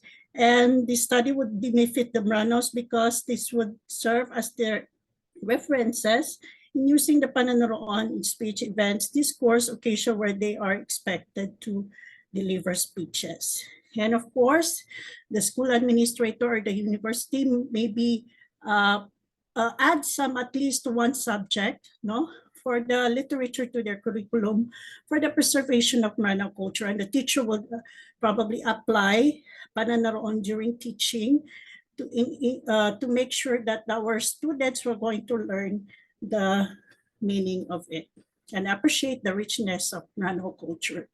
Now, this study is an ex post facto design or after the fact design, a research method that looks into how independent variable affects a dependent variable. And the location is actually the Llano del Sur. The highlighted municipality there are the municipalities where the researcher went to. Now, here is my methods of data gathering. Now, the key informants of the study are the Mrano knowledgeable experts who had broad, deep competence and had an ability to use Pananaruan based on their experiences and skills in every municipality. One of those is Engineer Sumirado Bayabao, who has a great contribution on my paper. And also the other informants. Actually, the other informants refused to take a picture with me because they want their personal to be private. So here's the result. No, I'll give you 3 among the 15 Pananaruan of conflict resolution because of the limited time. Ipon-ipon sa tiyan, nadadapwa sa likod, mapya sa isangan, nabakat sa italikod. Now, this is a sarcastic expression of Pananaruan used for the person who is double-faced, no? He actually fake person. He is only good in front, but at the back, he is doing good things against that person. I'm going to give you the symbolic meaning right after the figurative language. Then, pangunuta sulayak na malubog pundaran katumaginting sukalat nan makaboma pong pulalagyan. Now this is a metaphorical pananaron for a person who has a wide idea but actually it is not taken because of her or his attitude. Makrosubadan ko na paralosulimo ko. It is a sarcasm a sarcastic pananaroon for a person who is old enough and still his wealth is benefited by someone. Now here's the symbolic meaning. I mean the 15 pananaroon. There are the 50 pananaroon of conflict resolution found by the researchers. So here are the symbolic meaning. First, ipon-ipon sa tiyan, nadadapon sa likod.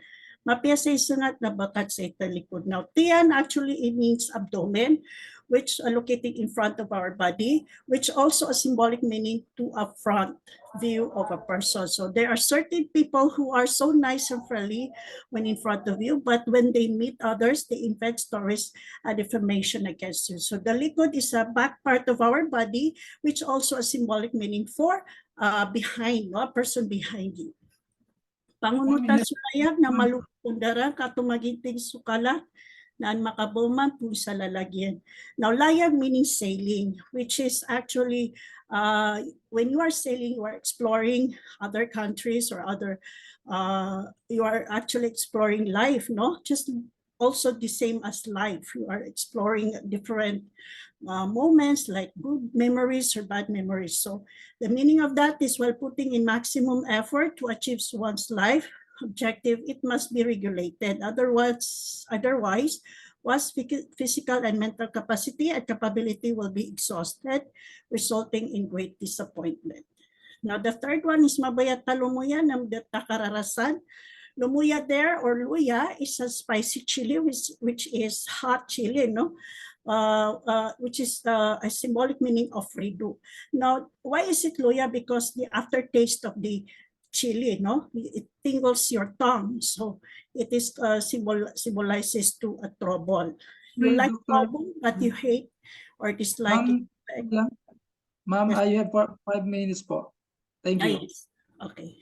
But you hate or dislike the effects and consequences. So here are the 5 ethical principles of pananaroon found by the researcher through analysis of denotative, connotative, and figurative language. The integrity and purpose, revealing the truth or transparency, respect for authority, the implementation of responsibility and modesty in behavior. And I'll give you one pananaroon for these 5 principles. Actually, all the 15 pananaroon has this principle. Ayama sagwani narkakasurkakan narkasurkan aminitakap sumasa narkakasurkakan narkatasurkaka nayama simato narkakasurkakan narkakampansurkaka, which means the situation before runs this way. Mine is mine and yours is yours. The situation has changed to mine is mine and yours is ours. And the worst is the situation today. Mine is mine and yours is also mine. Now this is addressed to a person who is abusive, no? So the negotiator will try to give this one to the person who is abusive enough. So the integrity of purpose there is to make the situation stop by abusing situation, no? And then you are trying to revealing the truth. And after all, you are expected for modesty in behavior. Now, the social etiquette principles are 3, no? Principle of language awareness, sensitivity, principle of language used with wisdom, principle of loud articulation of voice. So here is the pananaroon for 3 principle of social etiquette. Di kalungan ginawa, sa makaon ginawa. Don't be abusive when someone offers you something. Now, why is it awareness? Because instead of pointing out the person, you are pointing out yourself instead, because of they are avoiding of such harsh or direct assault, no? So they are going to pointing out themselves instead, or kapangilat in Maranao, or they are trying to what you call this, address it to another person, since the most Maranao are very sensitive enough. And the principle of loud voice, now the pananaroon could not be effective without loud voice or high-pitched tone, no? Like for example, tika lang ang ginawa, nasama kaon ginawa. So that's it, no? That's one thing that the pananaroon could be more effective. Language awareness approaches to pananaroon are to use precise words to the listener, which should be appropriate for the occasion, and situation. Now, here's the conclusion and implication.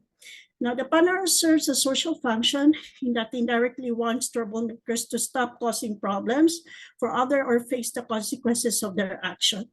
It also serves a social function in that it wants people to be cautious of who they deal with. So when the pananaroon appears naturally and linguistically context, figurative uses are understood faster than literal uses. Now, it has a way of giving general truth and terse and poetic manner, even though the speakers of the language know they are not applicable in every situation. And they are frequently used in manual literature and written communication. Along with this context, learners and readers should be given the opportunity to engage in authentic and communicative tasks in order to learn and perform the ethics of pananaroon, including social etiquette principle. Now, the researcher actually made a guidebook in order to have a guide, no, to understand more about the pananaroon. Actually, it's not exact meaning of the pananaroon, but at least, no, near the same meaning, the symbolic meaning of the pananaroon. Actually, this panana, reminisce pananaroon tuba-tuba dumalo, because proverbs and idioms of the Marano ancestors made by me is actually not only limited for the conflict resolution, but also the other occasions, which is the wedding or engagement. There's also a enthronement and genealogy, and also the pamangtuma. Thank you very much. I'm sorry for my voice because I'm so tense. It's my first time to present in front of the public. Thank you very much for watching. Thank you very much po, Dr. Ma'am Sofaila po. Ma'am Sofaila, and that was really insightful kasi local, very owned yung it could be used for local conflict resolution. Yes. So kindly you can have the in advance the comment section, the comments and suggestions or questions of our esteemed guest and keynote speaker that could help us later on Q&A. So thank you po, Dr. Sofaila. Yes, So thank you. take care po dyan sa incident dyan. So for our fourth presenter po, please help me read his bio note. This is my good friend way back in the Institute of Islamic Studies, UP Diliman. So Mr. Kamaruddin bin Alawi Muhammad is a PhD candidate in Philippine Studies at UP Diliman, serving as University Researcher 2 at the UP Institute of Islamic Studies and as anchor producer of Salam Radio. So he is involved in academia as an on-call lecturer and journal referee, and actively participates in presenting and publishing papers in Islamic studies, media studies, and related fields. So please help me welcome Mr. Kamaruddin bin Alawi Muhammad from the University of the Philippines Diliman Institute of Islamic Studies to present his paper on exploring an indigenous perspective on Tausug resistance. Sir Kams, you have 15 minutes po. Let me share about that.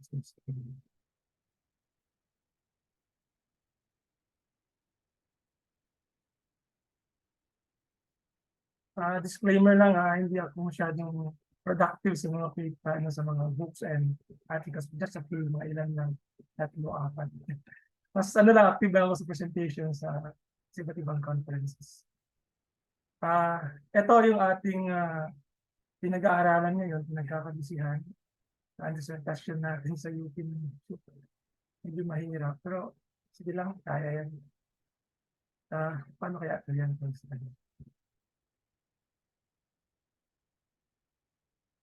Gusto ko siya, parang yan. Thank you. Yung mga din sa vlog. Di ko na kailangan sabihin pa yung background nandiyan na sa ating paper. Madali. Nabasa siguro. Diba? Just the title, Exploring the Language Perspective on Conflict Resistance. Ito isang pag-aaral lang na related sa ating presentasyon sa UP na kasagulan kung tinatapos yung mga chapters. Inshallah, baka makahabang next year or early as soon as possible at basic. Unahin natin yung mga kilalang Sulu history related to Yes. Can you enlarge by pressing sa corner para full screen siya? Sila full screen. Oh, Saan ako mag-click sa... So you go down. Na-click ko na actually dito sa ano. Okay. Naka-full screen siya dito. Wait na. Stop share ko muna sandali. Then, i-open ko yung aking PowerPoint.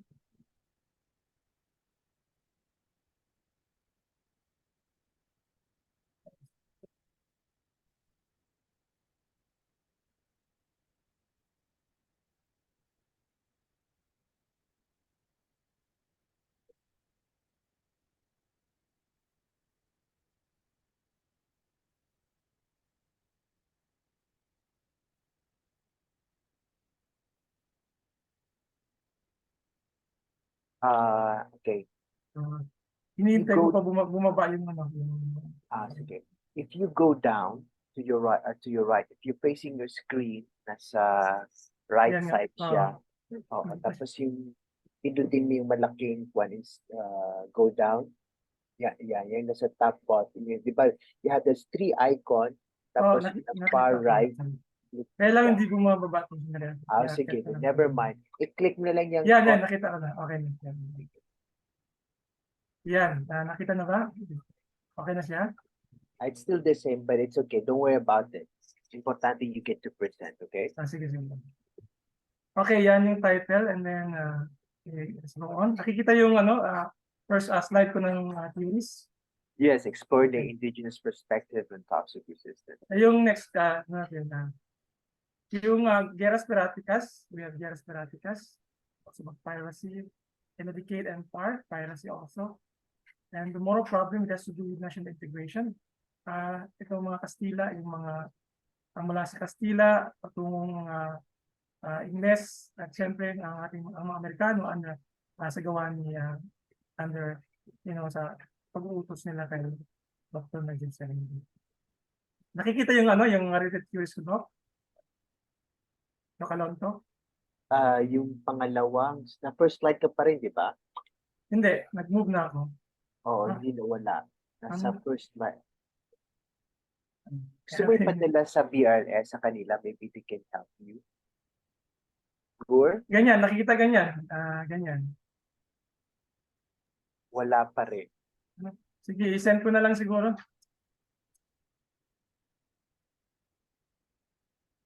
Saan ko ipapadala, Gors? Sa message? Yes. Technical team can kindly assist us. I-send ko sa... Pwede dito sa message ba, sir? Sa message ko na lang i-send. Technical team process na lang. Sir, excuse me, sorry to cut in. You may send it po dito sa chat box kay... Anong name ni Ben? Junaima. BRLN Junaima Rasuman. Oh my God. BRLN Junaima Rasuman. Junaima. Juna. Ito hinahanap ko siya. Hindi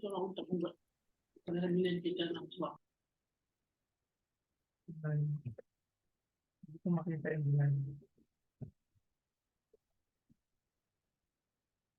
Maliban kay Junaima, kanina ko pa dito.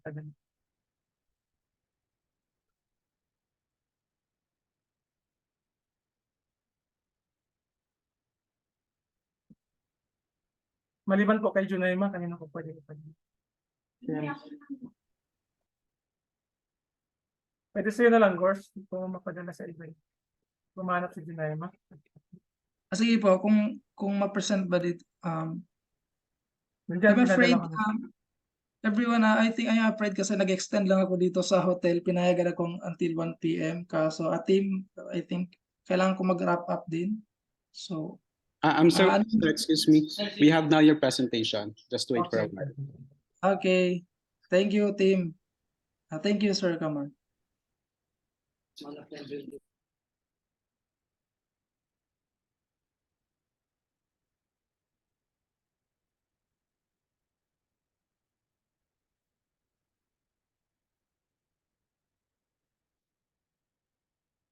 Okay. Is it visible now? Okay na po, kita na po. Thank you. Okay, yan yung title natin. Next slide po. Next slide, please. Yan yung mga ilan sa mga theory na pwedeng pag-aralan natin tungkol sa history. Via Speratica, Data and Farm, Problem. Nandiyan yung mga dahilan, no? Salient points. And then next slide po. Moro Wars, Zulu Zone, Ancient Liberty, Islamic Far East. Next slide, please.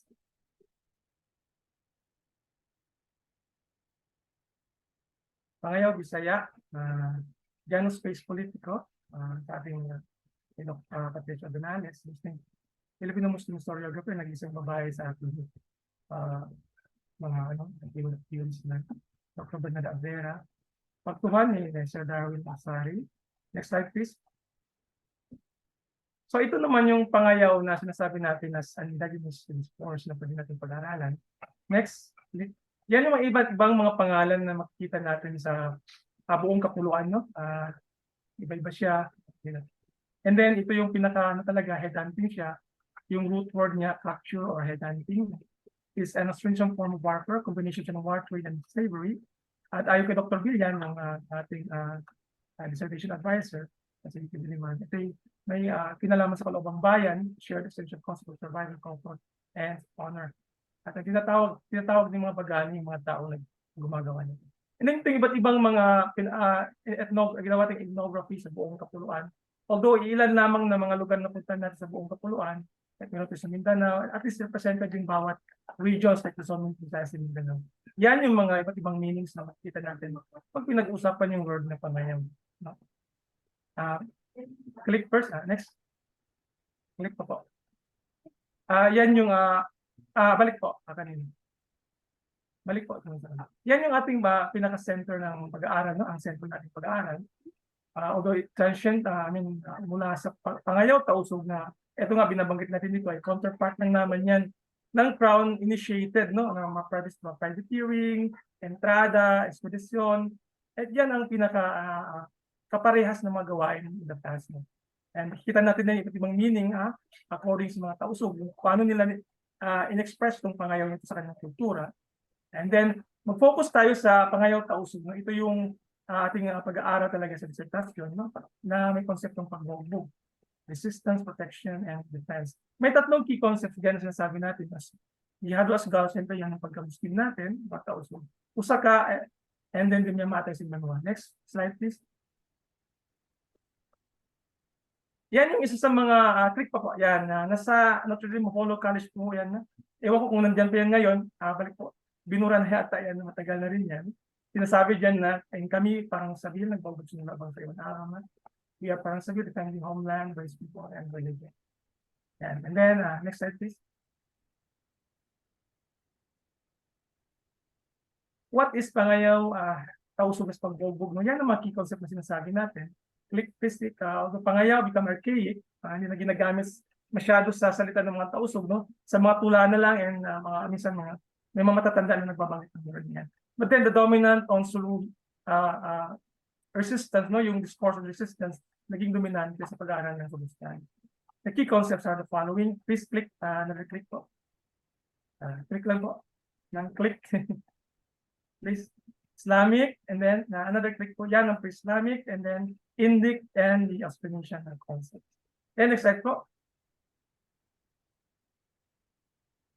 Yan, sige, next slide po. Yan, di pa. Armed struggle naman siya, yung jihad na sinasabi natin kanina, syempre. Pag-notify, sacred right and communal obligation, protection of religion, life, family, property, and intellect. Then yung, click pa po, yung protection of tangible and intangible heritage, yung ating pusaka, no? Sacred and entrusted by the ancestors, ni puspa, iban tiyangikutan sa kamaasan, and the will to survive, yung yamatay sin banwa, has to do with defend, preserve, and extend life, to gain comfort and attain dignity, honor, and prestige.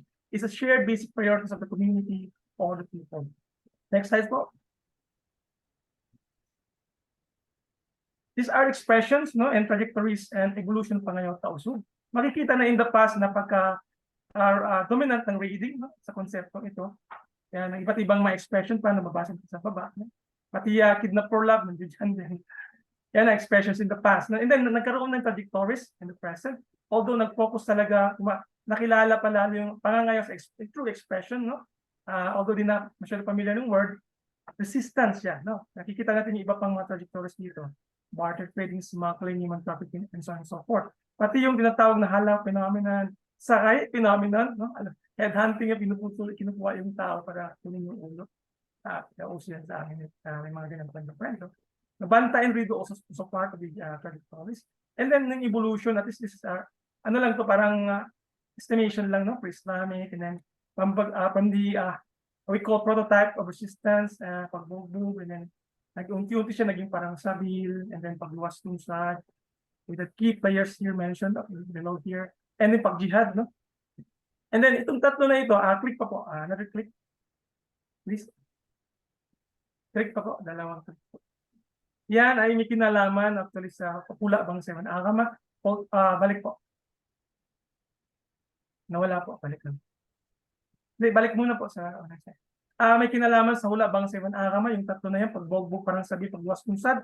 Although yung pagbogbog, Islamically, ay may kinalaman lang naman sa hula ibang bangsa. Although intrinsic na yung agama doon sa kanila, no? Part na, kasi nga yung kanilang expression ay Indic, tapos native, no? Yung wala pang religion ng mga panahon na yun. And then, nung panahon na ng pag-usayap, no, nagkaroon ng parang tinatawag na pagbogbog sa Quran ibang hadith.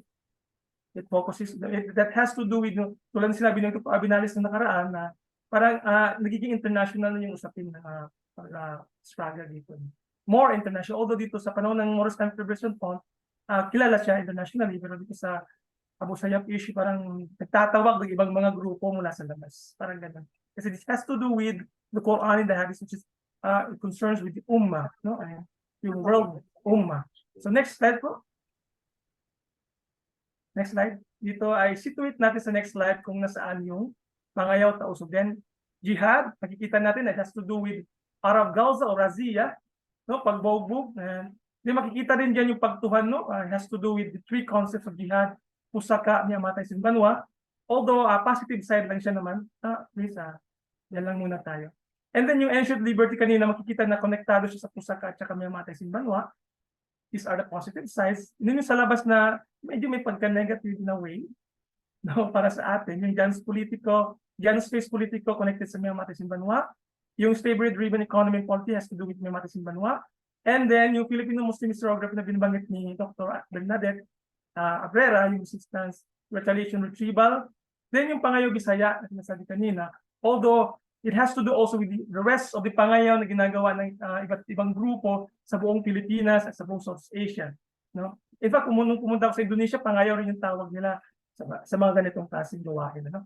And then yung British perspective, no, has to do with survival, ay nakakonekta doon sa miyamatay, simbanwa, no? Usapin ng survival. No? And then para sa kanila, privateering kapag sila yung gumagawa. No? Kapag hindi na sila yon, hindi kasama sa grupo nila, they will call you pirate. No? Ganun sila kasi wala kang lisensya. You have no letter of mark, license to operate. And the Spaniards is much worse kasi wala ka ng lisensya. Kung moro ka pa, talagang pirate ka.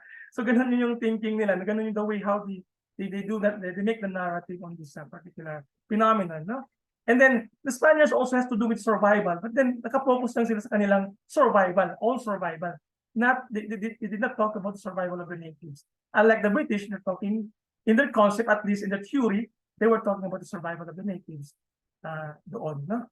Ganon yung itsura ng yung coverage ng Pangayaw Tausog sa ating pag-aaral na napansin natin na pasok itong mga iba't ibang teorya na nabanggit kanina na kailangan natin pansinin. Ano? And then, just a takeaway, sa ating pag-aaral din, lumalabas na this is a shared practice, no? Yung itong raiding na ito. In the past, raiding is a shared practice. Tawagin mo man yan na pangayaw, tawagin mo man siya privateering, tawagin mo man siya na entrada or expedition o ano man itawag mo dyan, woku ng mga Japanese. Ano yan siya, kumbaga sa panahon natin, pandemic siya, parang uso siya, kumbaga yun talaga ang ginagawa ng mga tao ng mga panahon na yun. So ganun siya. And then, contextualize din, ibig sabihin pantayo. Kung ano yung tingin natin sa gawain na yun talaga yung pinapanindigan natin. Ang tingin kasi ng mga tagalabas na parang na-pirate tayo. But for us, it's a raiding. Yung nga, sinabi ko kanina, common siya sa lahat. At yun ay may kinalaman sa ating survival and the rest na binanggit natin dito sa loob ng mga bilog-bilog na ito. No? And then, sinasabi rin natin na itong pangayaw nito, cycle siya, no? Mayroong usapin ng paggagantihan. At lahat ay pwedeng maging biktima at pwedeng maging perpetrator. No, kahit sino rito pwedeng maging biktima, pwedeng maging perpetrator. This is not a matter of Muslim and Christian issue, Spaniards and the Muslims. Hindi ganun siya eh. This is talagang rampant siya, ginagawa ng lahat. Minsan pa nga, may sa akin nabanggit na sa aking pag-aaral, kahit mismo mga tausog, ninangayaw nila, kinakaya nila yung kanilang kapwa tausog. Binibenta nila sa Indonesia. Yung mga ganun eh. And then ito namang mga dumas natin, ganun din, no? Usapin. And the Indios, also ganun din. No, may mga ganun na gawain in the past na dahil lang sa mga ginawa ng mga Kastila at ng tagalabas na sa kanilang mga narratives, lumalabas na parang yung nga na where the masama tayong parang in fact, ganoon lang naman yun. Yun ang trend ng mga panahon na yan. Yan ang uso na gawain. Although unti-unti siyang nawala, although hindi masyadong nawala dahil may mga traditories na naiwan sa atin. No? At nagpapatuloy sa ibang mga katawagan at sa ibang mga ekspresyon. No? Pero but then yung pinakapunot dulo, pinakalundo ng bagay na ito, ay in the past, ganito talaga siya. Malawak siya, ang coverage. In fact, yung mga Bisayan, yung mga ngayaw na Bisaya, no, mga hangaway na tawag nila, umaabot ng China para lang gumawa sa mga gawain na ito. And then tayo mga tausog naman, umaabot ng Indonesia, and the rest, in fact, meron din iba na parang somewhere na near the mainland area ng Malaysia, umaabot sila doon. So, Australia also. So, ito ay shared, ulitin ko, ito ay gawain in the past na ginagawa ng lahat, no? At yung itong mga tagalabas na pumunta sa atin, ganun din na ginagawa.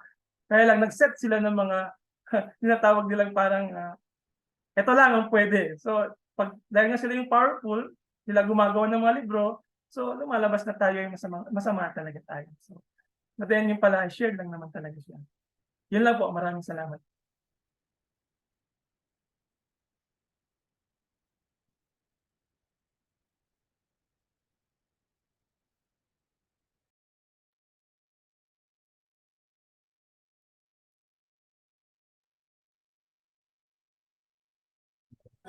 Sir Cams, thank you. Thank you very much sa presentation.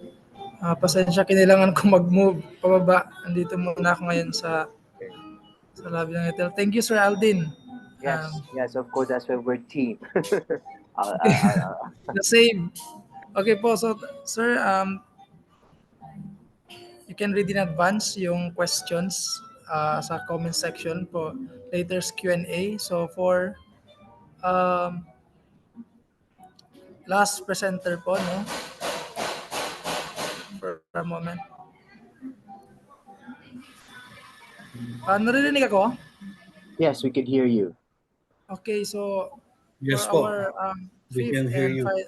final presentation ng panel 3, si Dr. Arvin Dineros Ebalio. He will be joined by his wife, Ma'am Mia Borromeo Ebalio. So they are from the University of Santo Tomas Institute of Religion. So Dr. Arvin Dineros Ebalio is a professor of Catholic Theology at the University of Santo Tomas, holding the rank of full professor.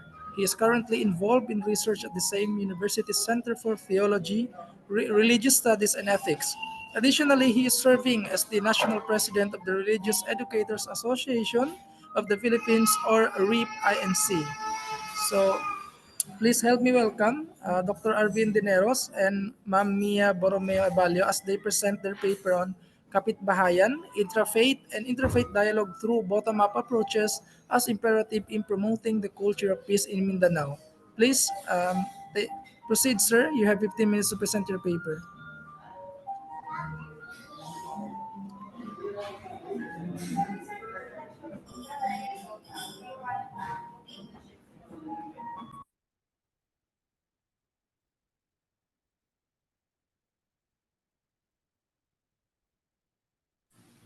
Thank you. Allow me to share my screen.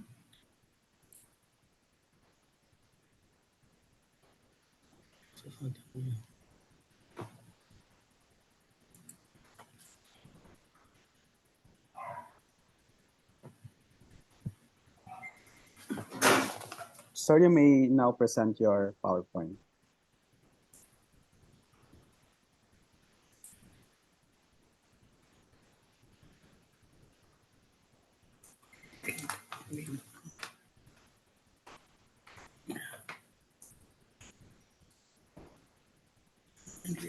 to read me.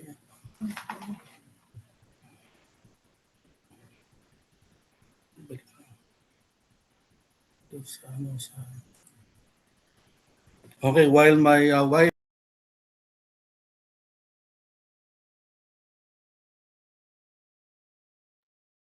Sir, we can't hear you. Your microphone. Hello. Okay, while my wife is fixing or preparing the PowerPoint presentation, good afternoon to all. Nung nakarang araw, malungkot po ang bansa dahil sa tinatawag na hiwalayang kanyel at tila ba naging isang usaping pambansa at tila ba mas mahalaga pa sa usaping kapayapaan sa ating minamahal na Mindanao. As Christian Catholics in Luzon, we stand in solidarity with the people of Mindanao to achieve lasting peace and prosperity. We appreciate the opportunity to present our paper titled Kapitbayahan, Interfaith Dialogue through Bottom-up Approaches as Imperative in Promoting the Culture of Peace in Mindanao. Do you see my presentation? Yes, we can see your presentation. Yes. Okay. I am Arvin Diaballo from UST teaching theology, and my wife is here, Mia Borromeo Ballo, teaching Christian living, religious education, and theology at De La Salle University. Peace is still elusive in Mindanao due to power struggles that continue to exist. Na-present na yan kahapon, yung context ng Mindanao. One of the difficulties that the Bangsamoro Transition Authority is currently experiencing is the pressing need to foster a culture of peace that is incorporated into daily life across the region's households, neighborhoods, NGOs, schools, and religious institutions. On this note, we recommend a kind of neighborhood or kapitbahayan approach or way or mechanism that involves interfaith dialogue from below, intrafaith from above pala yung interfaith, intrafaith from below dialogue using different bottom-up approaches as necessary in promoting the culture of peace in Mindanao. Para ma-appreciate nyo, di ba pagka nagiinuman ng mga kalalakihan, pag sinabing bottoms up, galing sa ibaba. Ibig sabihin nito, ang aksyon, ang kaganapan, ang pagpapalakas ay galing sa ibaba sa sangkot ang ibang sektor ng lipunan, katulad ng kababaihan, kabataan, etc. This article suggests that interfaith and intrafaith dialoguing are important to prevent internal conflicts and foster acceptance and appreciation for other religions and religious beliefs. The following are our objectives: to present the current situation of the BRLN, to justify the significance of interfaith and interfaith dialogue using the language of Pope Francis in Solidarity, and explain the concept of peace. Meron palang malalim na kahulugan ng kapayapaan according to the Catholic social teachings.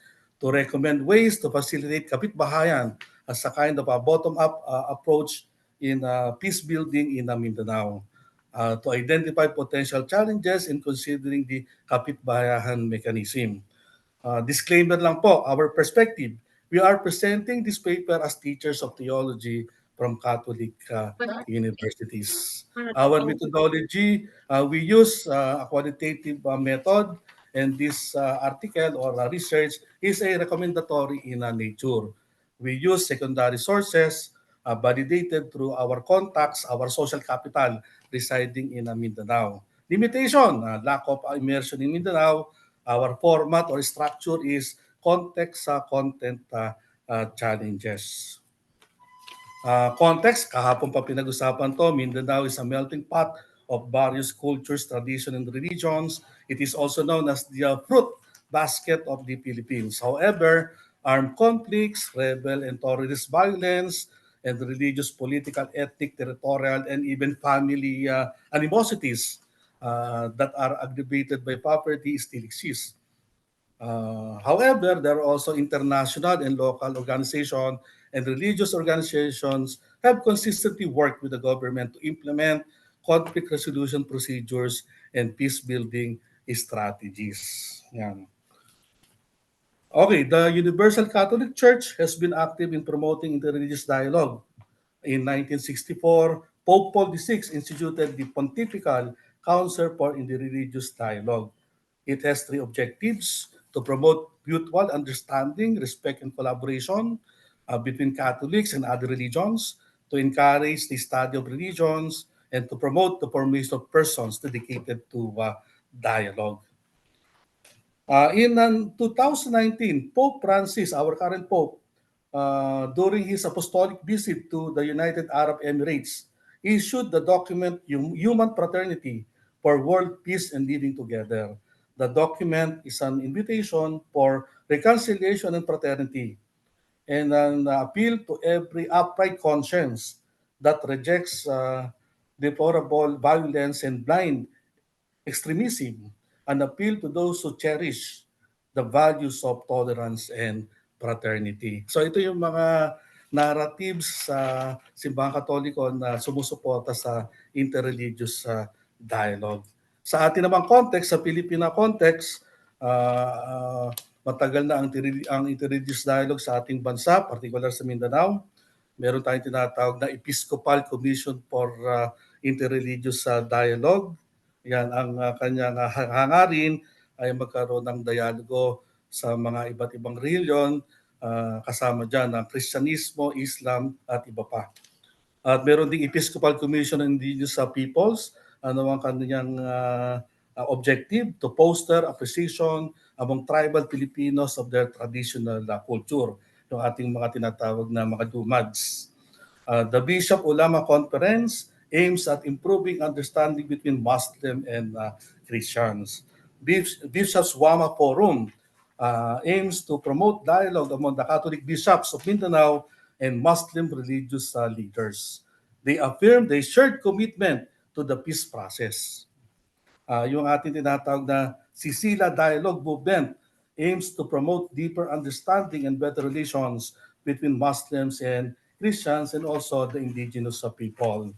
Yung Salam Foundation, ang kanilang focus ay maghain ng social and literary agenda sa mga kapatid natin, lalo-lalo na sa Mindanao. Yung tinatawag nating Peace Advocates of Zamboanga, it is a Catholic organization that works for peace. Inter-dialogue centers located in many dioceses and parishes in Mindanao. Yung tinatawag natin Education for Peace Centers, part ng curriculum ng mga eskwelahang pribado ay yung ibahagi sa mga estudyante yung tinatawag nating kahalagahan ng kapayapaan. Okay, siyempre hindi natin makakalimutan ang pinagmamalaki nating si Bishop Benvenido Tudtud. Siya ang tinatawag nating champion of the Muslims. He worked among Muslims and he was eager to reconcile Christian and Muslims through what he called a dialogue of life. Kahapon meron nagbahagi na dapat daw pag-usapan sa sulok-sulok sa baba yung mga kabayanihan ng mga nagbigay ambag sa kapayapaan sa Mindanao. Sana isama natin yung kwento o yung naratibo ng ating minamahal na si Tatay Bito, siya si Benbenito Tudtud. Siguro panahon na rin na nagse-celebrate ang Katolisismo ng 500 years, panahon na rin na siguro na tayo ay mag-sorry sa naging madugong hidwaan ng Kristiyano at Muslim, lalo-lalo na nung panahon ng pananakot ng mga Espanyol. Ang ibabahagi ko ngayon ay yung mga naratibo, yung mga canons, mga naisulat para pasiglahin pa yung tinatawag nating interfaith dialogue. Huwag natin kakalimutan ng Nostra Aetate. So kung merong quiz mamaya, kung ako teacher, isasama ko to. Ito ang Biblia, ito ang dokumento ng Simbahang Katoliko na nagsusulong ng interfaith o interreligious dialogue. Mahalaga din pag-usapan ng Populorong Progreso. Ang pinag-usapan natin ay kapayapaan. Sabi sa Populorong Progreso, the new name for peace is development. Yan. Kung mayroong progreso o may asenso, tiyak magkakaroon ng kapayapaan. At ang kapayapaan o development ay integral o yung tinatawag nating holistic. Development cannot be limited to mere economic growth. It has to promote the good of every person in his or in her totality. So mahalaga din yung sinulat ni Pope Francis, yung Fratelli Tutti. It proposes fraternity and social friendship as the ways indicated to build a better, more just and peaceful world with the commitment of all people and institutions. So pasok na pasok so sa tinatawag nating interfaith dialogue. So okay, ang aming proposal ay kapitbahayan. Ang tanong natin ay sino ba talaga yung ating kapitbahay? Ang Panginoong Hesukristo mismo ang sumagot kung sino ang ating kapitbahay. Di ba? Dalawa daw ang mahalaga. Mahalin ng Diyos at mahalin ng kapitbahay. Pero sino ba talaga ang ating kapitbahay?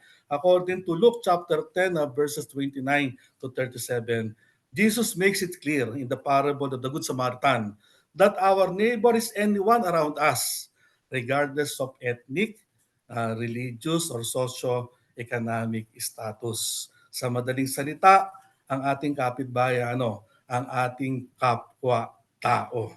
Ayan. Okay, panahon ng synod na nagaganap sa Simbahang Katoliko, ito yung isang tinatawag nating pagtitipon. Ang tawag natin ay walking together on the road to dialogue in solidarity with the poor, with the other people, with the other cultures, and with other religions. So bahagi ng synod on solidarity, yung tinatawag nating pakikipagdialogo sa iba't ibang reliyon. Bibigay ko ngayon yung presentation sa aking misis. Siya naman ang bahala sa practical na aspeto ng aming presentation. Assalamualaikum, magandang hapon po sa mga nandito sa ating conference. Bilang isang masunuring may bahay, pagpapatuloy ko po ang aming pagbabahagi sa aming pinagsaliksikan. The kapitbahayan is a kind of bottom-up mechanism wherein people from the grassroots level are trained and empowered toward dialogue and peace building. It's the opposite of the top-down approach, which means here in our paper, we wish to emphasize the participation, especially of those in the grassroots. If we are to teach this in the Catholic social teachings of the Church, it is in convention with the principle of subsidiarity as opposed to the principle of centrality. The neighborhood approach is a community-based decision-making process that responds to multi-sector needs, example on the issue of peace building. This approach is shelter-led but settlement-focused. In 1984, if I may mention, the Secretariat for Non-Christians published the attitude of the Church towards the followers of other religions, reflections and orientations on dialogue and mission, known as dialogue and mission or known as the four forms of dialogue. Here, we are also basing the inspiration of this paper to these four forms of dialogue, which are the dialogue of life, dialogue of action, dialogue of theological exchange, and dialogue of religious experience. Interfaith dialogue, or inter, means between, among, and in the midst of, mutually reciprocally together. So interfaith is different religions being together. On the other hand, and intra means within, inside, on the inside. Intrafaith in this context is one religion examining itself in light of its interfaith experience. We need both to understand another religion and to reappropriate our religion in light of new understandings and relationships.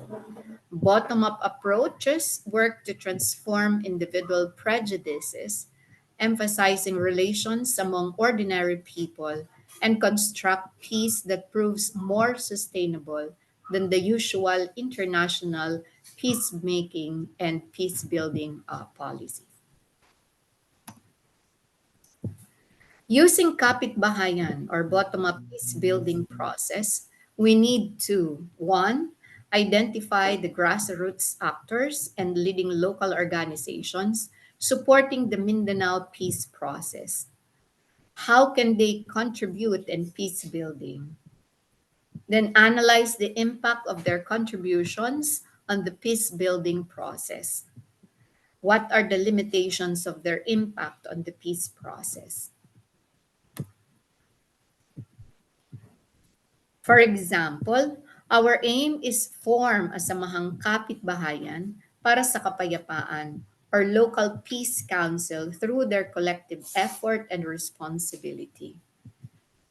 Peace or shalom means overall harmony that is also synonymous with integral development that involve and empower the following: leader, chieftain of indigenous people, leader of basic ecclesial communities, leader of a Muslim community, lupon ng katarungan o tagapamayapa sa mga barangay, women, youth, person with disabilities, senior citizens, people's organizations, environmental advocates and organizations, even local historians. And here we have also included another sector and different other sectors rather in our proposition to realizing kapitbahayan. And these are the Parents Teachers Association, the BHW or the Barangay Health Workers, community organizers, non-government organizations, and most importantly, the basic unit of our society, which is none other than the family. I'm sorry to cut in, Ma'am. I think you might want to consider wrapping up your presentation, folks. You only have 2 minutes left. Thank you. I'm on the last slide. Since the concept piece is holistic, we are to conduct holistic activities as well as peace building activities, peace advocacy projects, peace governance, coexistence, and all the rest that are included in the slides. Also, we have to consider responding and finding means to approaching these challenges. How can we build trust with one another? How they can sustain their local peace council? At kung paano pa ito mas mapalalakas at sa paanong paraan at kung pwedeng mapanghimasukan ng mga politiko at gamitin sa eleksyon. In conclusion, we believe as advocates of peace and as members of the academy, ang pagkamit sa kapayapaan ay punong-puno ng pagsubok. Ngunit sa tulong ng ating kapwa, ng aking kapitbahay, at sa pamamagitan ng kapitbahayan, mararating din natin ang rurok ng ating mga mininiti. Maraming salamat. Yes. Thank you for your presentation. Okay. Assalamualaikum. Salam. Okay, so now we would like to wow, there was a long topic. We have 5 presenters. So yeah, we'll see if there's any questions. Anyone would like to ask questions? By the way, Mr. Gur cannot join us, so I have to take over. I'm also part of the Bangsamoro Research Legal Network. Okay, any questions from our audience? Okay, so there was a lot of topic that we have discussed. Yes, questions? Yeah, I think. Yes, there is. Yes, De Castro from the UP Mindanao. I see. My question is to Sir Muhammad on the Pangayaw of the Tausugs. Sir, it was great that you traced the evolution of the concept no, and adopted a pantayong pananaw approach in the sense na we look at it as an indigenous category wherein the Tausugs engaged in economic raids rather than simply seeing it from the context of foreign writers and judge it vis-a-vis whether there's license to trade or to engage in a kind of activity. But in the last slide, I saw the phrase "Janus faced politico." Might it not be contrary to the call for pantayong pananaw to invoke a Western concept in that sense? And second, have you come across any local category which might accurately reflect this, kumbaga, shifting loyalty or what the Romans would call the Janus phase politico, instead of using it in the pantayong pananaw kind of framework? That's my question, Lapas. Can I answer it now? Yes, go ahead. Yes, please go ahead. Actually, it's the theory coming from Dr. Aguilanes, and I'm trying to preserve what is written in his book. Actually, I use the term he used in the book, which is Janus, things like that. So, as much as possible, gusto ko yung ma-maintain yung originality ng kanilang concept, pati na rin yung term. Kaya yan ang ginamit ko. Pero, pwede naman yun, pag-usapan yun. Pero kailangan ko magpaalam kasi baka mabago ko yung kanyang konsepto. No? Pero as of now, yun talaga ang ginamit ko kasi nga gusto ko talaga mapalapit doon kung ano yung pinag-usapan mo sa kanilang teorya. Salamat. Follow up Thank lang, you, sir. ginawa mo bang pantayong pananaw? Did you use it?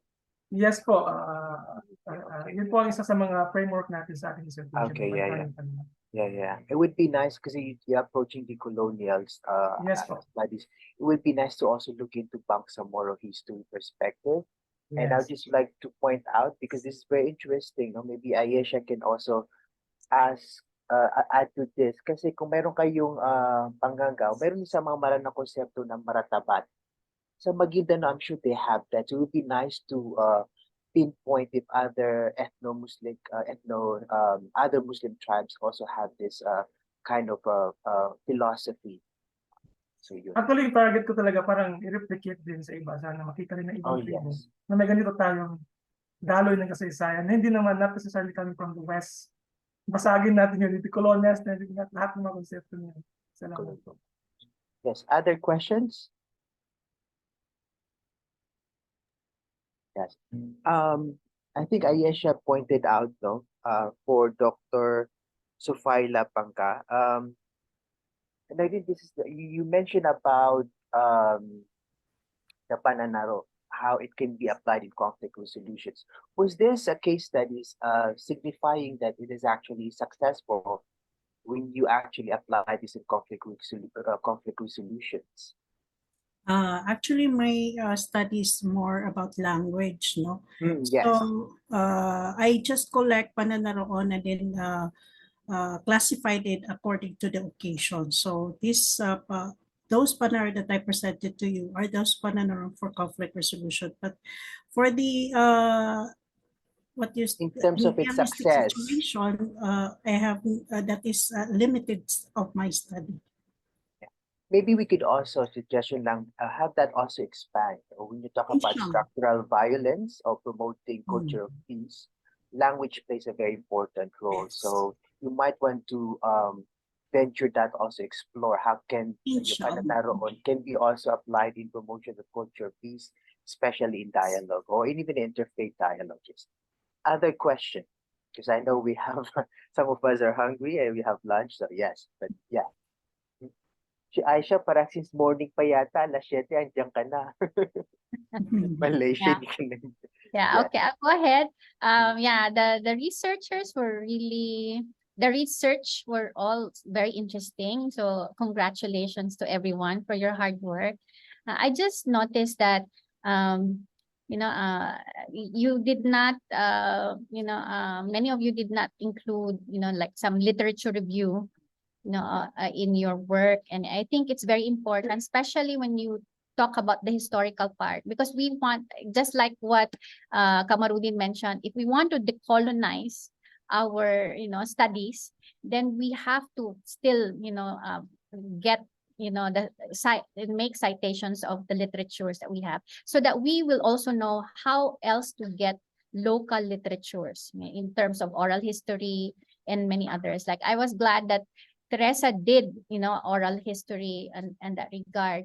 But I wanted to ask Teresa whether, both the Mandaya and the Kalagan ethnic groups, were you able to find out if they basically they come from the same group, knowing very well that they belong to the same area and they share the same language? So I wonder what happened, throughout the history, because we might it will be important to find out, how closely related are both groups, considering that the Mandayas how do you call that? They do not have any religion, but of course many of them were animists, while the Kalagan embraced Islam later on. So this is another component of your study that in fact will be very interesting.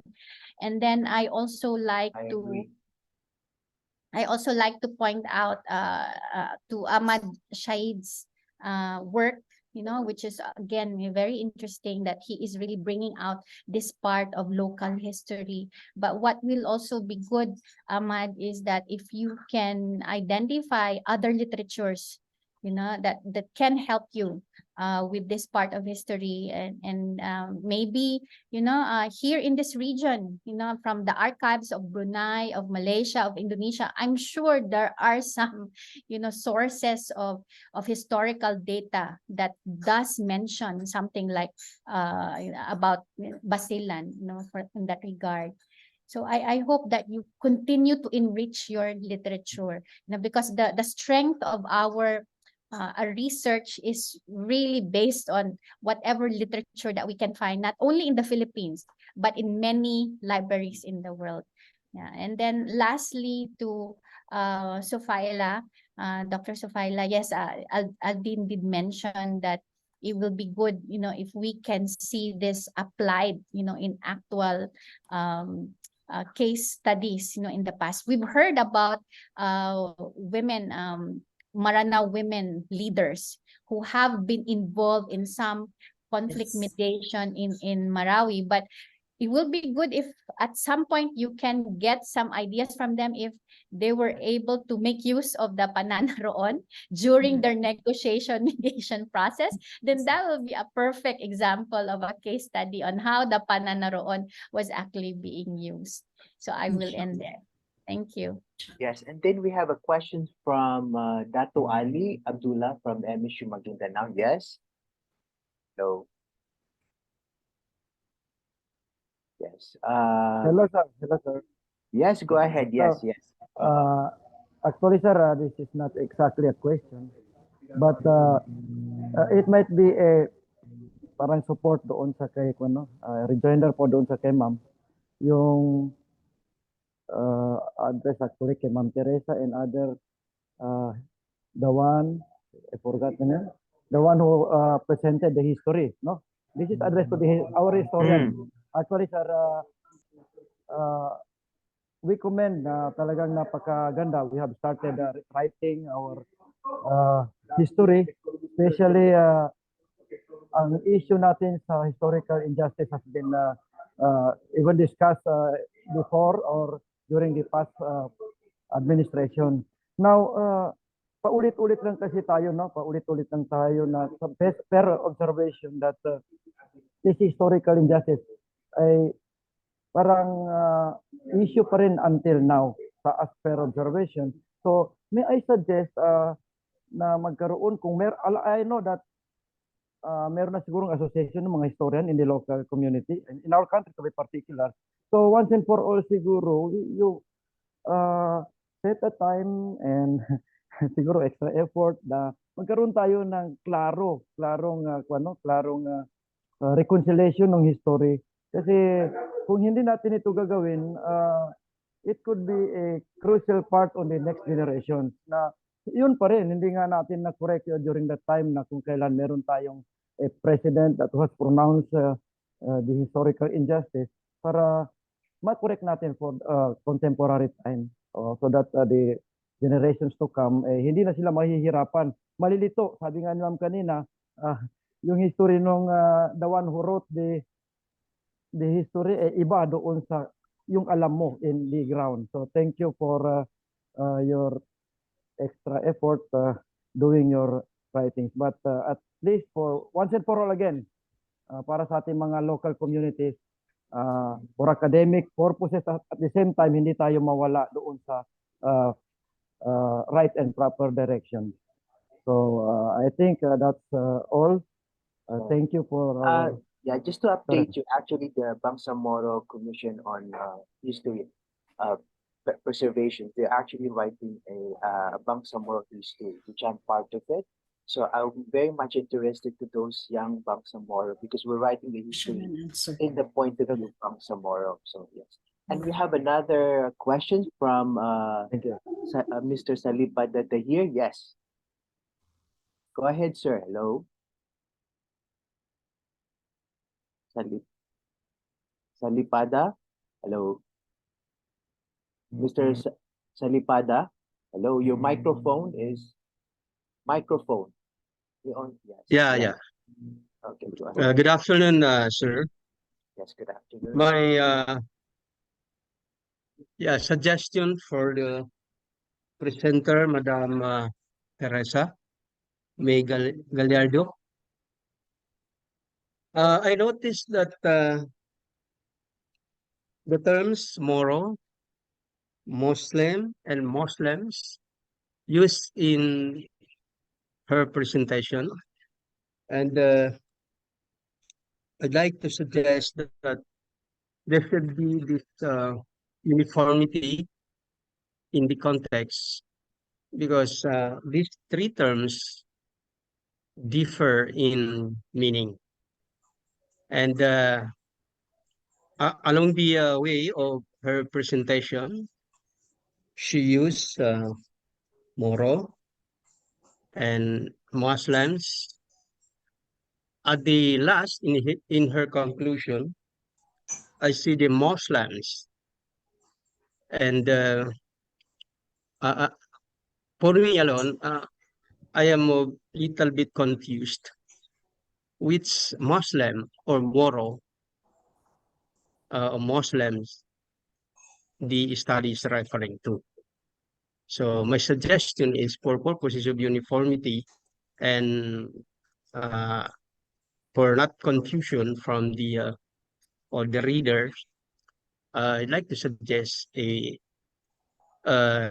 definite term which shall be used in the study. Thank you very much and good afternoon. Yes. Yeah. Okay. Yes. Okay. Go ahead. Yes. Okay. Thank you for that one, Sir Tahir, and then of course, Professor Ayesa. Yes. I agree with the use of the interchanges on the use of term during my presentation. The Moro, and then of course the Muslims and Muslims. I used that one in reference to the documents that I was able to collect and gather during the writing of this research paper. But anyway, in terms on the use of the Moro, yeah, I know for a fact kasi ito yung isang kadalasang historical injustices, no, that we can be hearing from our Muslim brothers and sisters. But kasi alam naman natin, no, the word Moro during the early colonization, it refers to the inhabitants, the Muslim inhabitants in the archipelago when the Spaniards arrived here in the Philippines. And then nagiging derogatory siya, nagiging negative siya as a result of that Moro Spanish War. So that the Muslims were savage, pirates. But in my study, during the resistance, I use the word Moro because it's the other way around.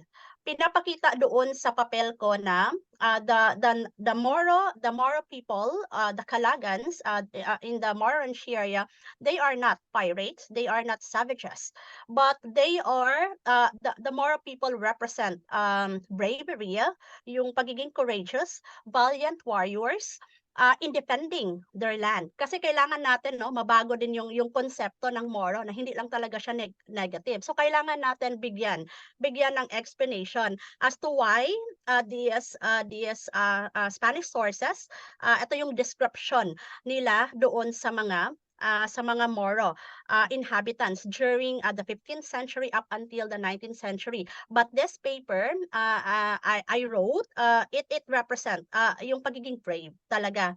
And because of that bravery, they were able to defend the land, no? They were able to defend the land, and Tagum remained to be unoccupied, uncontrolled by the Spaniard.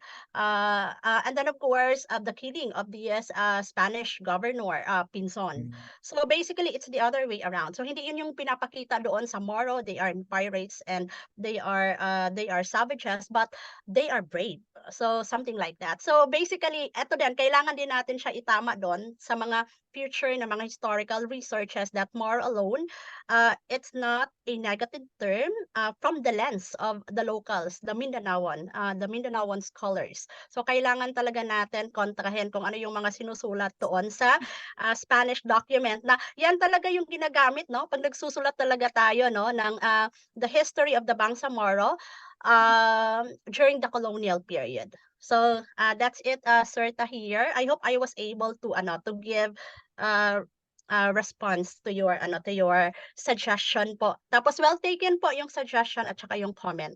Thank you po. I would like to reiterate and perhaps elucidate what Mr. Tahir was trying to point is number one, the concept of Moro or Bangsamoro came about in 1924. So yes, the Spanish may have introduced the Moro, but the Muslims in Mindanao totally rejected the idea of Moro. In fact, until now, there are some Muslims who refuse to be called Moro. So if we, I think the concept of what you call it? Yeah, I think the concept of Moro only became was reconstructed or rather constructed during the time of the MNLF where it became positive. So to be consistent, siguro, I don't think, in my point of view as a history major, I don't think so during this time, the Muslims just accepted the concept of Moro, and we cannot say that you're making it too positive because it was only the march during the MNLF.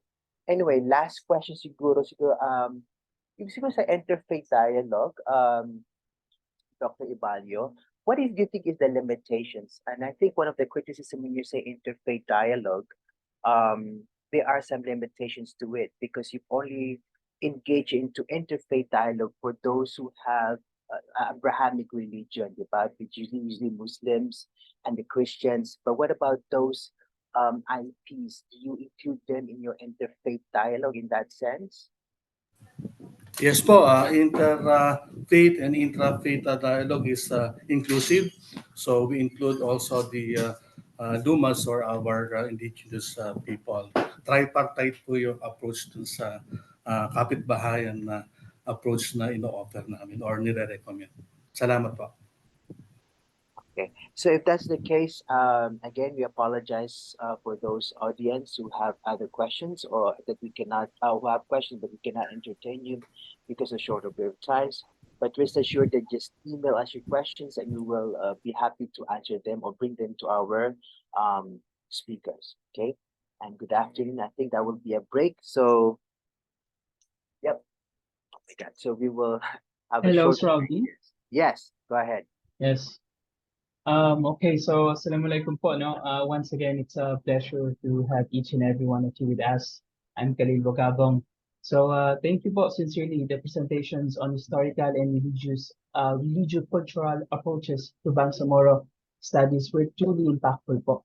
So to ensure, no, to ensure that we conclude on schedule, there has been a change in plans, and we would like to ask for a favor. No, we would like to implore our participants, no, everyone.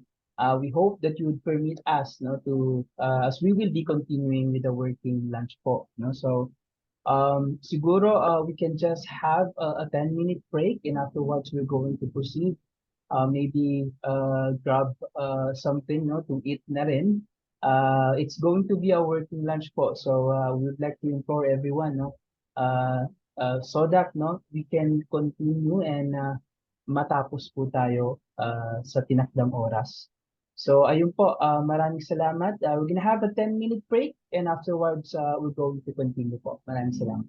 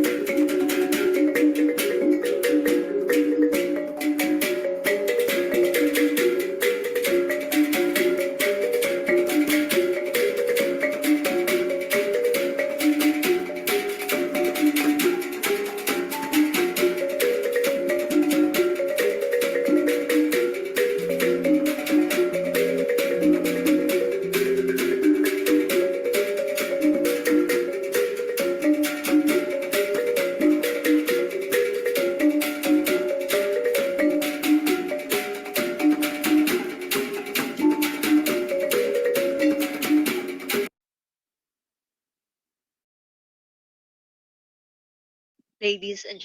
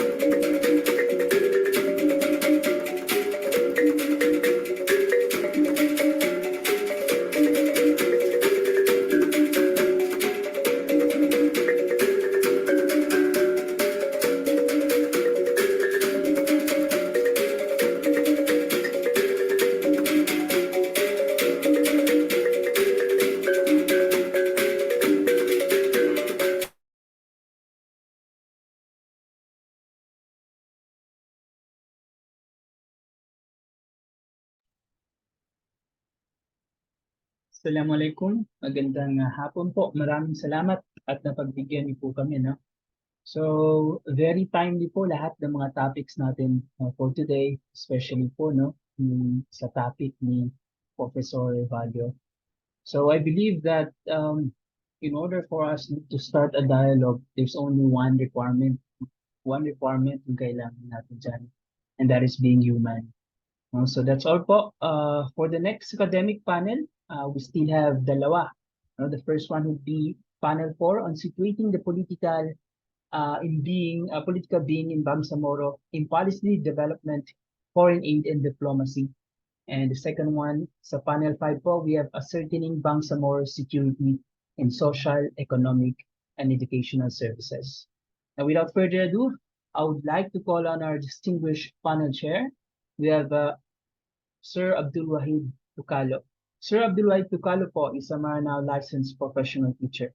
He holds a BA in secondary education, majoring in English from Notre Dame University, and an MA in English language education from De La Salle University, Manila, both funded by CHED scholarships.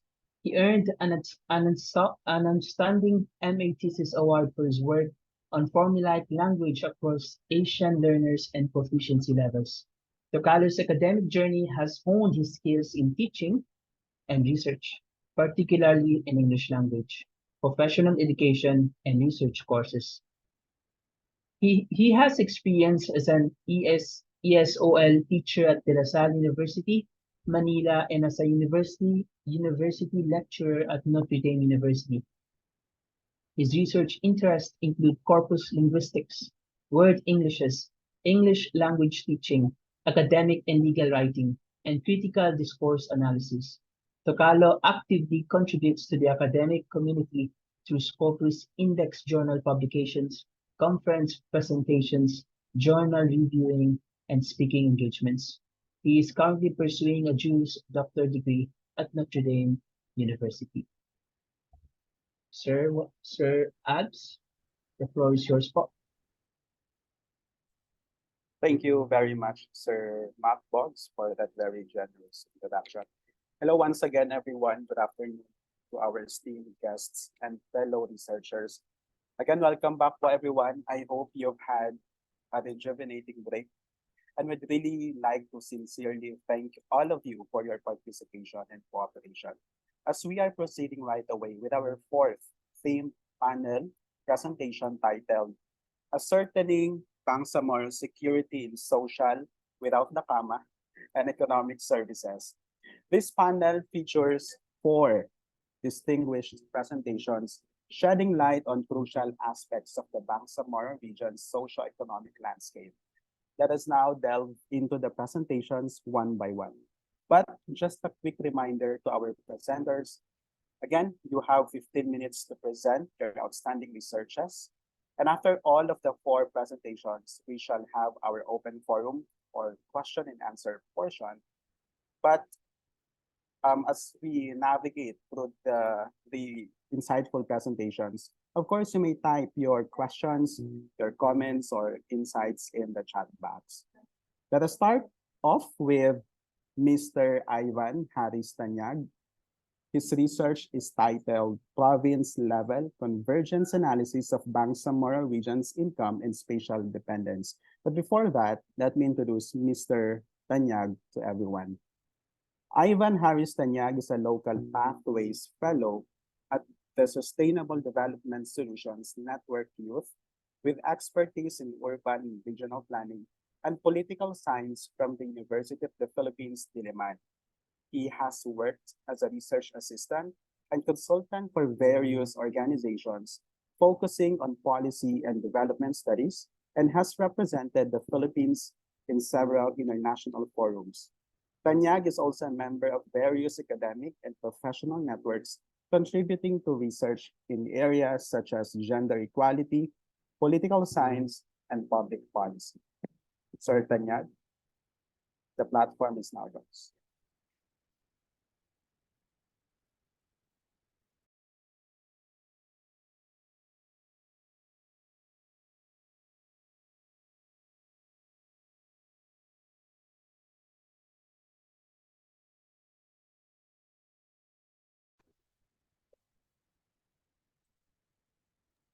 Your Hello. microphone is not on yet. Go ahead. We could hear you. Okay, great. Assalamualaikum warahmatullahi wabarakatuh.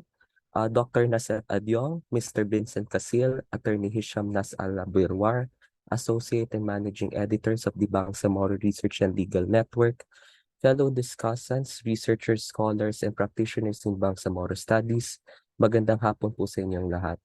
Today, I'll be discussing to you about income convergence and spatial dependence among the municipalities in the Bangsamoro region.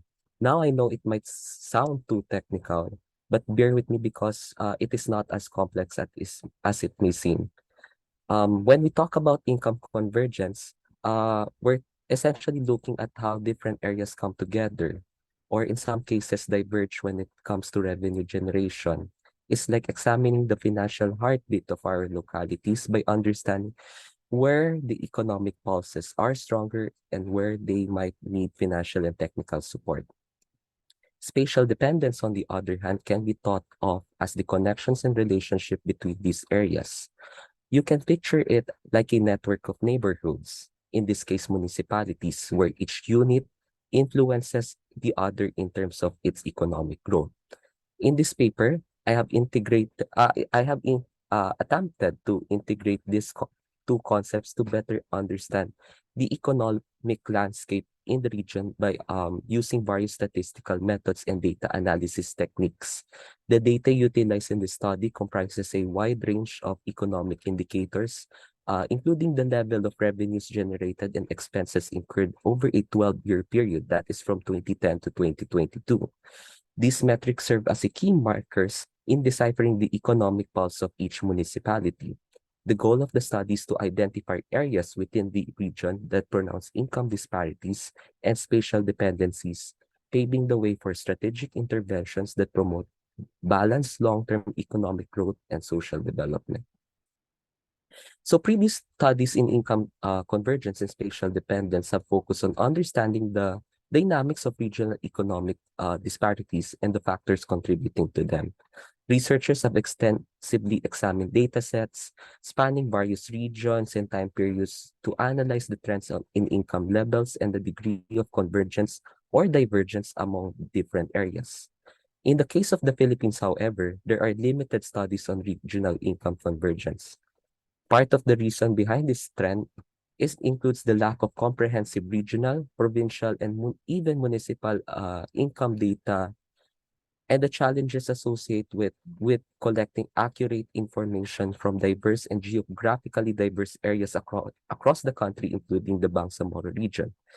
Some publicly available database, including the Cities and Municipalities Competitive Index of the Department of Trade and Industry, the Quick Stat of the Philippine Statistics Authority, and some reports issued by the Commission on Audit, only focuses on a certain time period, which makes it difficult to conduct time series study on income convergence in the Philippines.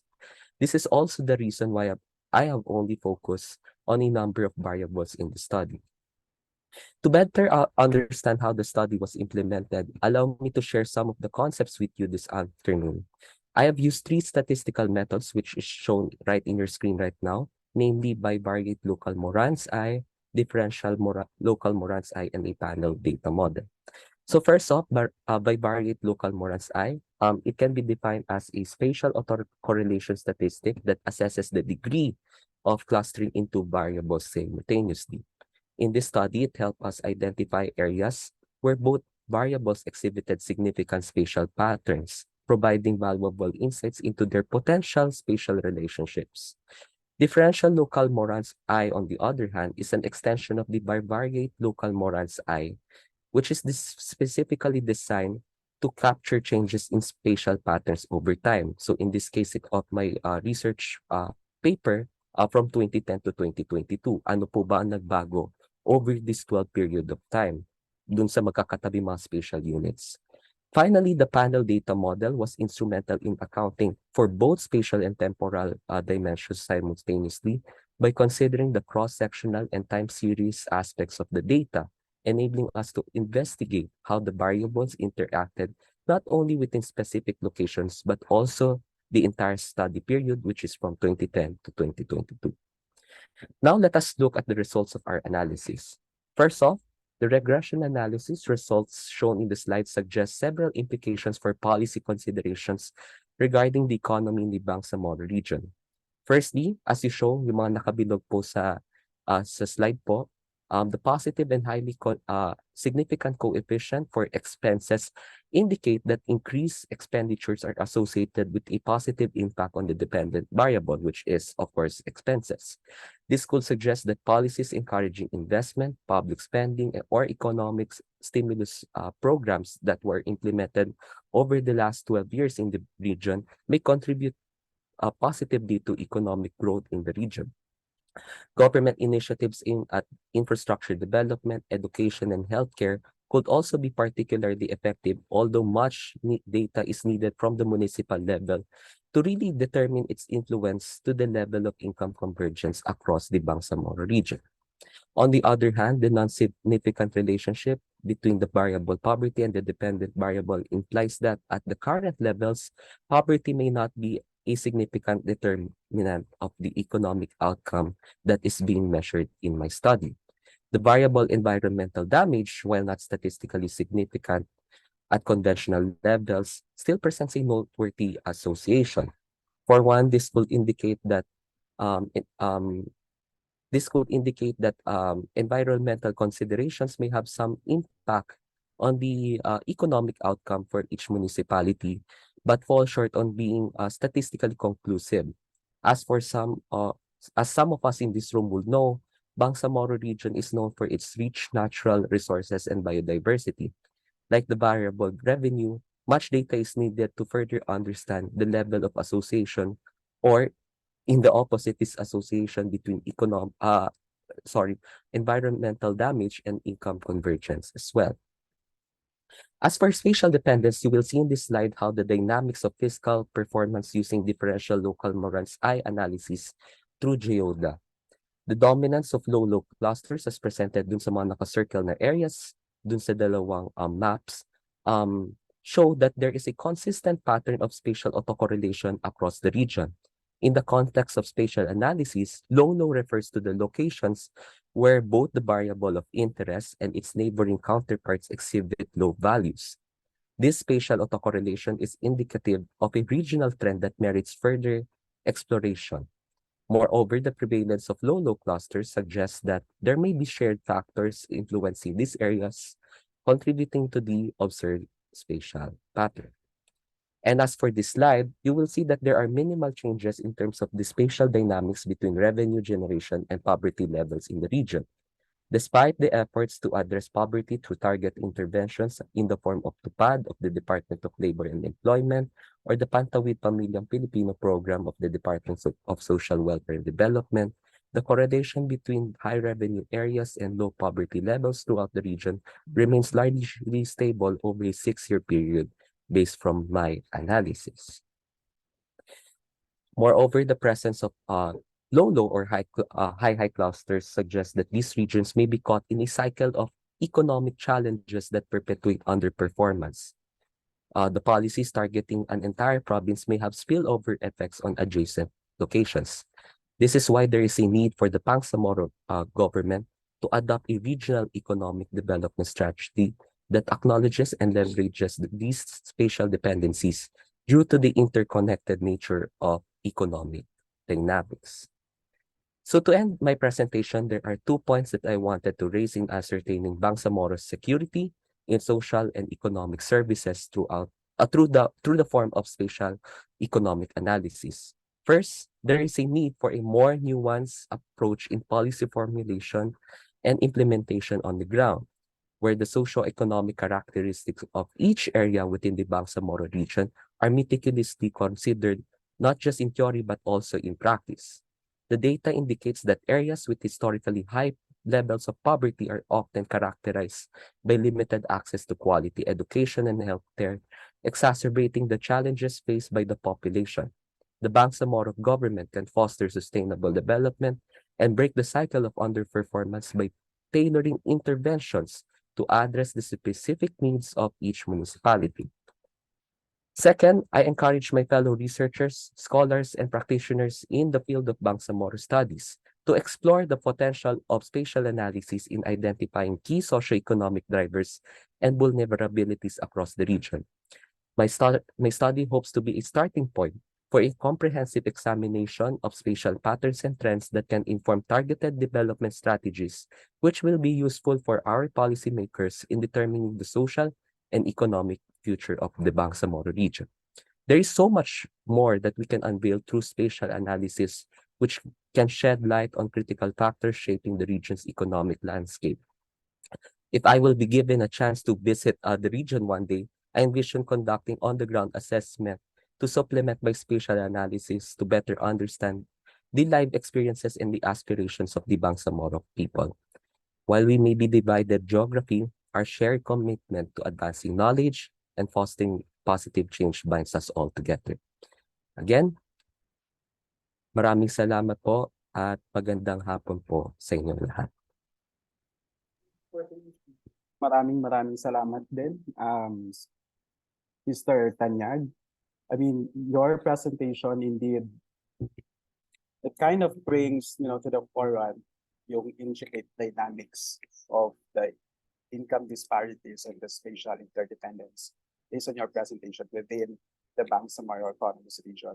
And your detailed analysis, of the municipal income inequality and the influence of the neighboring provinces on each other's income levels would really provide every one of us here crucial insights. Once again, thank you very much. Maraming salamat din po. Would entertain questions later on po. Thank you. We shall now proceed with the next presenter.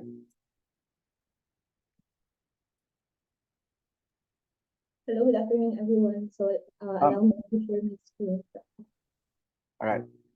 Miss Kiisha Ann S. Dakis is a political science graduate from the Ateneo de Davao University, where she was awarded the Best Thesis Award at Gawad Siyasat 2023. Currently, she works as an administrative or research assistant for the gender study of the MTCI project under the World Bank Group. Everyone, please help me welcome Ms. Kiisha Ann Dakis. Her presentation is titled The Views, Experiences, and Recommendations of Muslim Women in the Bangsamoro region on divorce. I think many of us could really resonate with the topic. We're looking forward to your presentation now. Go ahead. Let me just share my screen for a while. By the way, I'm using two devices, so I think parang naka-disable po siya sa isang device ko po.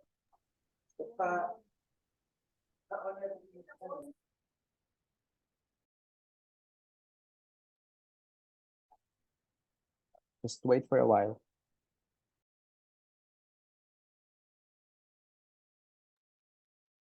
You may now present your PowerPoint. Thank you. Is my screen visible na po? Yes, it is. Okay. So, good afternoon, everyone.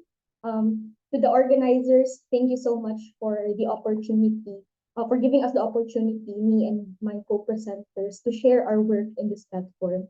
So, as I was listening to the presentations earlier, nakarelate ako. Sabi nga ni Dr. Arvin kanina, na malungkot daw ang buong bansa sa hiwalayan at pagtatapos ng 11-year relationship ng Katniel. So, hindi din biro ang 11 years.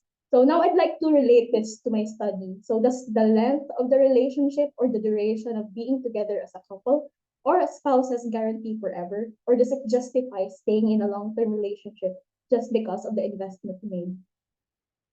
For better or worse, these are the words that symbolize the mutual understanding of a man and a woman to come together as lifelong partners. They commit to becoming one as most marriage vows promise. A successful marriage hinges on the full commitment of both spouses, but within the Islamic context, the authority to initiate divorce predominantly rests with men. While the wife does possess the power to dissolve the marriage, her rights in this regard are comparatively lesser. This perspective is often rooted in cultural and religious beliefs, and it does not necessarily imply any inherent weakness in women. Instead, it reflects a historical division of roles within the framework of marriage.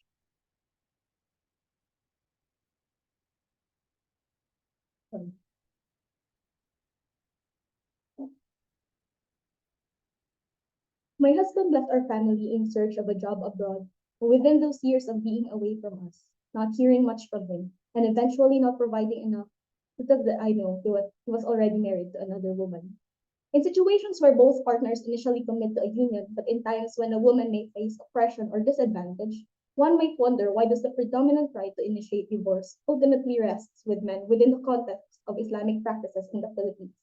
Thus, our study explores experiences, views, and recommendations of Bangsamoro Muslim women on divorce to provide an insight about the process of Islam divorce and their recommendations to improve their existing laws.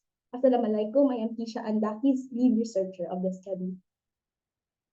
So to provide a brief background or context for our study, our curiosity was sparked by the realization that not many people are aware that divorce is being practiced in the Philippines, along with its specific processes and grounds as outlined in the CMPL or the Code of Muslim Personal Laws. So notably, the CMPL introduces two distinct ways to initiate divorce. So talak for men, constituting a no-fault type of divorce, and fast or kul'i, a no-fault type of divorce initiated by women. So this is noteworthy because the country is predominantly Christian and Christianity generally does not allow for divorce. So in fact, the Philippines, aside from the Vatican, is the only country in the world that does not legally recognize divorce. So it is important to recognize through the real, authentic accounts of those who have undergone this process that divorce is being practiced within Muslim communities in the Philippines governed by Sharia law, which permits it. So our ideal situation, ideally there should be studies that examine and address experiences, perspectives, and recommendations of those who have undergone divorce under Sharia law. However, most studies that have been conducted only emphasizes how divorce is allowed in Muslim communities, since Muslims use Sharia law as an institution of justice and does not tackle the inputs and recommendations at the grassroots level. So the present gap, which our study is trying to address, is a discussion about the perspectives and experiences of Muslims, especially Muslim women on divorce. So the study will also be beneficial and significant to shed more light on whether or not divorce should be legal in the Philippines, and recognizing that recommendations of Muslim Filipino women is also essential because they can help determine what and where to improve on existing Islam divorce laws. So for our theoretical framework, we use the Nancy Hartsock's feminist standpoint theory. Basically, it is a perspective that claims knowledge is derived from one's social position, and it describes how a person's day-to-day experiences shape or influence their opinions and develop a standpoint. So for our methodology, this study is a descriptive qualitative research conducted in BARM, Philippines. It focuses on individuals at least 18 years old who have undergone divorce. And the research design involves in-depth interviews using a purposive sampling method. So thematic analysis is also employed for data analysis, and the study follows ethical standards such as informed consent, positive participation, privacy and confidentiality, and of course, transparency.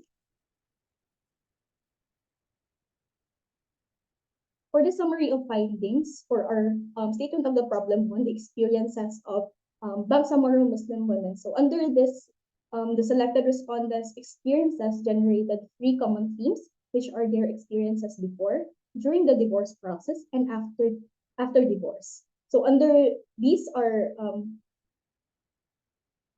four sub-themes generated in the experiences of Bangsamoro Muslim women before divorce, which are long suffering, alcohol or drug facilitated violence, third party in marriage, and lack of financial sustenance. So under the first sub-theme, the respondents generally experience enduring a long period of suffering in a dysfunctional and abusive marriage. Respondents have also expressed that they had to consider a lot of factors, including their children, financial status, and fear of being alone, which hindered them from immediately filing for divorce. So as they remain in a dysfunctional marriage, majority of the respondents experience violence along with it. So violence occurs when respondents struggle to settle disagreements and misunderstandings with their husbands. Respondents confirm that the influence of alcohol and drugs encourages aggression, which may heighten the risk of violence. Aside from the violence they face, their suffering is aggravated as they are forced to take on additional responsibilities left by their husbands while maintaining an illicit affair with another woman. Islam men may be granted with the right to marry to up to 4 legal wives, provided that the first wife consented to it.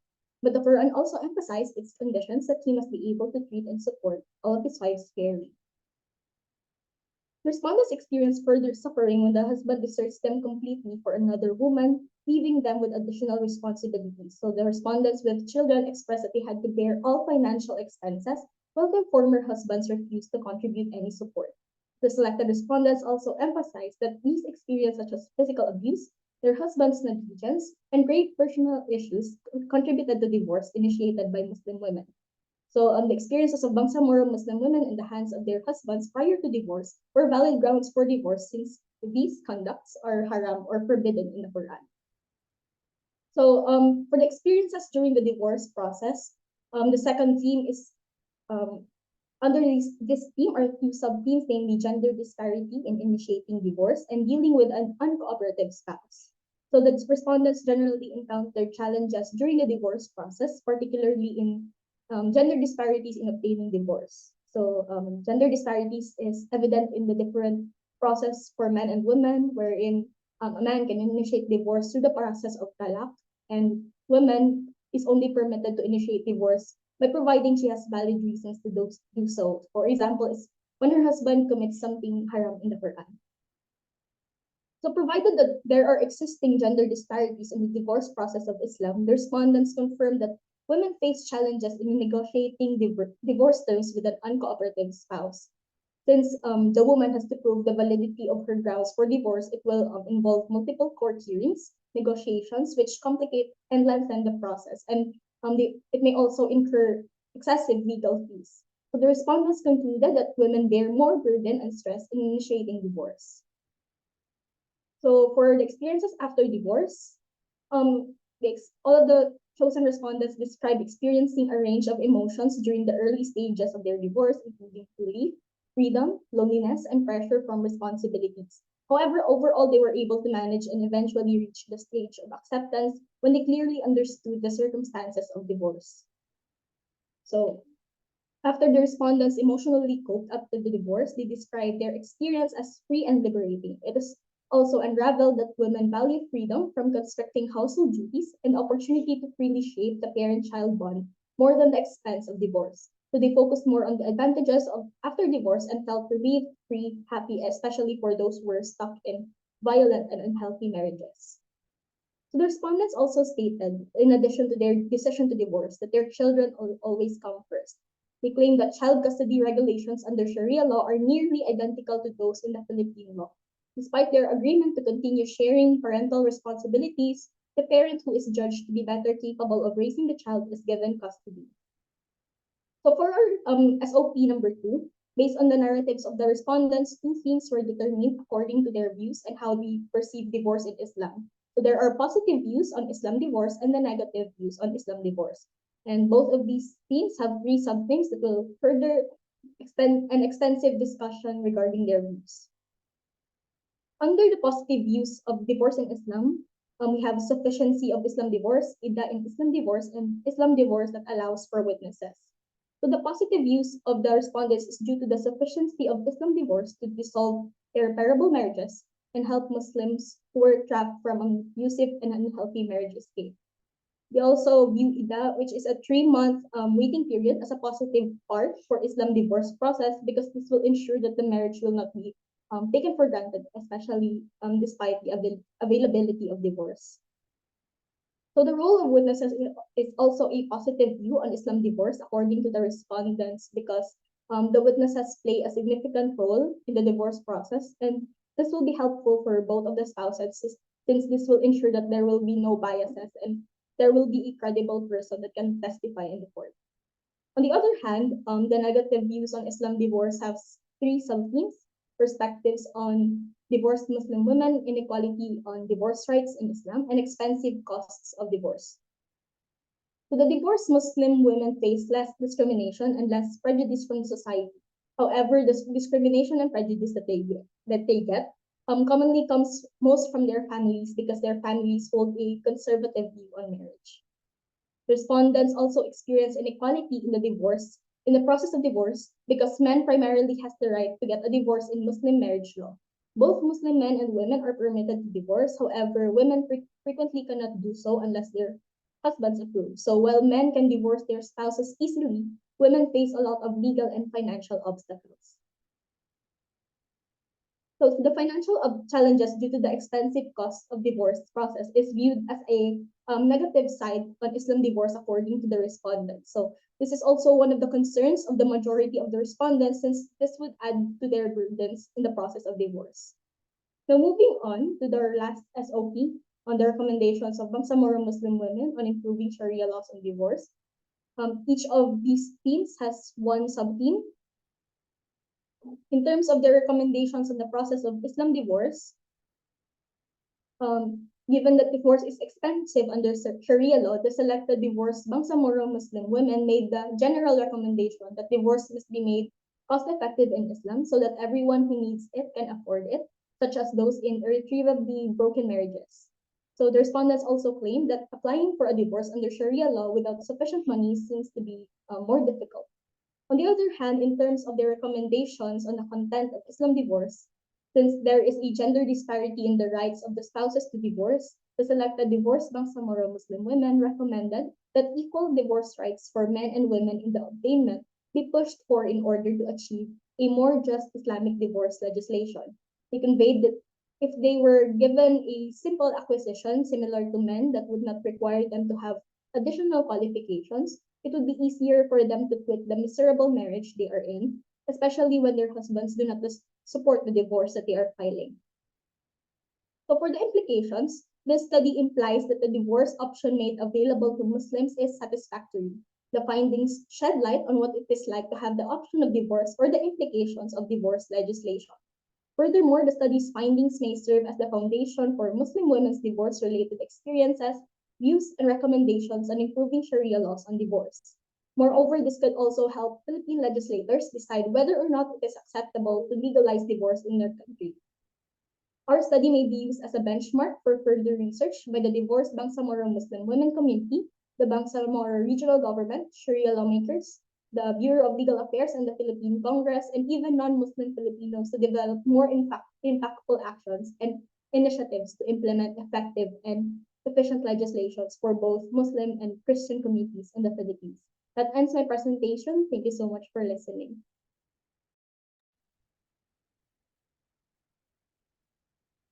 Thank you very much, Ms. Keisha and Bakis, for that very wonderful presentation. Your use of in-depth interviews really revealed, a nuanced narrative that highlights the challenges faced by women and the societal prejudices against divorced women. And what I also like about the study is it does not only focus on the experiences during divorce, but also the post divorce reflections and recommendations of the respondents. Therefore, it would really raise crucial questions. It would really have legal implications about gender disparities, access to justice, and the societal attitudes as well of the people. Once again, thank you so much, Ms. Bakis. Moving right along, we have the third speaker, who is Mr. Sherwin Toring. Sherwin Toring is an assistant professor at Zamboanga Peninsula Polytechnic State University, specializes in social studies education.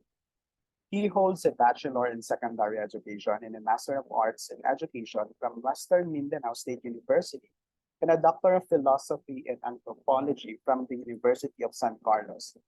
Toring has contributed to the field with publications like Pagbuka, Breaking the Fast Together, in the collaborative project Pagpanog, Sailing Through Zamba Sulta, History and Culture. Ladies and gentlemen, please help me welcome Mr. Sherwin Toring for his presentation titled Pacifying Descent to Market Liberalization, the Case of the Barter Trade in Zamboanga.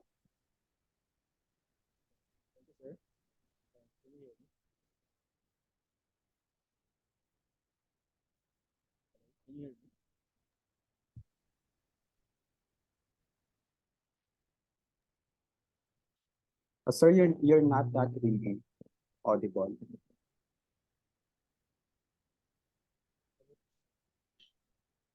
Can you hear me, sir?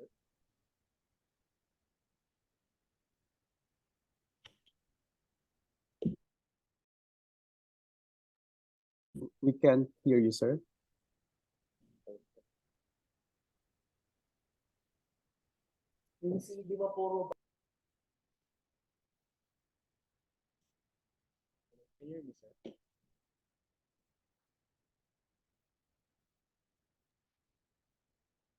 Yes, sir. Naririnig ka po namin pero medyo mahina po.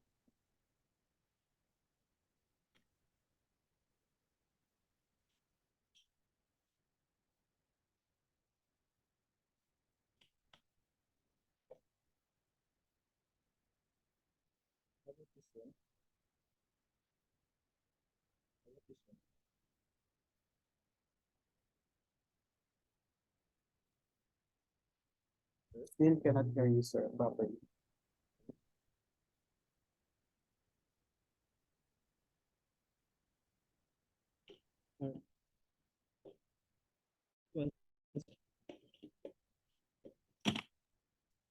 That's so much better po, sir.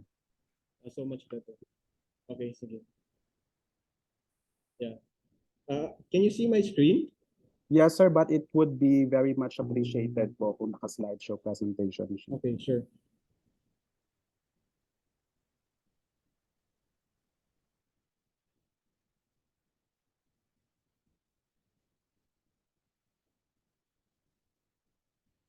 Is it on a slideshow now?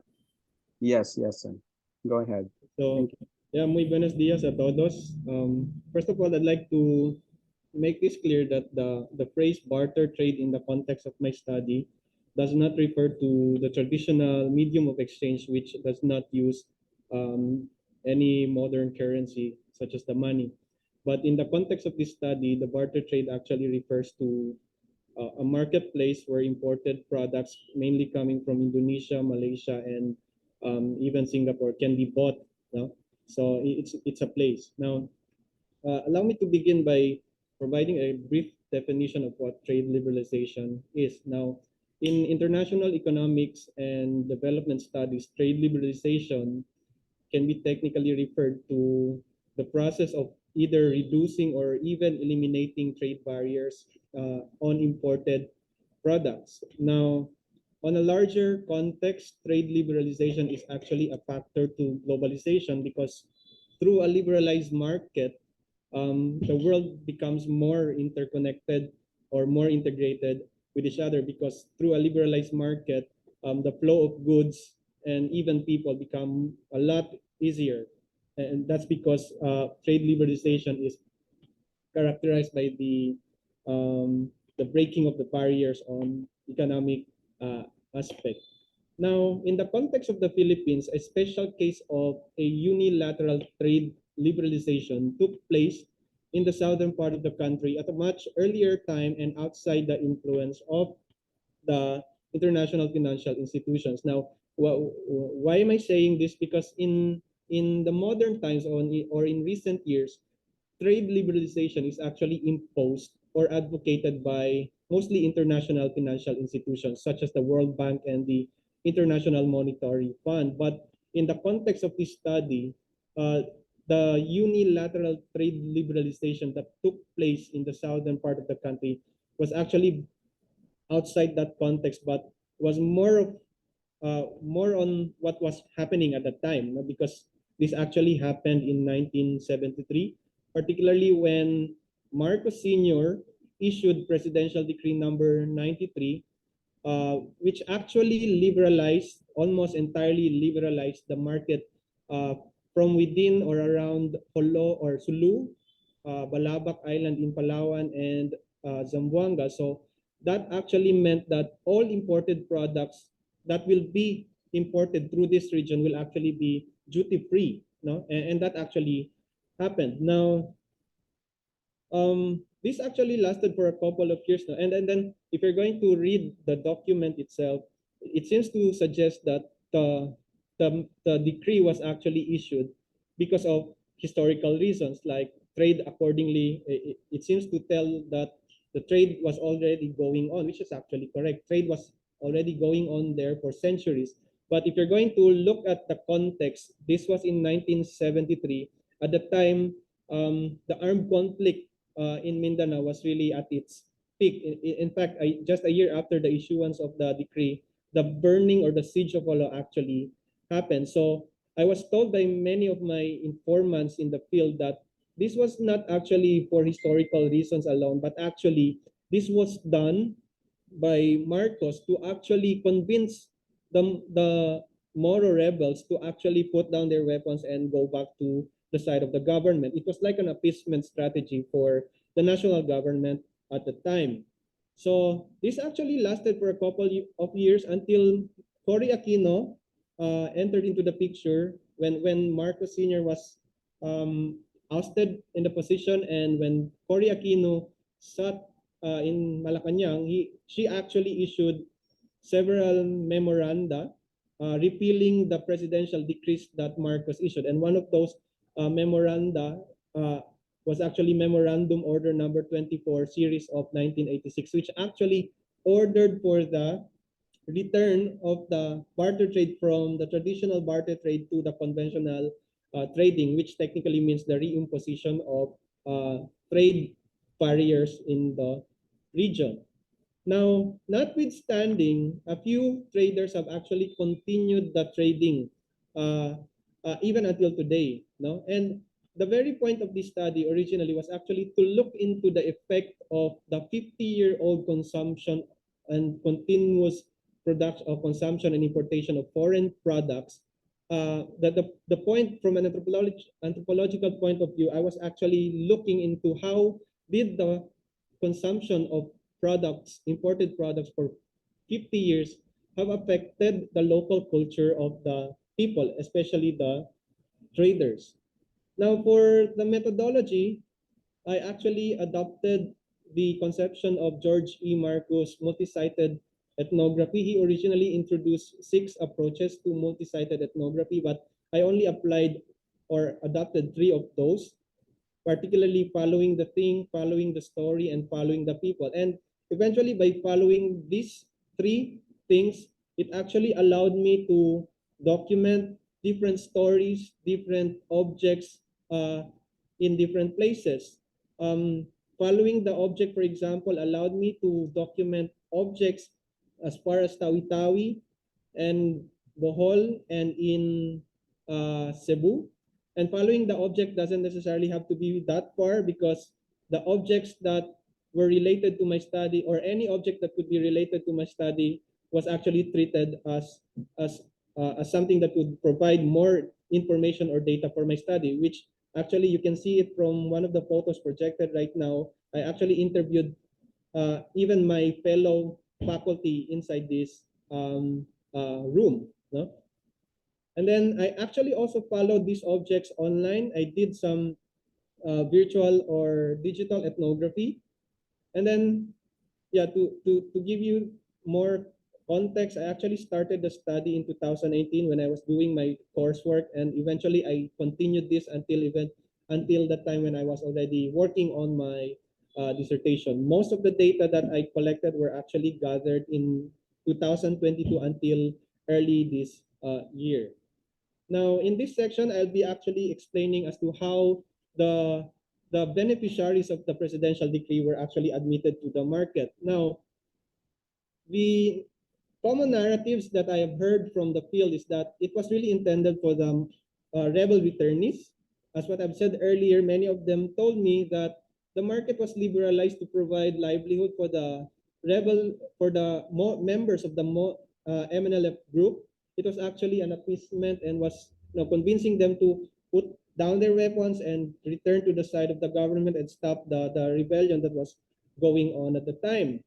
And then there were also many of them actually, by the way, the research site is actually dominantly composed by Muslim traders. And that should not be surprising, because it was really, from the original sense, it was really intended for the Muslims, who, especially those who have been displaced by the armed conflict that happened in the Sulu province. So, and so many of them said that it was really intended for the Muslims. All the Muslim who have applied to be given the permit were actually prioritized.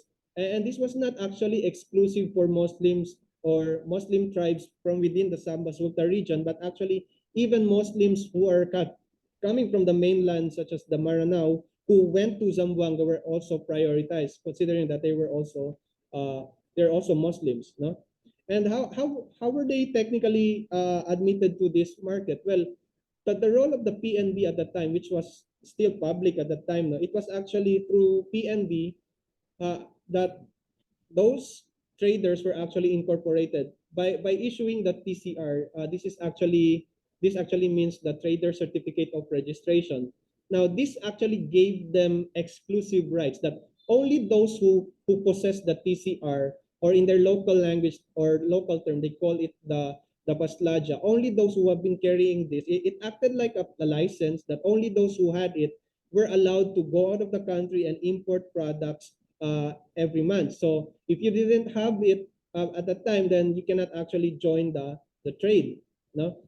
And then for the in the eventually the Chinese actually came into the picture, non-Muslim Chinese, no? How did this happen? Well, the narratives suggest that those who actually became beneficiaries from the start, especially those former members of the MNLF, they did not stay that long in the market because probably they didn't have the skills, and some of my informants even told me that they got bored and they didn't have the skills in trading, and so that actually became an advantage for the Chinese. Although I don't want to project the Chinese in this context as someone like with a negative group, no, but actually they were also actually victims of the war, because many of these Chinese in the context of this study were actually also coming from Holo, no? Because the Chinese, there was already a Chinese community in Holo even before the war erupted in the 1960s or 70s. And so it was the Chinese who took over. They bought those paslaja or TCR from the former rebel members, and eventually they became the major players. I don't want to say that they're the majority in terms of number, because they're not. No, they're very small in terms of number, but in terms of shall I say power, they actually have the control in the importation in this context, and that's how the Chinese got into the picture. And then there were also Tindera, former Tindera, who became traders themselves later on, and that was because there was a time in the 1980s that the barter trade was actually closed through the order of President Marcos, and this actually forced many traders in Zamboanga, based in Zamboanga, to leave their stores, and that actually gave the tendera the opportunity to open the store and get their supplies from the traders who were based in Holo at that time, because the letter of instruction specified that only the gate in Holo will be open, and Zamboanga at the time was actually excluded. Now, the heyday years, no, actually they said that there was no other port in the country that was open at that time except the port of Zamboanga, and that actually gave them huge income in this line. One Muslim, female Muslim trader said that she actually gave birth to one of her children in Singapore, because she was traveling very often at the time in Singapore to actually purchase imported products and bring it to Zamboanga. And then when the memorandum order was issued by Cory Aquino, that actually led that was really a factor to the waning of the barter trade. No, presently in Barangay Canilar or Camino Nuevo, where the barter trade is located, from the earlier years, there are actually more than 500 stalls, and the informants told me that all of those stalls were actually operating at that time, but presently only less than 100 is actually operating. But yeah, and that's a fact. One factor to that is the issuance of the memorandum order, and then other factor that they identified is that there were other business players who came into the picture. These were again Chinese, coming not really from Holo or not really from Zamboanga, but the typical business Chinese person, and who established actually new stores in Zamboanga, and that actually created a competition for the traders, which they actually were not able to really compete well, because the Chinese had direct contact from the suppliers, especially from China. But even though that the barter trade has waned generally, there were still newcomers in the new context, and that's because new traders are actually venturing into this. Aside from that, is that there are new spaces for trade, like this one in the Port Pilar area and uh, in the public market. These are actually owned by the LGU, and these spaces, these are actually for rent, no? This has actually provided them opportunities to expand their business and to actually allow new traders to come into the picture or join the business. At present, these are the products that we can mostly see from the barter trade: chocolates, noodles coming from Malaysia, and the batik textiles like the malong coming from Indonesia and Thailand. Now, the point of the study is that this is the last part now, that there's an argument in the literature that too much consumption of foreign products will actually lead into the disappearance of the local culture and local identity. But what I'd like to show you in this context, in the context of this study, is that consumption of products consumption of foreign products can actually lead into the solidification of the local culture. And I'd like to show you that I'd like to explain that using this. One of the most common products in the barter trade is the sari, which is a textile bought from India. A sari is actually a traditional attire worn by Indian women like this. It doesn't need to be seamed. It doesn't need to be cut. It can actually be directly worn by the women in India. But in the context of the barter trade in Zamboanga, the sari is actually used as a product with derived use. It's not used immediately as it is, but instead it's actually cut to actually turn it into a sablay, which is actually a local traditional attire for the Muslim women in Zamboanga and the Sulu archipelago, especially the Tausug. The batik products can also actually be turned into national Filipino attire, such as this one. Now, the point here is that the literature has been saying, or there has been authors who have been arguing that too much opening of market can actually lead into the disappearance of the local culture, and that actually treats the local community as somewhat like a passive. But in the context of this study, I'd like to state that people are not actually passive. They're actually endowed with a sense of agency, and they act on foreign forces, or international forces, to actually assert their local identity. So in conclusion, it can be recalled and argued that the establishment of the barter trade was done at the time when the Muslims stood up for their collective identity and self-determination.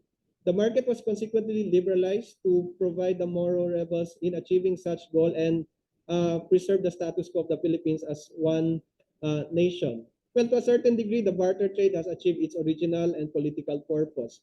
But at the same time, however, this market has relatively become a significant space and avenue for the Muslims, for the preservation of the ethno-linguistic identities of the Muslims or the Moros. Muchas gracias. Muchas gracias, sir, or Doc Turing. Thank you very much. Your study indeed, it offered, a unique lens through which the economic and political aspects of the trade market are examined, which, raises important discussions on its socio-political impact, especially within the archipelago of your study. Once again, thank you very much, sir. And the last, but definitely not the least, we have Sir John Ryan F. Fernandez. Sir John Ryan F. Fernandez, a fourth-year BA Political Science student at the University of Southern Mindanao, excels in academics and leadership. A former valedictorian at Kidapawan Doctors College Incorporated, he now serves as the president of the USM Political Science Society and a university student government senator. An accomplished journalist and researcher, Fernandez has earned accolades such as the Gawad Husay Award and consistently ranks top in his program. He has also succeeded in policy-making competitions and actively participates in research exposures. Help me welcome everyone, Mr. John Ryan F. Fernandez, for his study titled Unveiling Multidimensional Inequality Experienced by Bangsamoro Communities Living Near the Digwasan Marsh, Philippines, using the capability approach, a phenomenological inquiry informing the prioritization of local social services. Good afternoon, sir. Good afternoon. So, okay lang yung audio, sir. Am I audible? Yes, you are.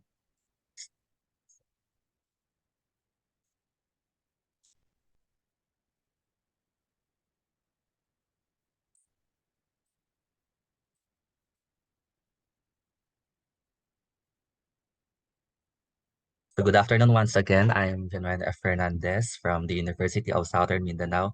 Actually, I changed the title of my study, so I'm going to present my paper titled Reimagining Multidimensional Inequality Among Maguindanaoan Families Living Near the Ligawasan Marsh, Philippines using capability approach, informing development of a conceptual paradigm of structured violence in a Bangsamoro community.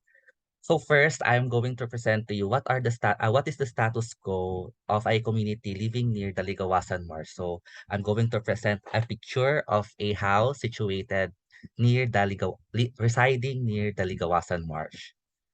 So in Mindanao, we all know that inequality remains a pressing issue, especially among the Bangsamoro communities, particularly in terms of access to basic social services and economic opportunities. So we all know that Bangsamoro communities in Mindanao face various disadvantages, such as limited access to education, healthcare, and even employment opportunities. They are also exposed to conflict and displacement, further worsening their vulnerability and marginalization. So it's kind of ironic, no, that amidst the rich biodiversity and abundance of the natural resources found in the Ligawasan Marsh, still a paradox persists that the people who depend on this vital ecosystem for food, water, and livelihood opportunity living beyond in the poverty line. So in my study, I use the sequential exploratory mixed design, whereas this method is divided into two phases, which are the qualitative phase and quantitative phase. In qualitative phase, I use the phenomenological approach. In quantitative phase, I first use the EFA or the exploratory factor analysis for the development of a scale. So after the development of the scale, it was surveyed among the 276 Maguindanaoan individuals in ascertaining the level of multidimensional inequality. So I conducted this study in two provinces, in Cotabato Province and in Maguindanao del Sur. In Cotabato Province, particularly in the municipality of Cabacan, and in Maguindanao del Sur, in municipality of Pagalungan. So in qualitative phase, 20 participants were interviewed, so divided into two, so 10 in each identified research locale. So in 10, 6 from the community, one health professional, one PPAT member, one educator, and of course, one barangay social worker. In quantitative phase, 276 individuals answered the survey form based on the development of the scale, based on the developed scale rather. So in the qualitative phase, it determines that there are four dimensions of inequality that is present on the research locale. So this figure form the dimensionality of inequality in the Bangsamoro communities. So these dimensions are the health-related inequality. We have the economic inequality, the social inequality, and systemic political corruption. So in health-related inequality, it comprises rather by four themes, whereas the environmental risk to health and safety, the lack of support from the local government, the poor community sanitation practices, and the social health issues. So among the environmental risk to health and safety, it is categorized by the water contamination experienced by the residents in that area, also the evacuation-related health risk, In lack of support from the local government, it is categorized by inadequate public health facility present in that area, and of course, the lack of social health programs. In the poor community sanitation practices, it is categorized by the lack of cleanliness exists in the area and their poor hygiene behavior by the residents. On social health issues, it is categorized by three, whereas the communicable skin diseases, which is prevalent on that area. Of course, the rise of teenage pregnancy, and of course, the costly medication for diseases. So next dimension, which is the economic related inequality, it is comprised of financial distress and socio-economic challenges. So in financial distress, it is comprised of lack of financial literacy among the residents and of course the lack of family savings. In socioeconomic challenges, they experience the challenges to sustain their needs or the challenges to family daily needs.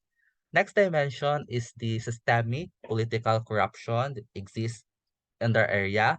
It is comprised of political relations and influence, and of course, the political participation, attitudes, and behavior. In political relations and influence, it is comprised of patron-client relations, and of course, the family and cultural influence. In political participation, attitudes, and behavior, it is comprised of political skepticism, and of course, the political neutrality.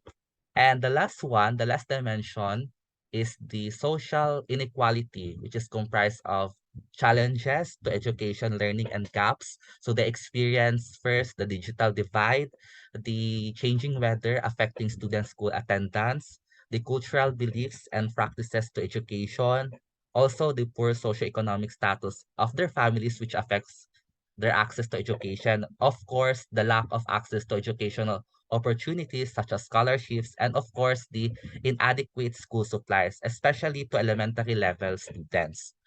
Next is housing and residential challenges. It comprised of living condition challenges, substandard housing, which you can see on the second slide of my presentation earlier, and of course, the lack of housing amenities. In lack of housing amenities, the prevalent issue here is the open defecation present in the area, whereas some houses do not have access to toilets or they share toilet with the other houses. And next is the barriers to socialization, wherein it comprised of social exclusion, resistance to change, and cultural preservation decline. And next is the threat to community peace and order, which is comprised of family-related conflicts, property disputes, and criminal activities. So that is the four dimension that comprise the inequality present in Bangsamoro communities living near the Ligawasan Marsh. So with that 30 categories under four dimension, uh, in quantitative phase, those categories were structured in a one question each category. So there was a 30 question for the pilot testing in the development of the scale. So in the development of the scale, the researcher used the exploratory factor analysis to determine what are the questions should be present and the dimension. So based on the scale development, only out of 30 questions from the pilot testing, only 17 questions remain and 7 dimensions of inequality were identified. From the qualitative phase, there are 4. In the quantitative phase, the EFA gives 7 dimensions of inequality. On the 7 dimension, we have the environmental and health facility inequality. We also have the educational learning inequality, the health and sanitation inequality, the financial, the healthcare, the patronage politics and political participation inequality, and of course, the living condition inequality. So with that, the 7 dimension, the scale comprised of 17 questions and were surveyed in the research locale. So I'm going to present the overall mean on each dimensions of inequality. So the most common experience is that the environmental and health facility inequality with a mean of 3.942, followed by the health and sanitation inequality 3.726, which implies that this dimension is highly observed on that area. And of course, the healthcare inequality. We also have the educational learning inequality.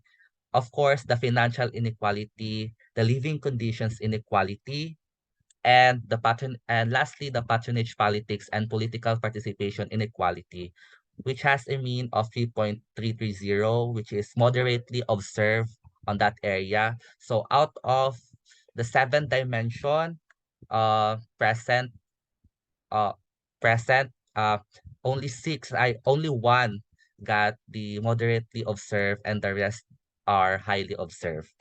So on my conclusion that despite that multidimensional inequality is prevalent, that despite that the qualitative phase gives four dimension of inequality and the quantitative phase has given seven, it can't be denied that inequality in a Bangsamoro community near the Ligawasan Marsh exist. So these disparities are rooted in structural violence deeply embedded within their community. They have the capabilities to access the quality of life, but the system itself hinders them.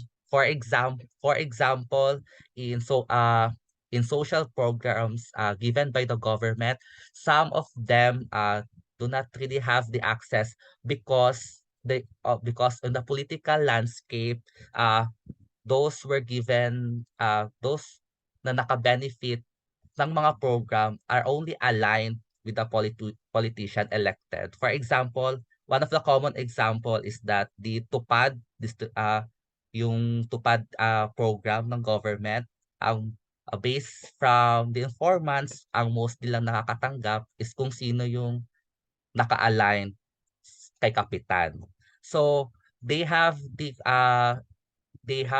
capability to the quality of life, but the system itself hinders them. And of course, the prevalence of the diseases exist in that area that gusto nilang gumaling sila, but however, the present condition on the facility is hindi kaya yung situation nila.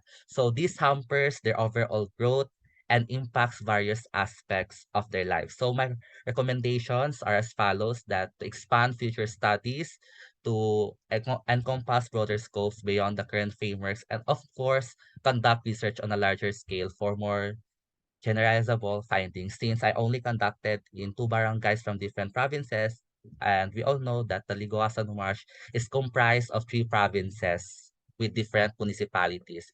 And of course, the future researchers should delve on the historical narratives, gain insight into deep-rooted struggles and challenges, because some of the members of the community are originally not from there, but due to the conflict uh, ng area nila dati is somehow this one of the reason bakit sila nalipat doon. Of course, understanding historical context influencing socio-economic conditions. So nandito pa din yung effects nung mga gera dati, because the Ligawasan Marsh is some informants would say that the territory of the MI and the MN. Uh, so I suggest to future researchers to delve more on that. And of course, the cultural aspects focus on prevalent cultural practices, beliefs, and traditions, because I observe in the educational aspect, some of the students, especially kapag nakapagtapos na ng elementary, is sinasabihan na ng magulang na tama na yan, okay na. So it's more on I observe prevalently on many families. So I think future researchers should focus on that area, and of course understand the influence on daily lives, especially in politics and their political participation. Nandun talaga yung impluensya ng kultura, and of course recognize the interplay between cultural norms and community life. And of course, uh, this study could effect change if future policymakers could use this data as foundational resource to create policy frameworks and of course shape policies to prioritize social services and interventions that the social issues that present in that area. So with that, I would like to share a quote from one of the residents in that area stating that the most challenging thing I face not the trials I encounter, but grappling with the uncertainty that leaves my tomorrow a question mark, unsure and undefined. So that would be all. Thank you very much for your time and have a good day. Thank you, Sir Fernandez. And I think it's also very important for the future, for our researchers to also, delve into the potential solutions to alleviate these issues, okay, of the communities near the Liguasan Marsh. That was such, a comprehensive view of the challenges encountered by these communities, which indeed emphasize the need for holistic, policy interventions that would address all these multiple facets of inequality.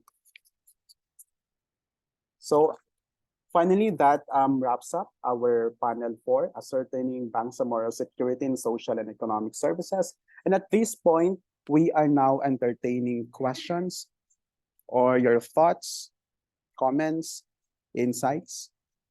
I think before you raise your questions, your thoughts, or insights, please consider mentioning first the name of the presenter so that they would be aware to whom you are addressing your questions or your insights.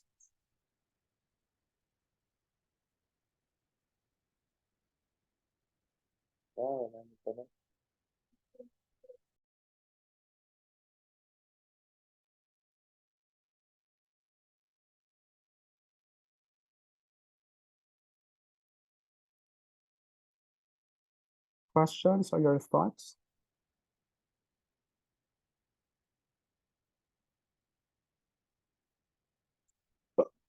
If there's, I think while waiting for some to, I think they're still constructing their thoughts. Let me just initiate na lang one. I have one to be addressed to Miss, wait for a while.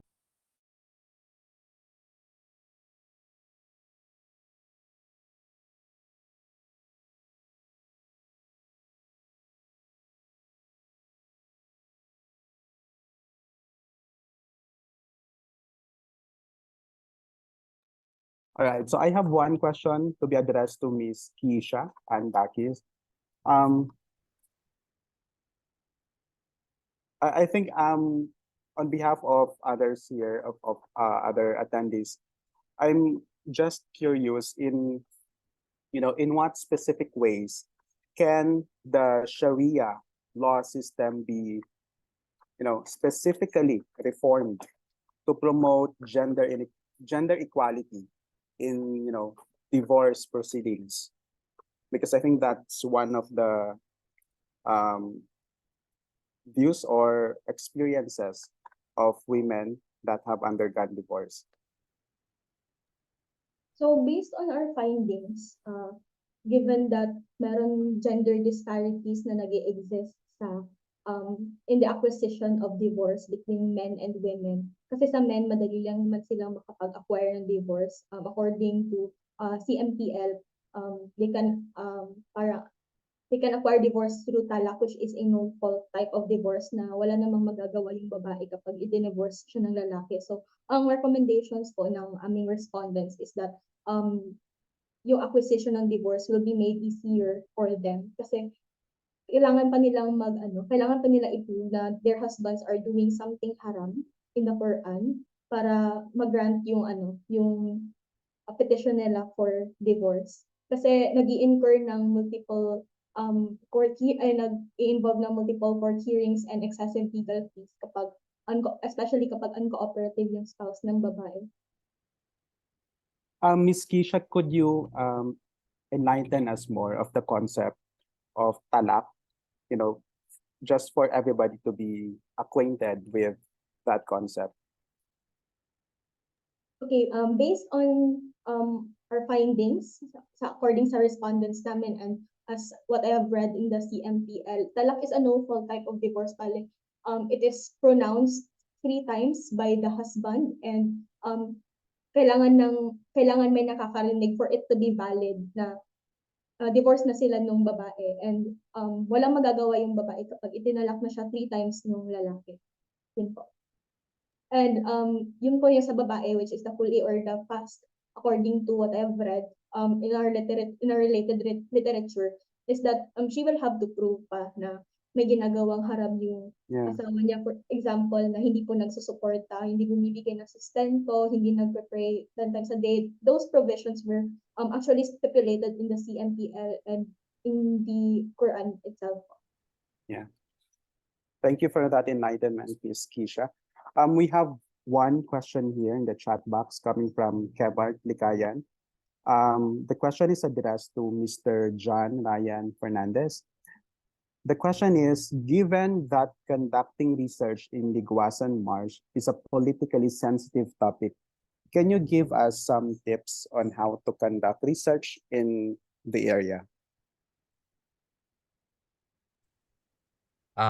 Actually, sir, nagpaalam muna ako sa kapitan. Nag-letter lang ako na to conduct the study and they allowed me naman.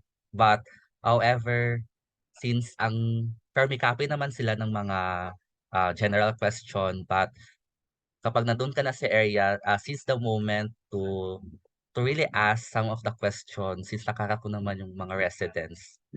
And wala naman, since hindi naman required na ibigay mo pa yung answer sa higher authority. So with that, kapag nakasecure ka na ng letter sa authority, then once sa area ka na, let's just seize the moment and try to ask question that really, na curious ka talaga na malaman based on your research, of course. Kasi as a student, sir, we are required to cooperate with the authorities po kasi. Kaya yun. Yeah. And I think there are also many communities in the BARM, or not just in the BARM, but in the whole Philippines that really need, accommodation sa ating mga research. So I think there's really a need to, revisit the kind of methodology that we have in going to these areas for them to be part of our researches. Thank you for that. Do we still have more questions? Or you may want to share your insights, your comments, your suggestions. Someone is okay. We have Khalil Bogabong. Yes, sir, you are now Hello, sir. recognized. Hello. Hello, the question is for Sir Sherwin, no? Sir Sherwin. I'm actually from Zamboanga as well, and it's probably, I think, almost a decade since the last time I visited Zamboanga. And to be honest, the topic was enlightening in my case because I'm actually a product of the barter trade. No, we have different stores, and you've just informed us na it's waning down. No? In one of those stores talaga, for example, in Canela, we had two, but then closed it down. And my father was one of the pioneering ano talaga, especially with regards to products coming from Malaysia and Indonesia.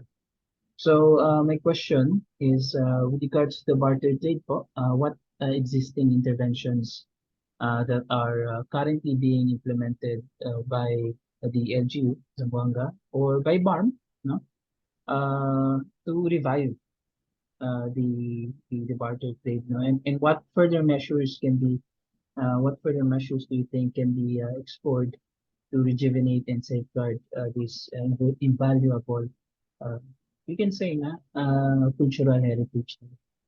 So ayun po, sir. Can you hear me, sir? Yes po. Yeah, thank you for that question.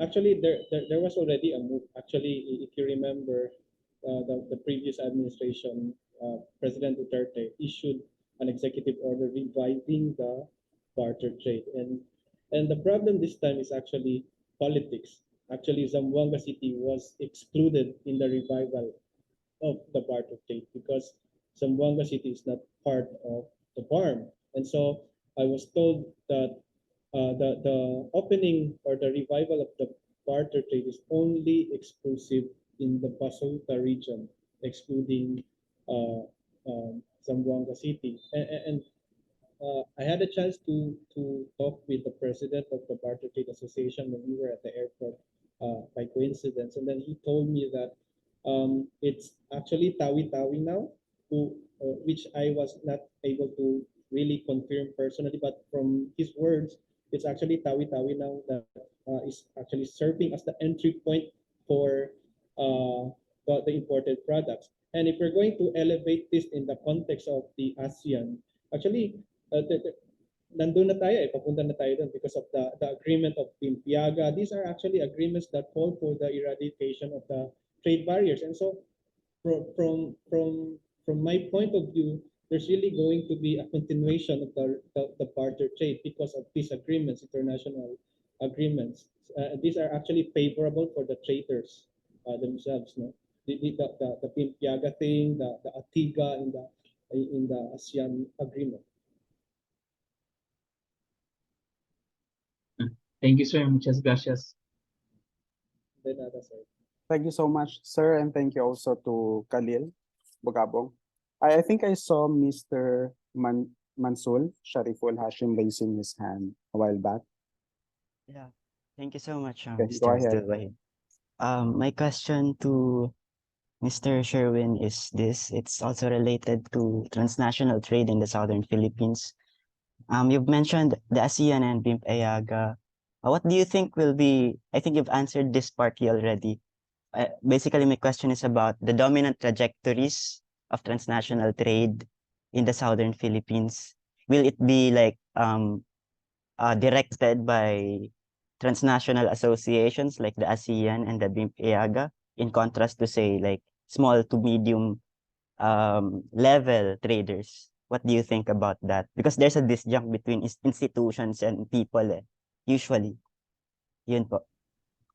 Yeah, definitely the what's going on in the international scene will be a factor. But kung naobserbahan nyo yun, that one of the frames that I was actually using in this study is that the low-end globalization concept, which was introduced by Gordon Matthews. The low-end globalization is actually tries to see globalization not from the perspective of these international organizations, but from the local people. Now, with regards to the questions, I'd like to say that it's going to depend on the actors on the ground. No, they're actually, as what I've said earlier, they're active people. They're not passive. They're endowed with a sense of agency. It's up to them on how to maneuver these things.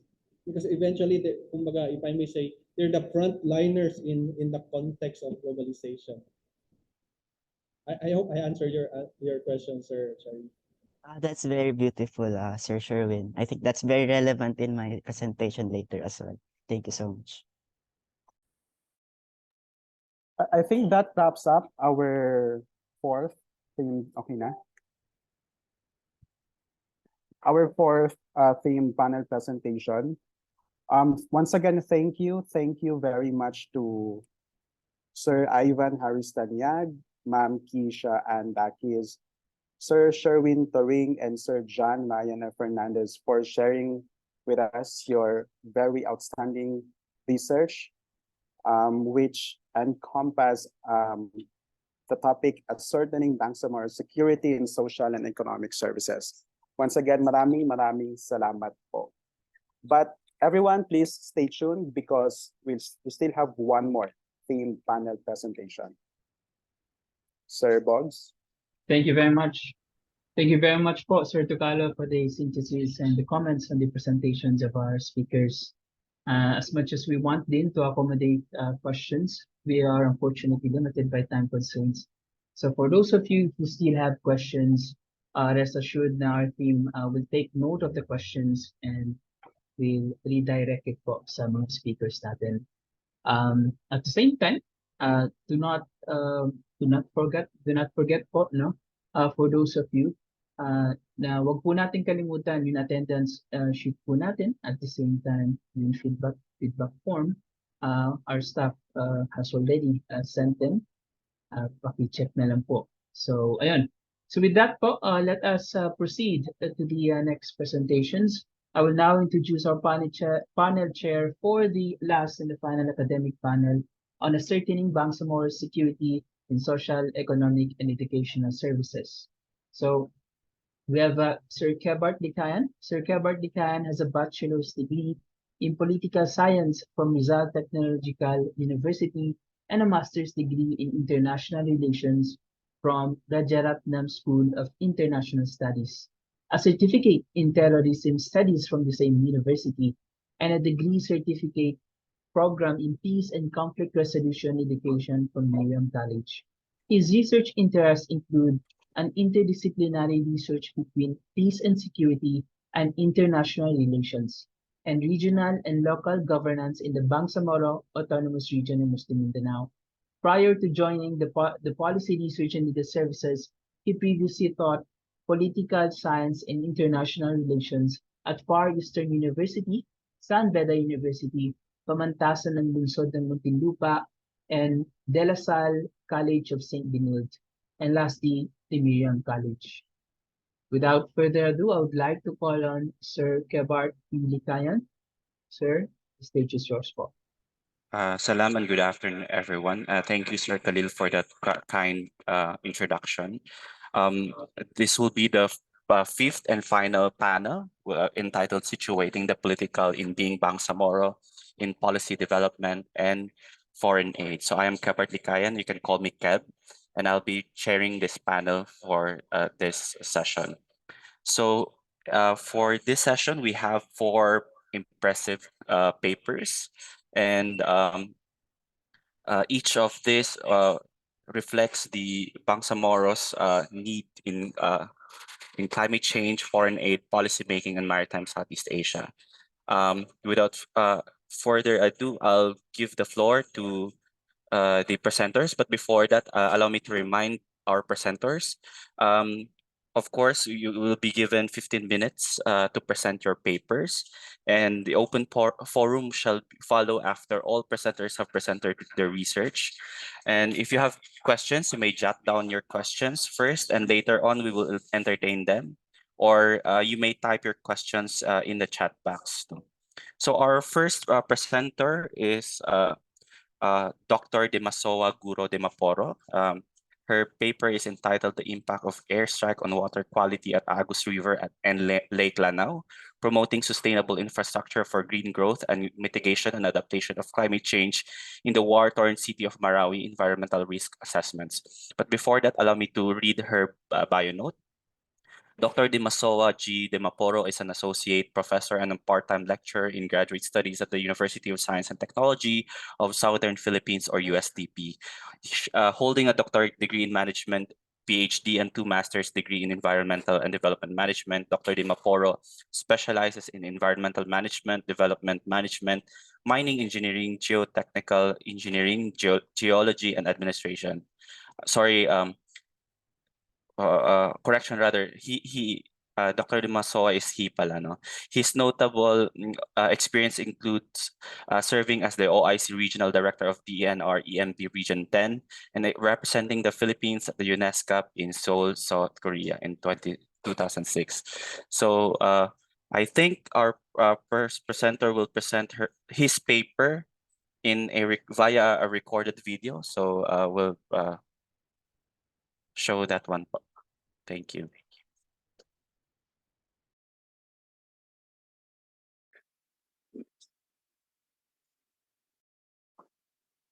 Hi. Assalamualaikum warahmatullahi wabarakatuh.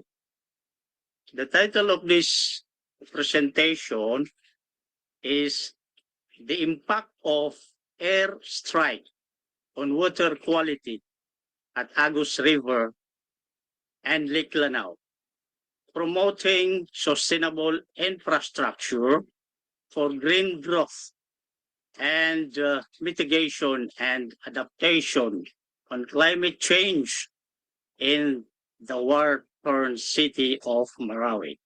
Environmental risk assessment.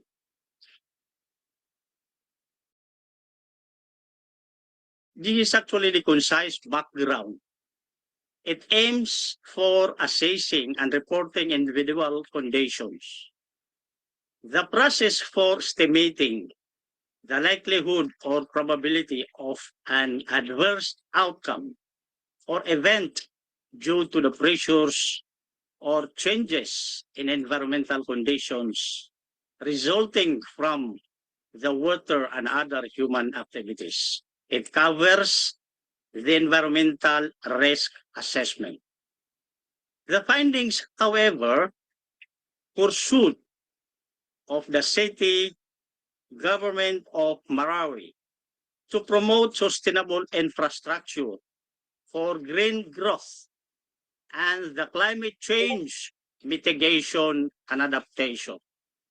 A comprehensive and integrated environmental protection program necessitates the institutionalization of a system whereby the exigencies of socio-economic understandings can be reconciled with the environmental quality. Number 3 is the objectives. Number 1, to comply to the Paris Agreement on Climate Change, Mitigation, and Adaptation. Secondly, to promote sustainable infrastructure for green growth. That is called as the environmental sustainable development. Number 3, in the environmental risk assessment. Number 4, to know the water quality of Agus River and Lake Lanao. To have a comprehensive and integrated environmental protection program. And lastly, to have an institutionalization of a system whereby the exigencies of socio-economic understanding to reconcile with the environmental quality. Number 4 is the methodology overview. Now, we have the conceptual framework, and of course, we have the independent as well as the dependent variables. On the independent variables, we have the green growth, that is the environmentally sustainable development, which has 3 parameters. One is social, economic, and the last one is the environment. And of course, the climate change on the adaptation and mitigation. On the other hand, we have the dependent variables. This is the physicochemical and biological water quality. That includes the pH, temperature, dissolved oxygen, oil and grease, dioxin, mercury, and the BOD. BOD means bio-oxygen demand. Number 5 is the major findings. Number 1 is this is in compliance with the Paris Agreement on Climate Change. Number 2 is economic growth while maintaining environmental sustainable development. Number 3, exigencies of socio-economic understandings to reconcile the requirements of environmental quality. Number 4, environmental risk management strategy. And also, number 5 is to generate jobs and good business opportunities. And lastly, this is, of course, for the health and sanitation purposes. Number 6 is suggestions and implication. Number 1, the duration of the full project would be more or less 1 year. Number 2, the budgetary requirements of the full project would more or less be 800,000. And lastly, the ratio municipalities in Lanao del Sur. If you have queries or clarification, you can send it to my email address in the screen. That is drdim59@gmail.com. Thank you. Thank you, Dr. Dimaporo, for that wonderful presentation. Since Dr. Dimaporo is not present or he's not around, you may course through your questions to him via his contact details provided earlier, drdim59@gmail.com, or you can course through us the questions at the BRLN. Perhaps the BRLN team can provide the contact emails at the chat box. Our next presenter would be, so let's jump to the next presenter. And our next presenter uh, will, will present their paper, A Study on the Role of Support sa Bangsamoro Transition or SUBATRA in Empowering the Civil Society in the Bangsamoro Autonomous Region from October 2021 to February 2023. The authors are Miss Mireya Ayla Villas and Miss Andrea Gabriel Tenorio from the University of Santo Tomas. Allow me to read their bio note. Miss Mireya Ayla Villas is a cum laude graduate in Asian Studies from USD. Her research interests includes international relations within Southeast Asia. She is also currently working at the Korean Embassy. Next would be Miss Andrea Gabriel Tenorio, another cum laude graduate in Asian Studies from USD, is presently embarking on an academic journey within the esteemed confines of a post-baccalaureate program at the same university. Together, Ayla and Andrea's collaborative research delves into the exploration of foreign aid in BARM. So without further ado, I'll give the virtual floor to Miss Villas and Miss Tenorio. Good afternoon, everyone, especially to our panelists, Sir Kev. Please allow me to share my screen for a moment.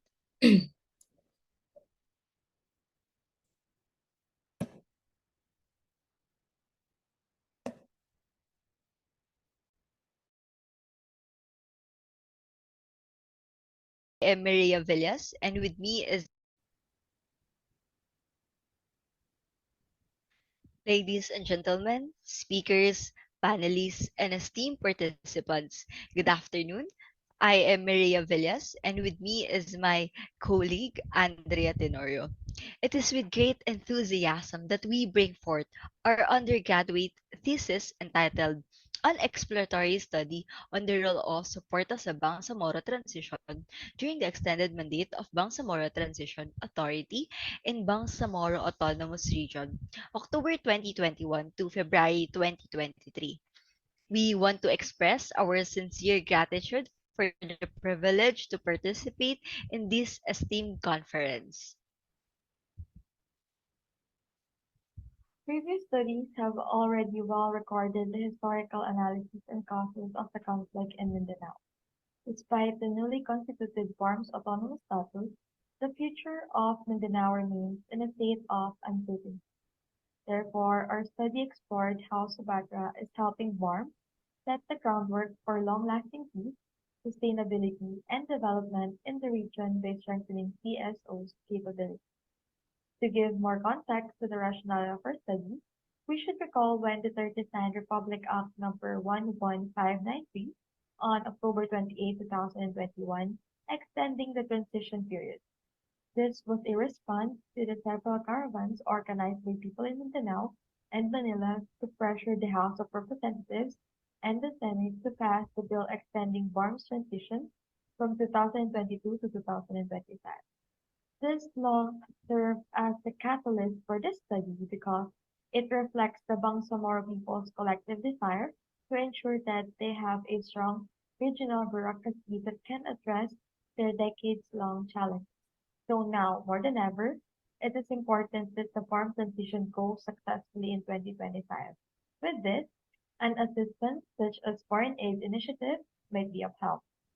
This is where SUBATA comes in the picture. Introducing SUBATA. SUBATA stands for Support sa Bangsamoro Transition, and the Bangsamoro government and the delegation of the European Union to the Philippines officially launched the 5-year program, which has a grant of 26 million euros or 1.5 billion pesos, and it will operate from July 1, 2020 to June 25, 2025. Next slide, please. So for our research objectives, while we are aware that as non-Moros, we acknowledge the limitations in our perspective We still chose Bangsamoro as the focus of our undergraduate thesis, making us the only ones in our batch to explore this topic. Given our lack of familiarity, it is not easy to grasp and understand concepts in Bangsamoro. However, our curiosity grew as we did some more research. It motivated us to continue despite the challenges. Even though we aren't Moros ourselves, our main goal was to bring attention to this topic, especially among people in Manila.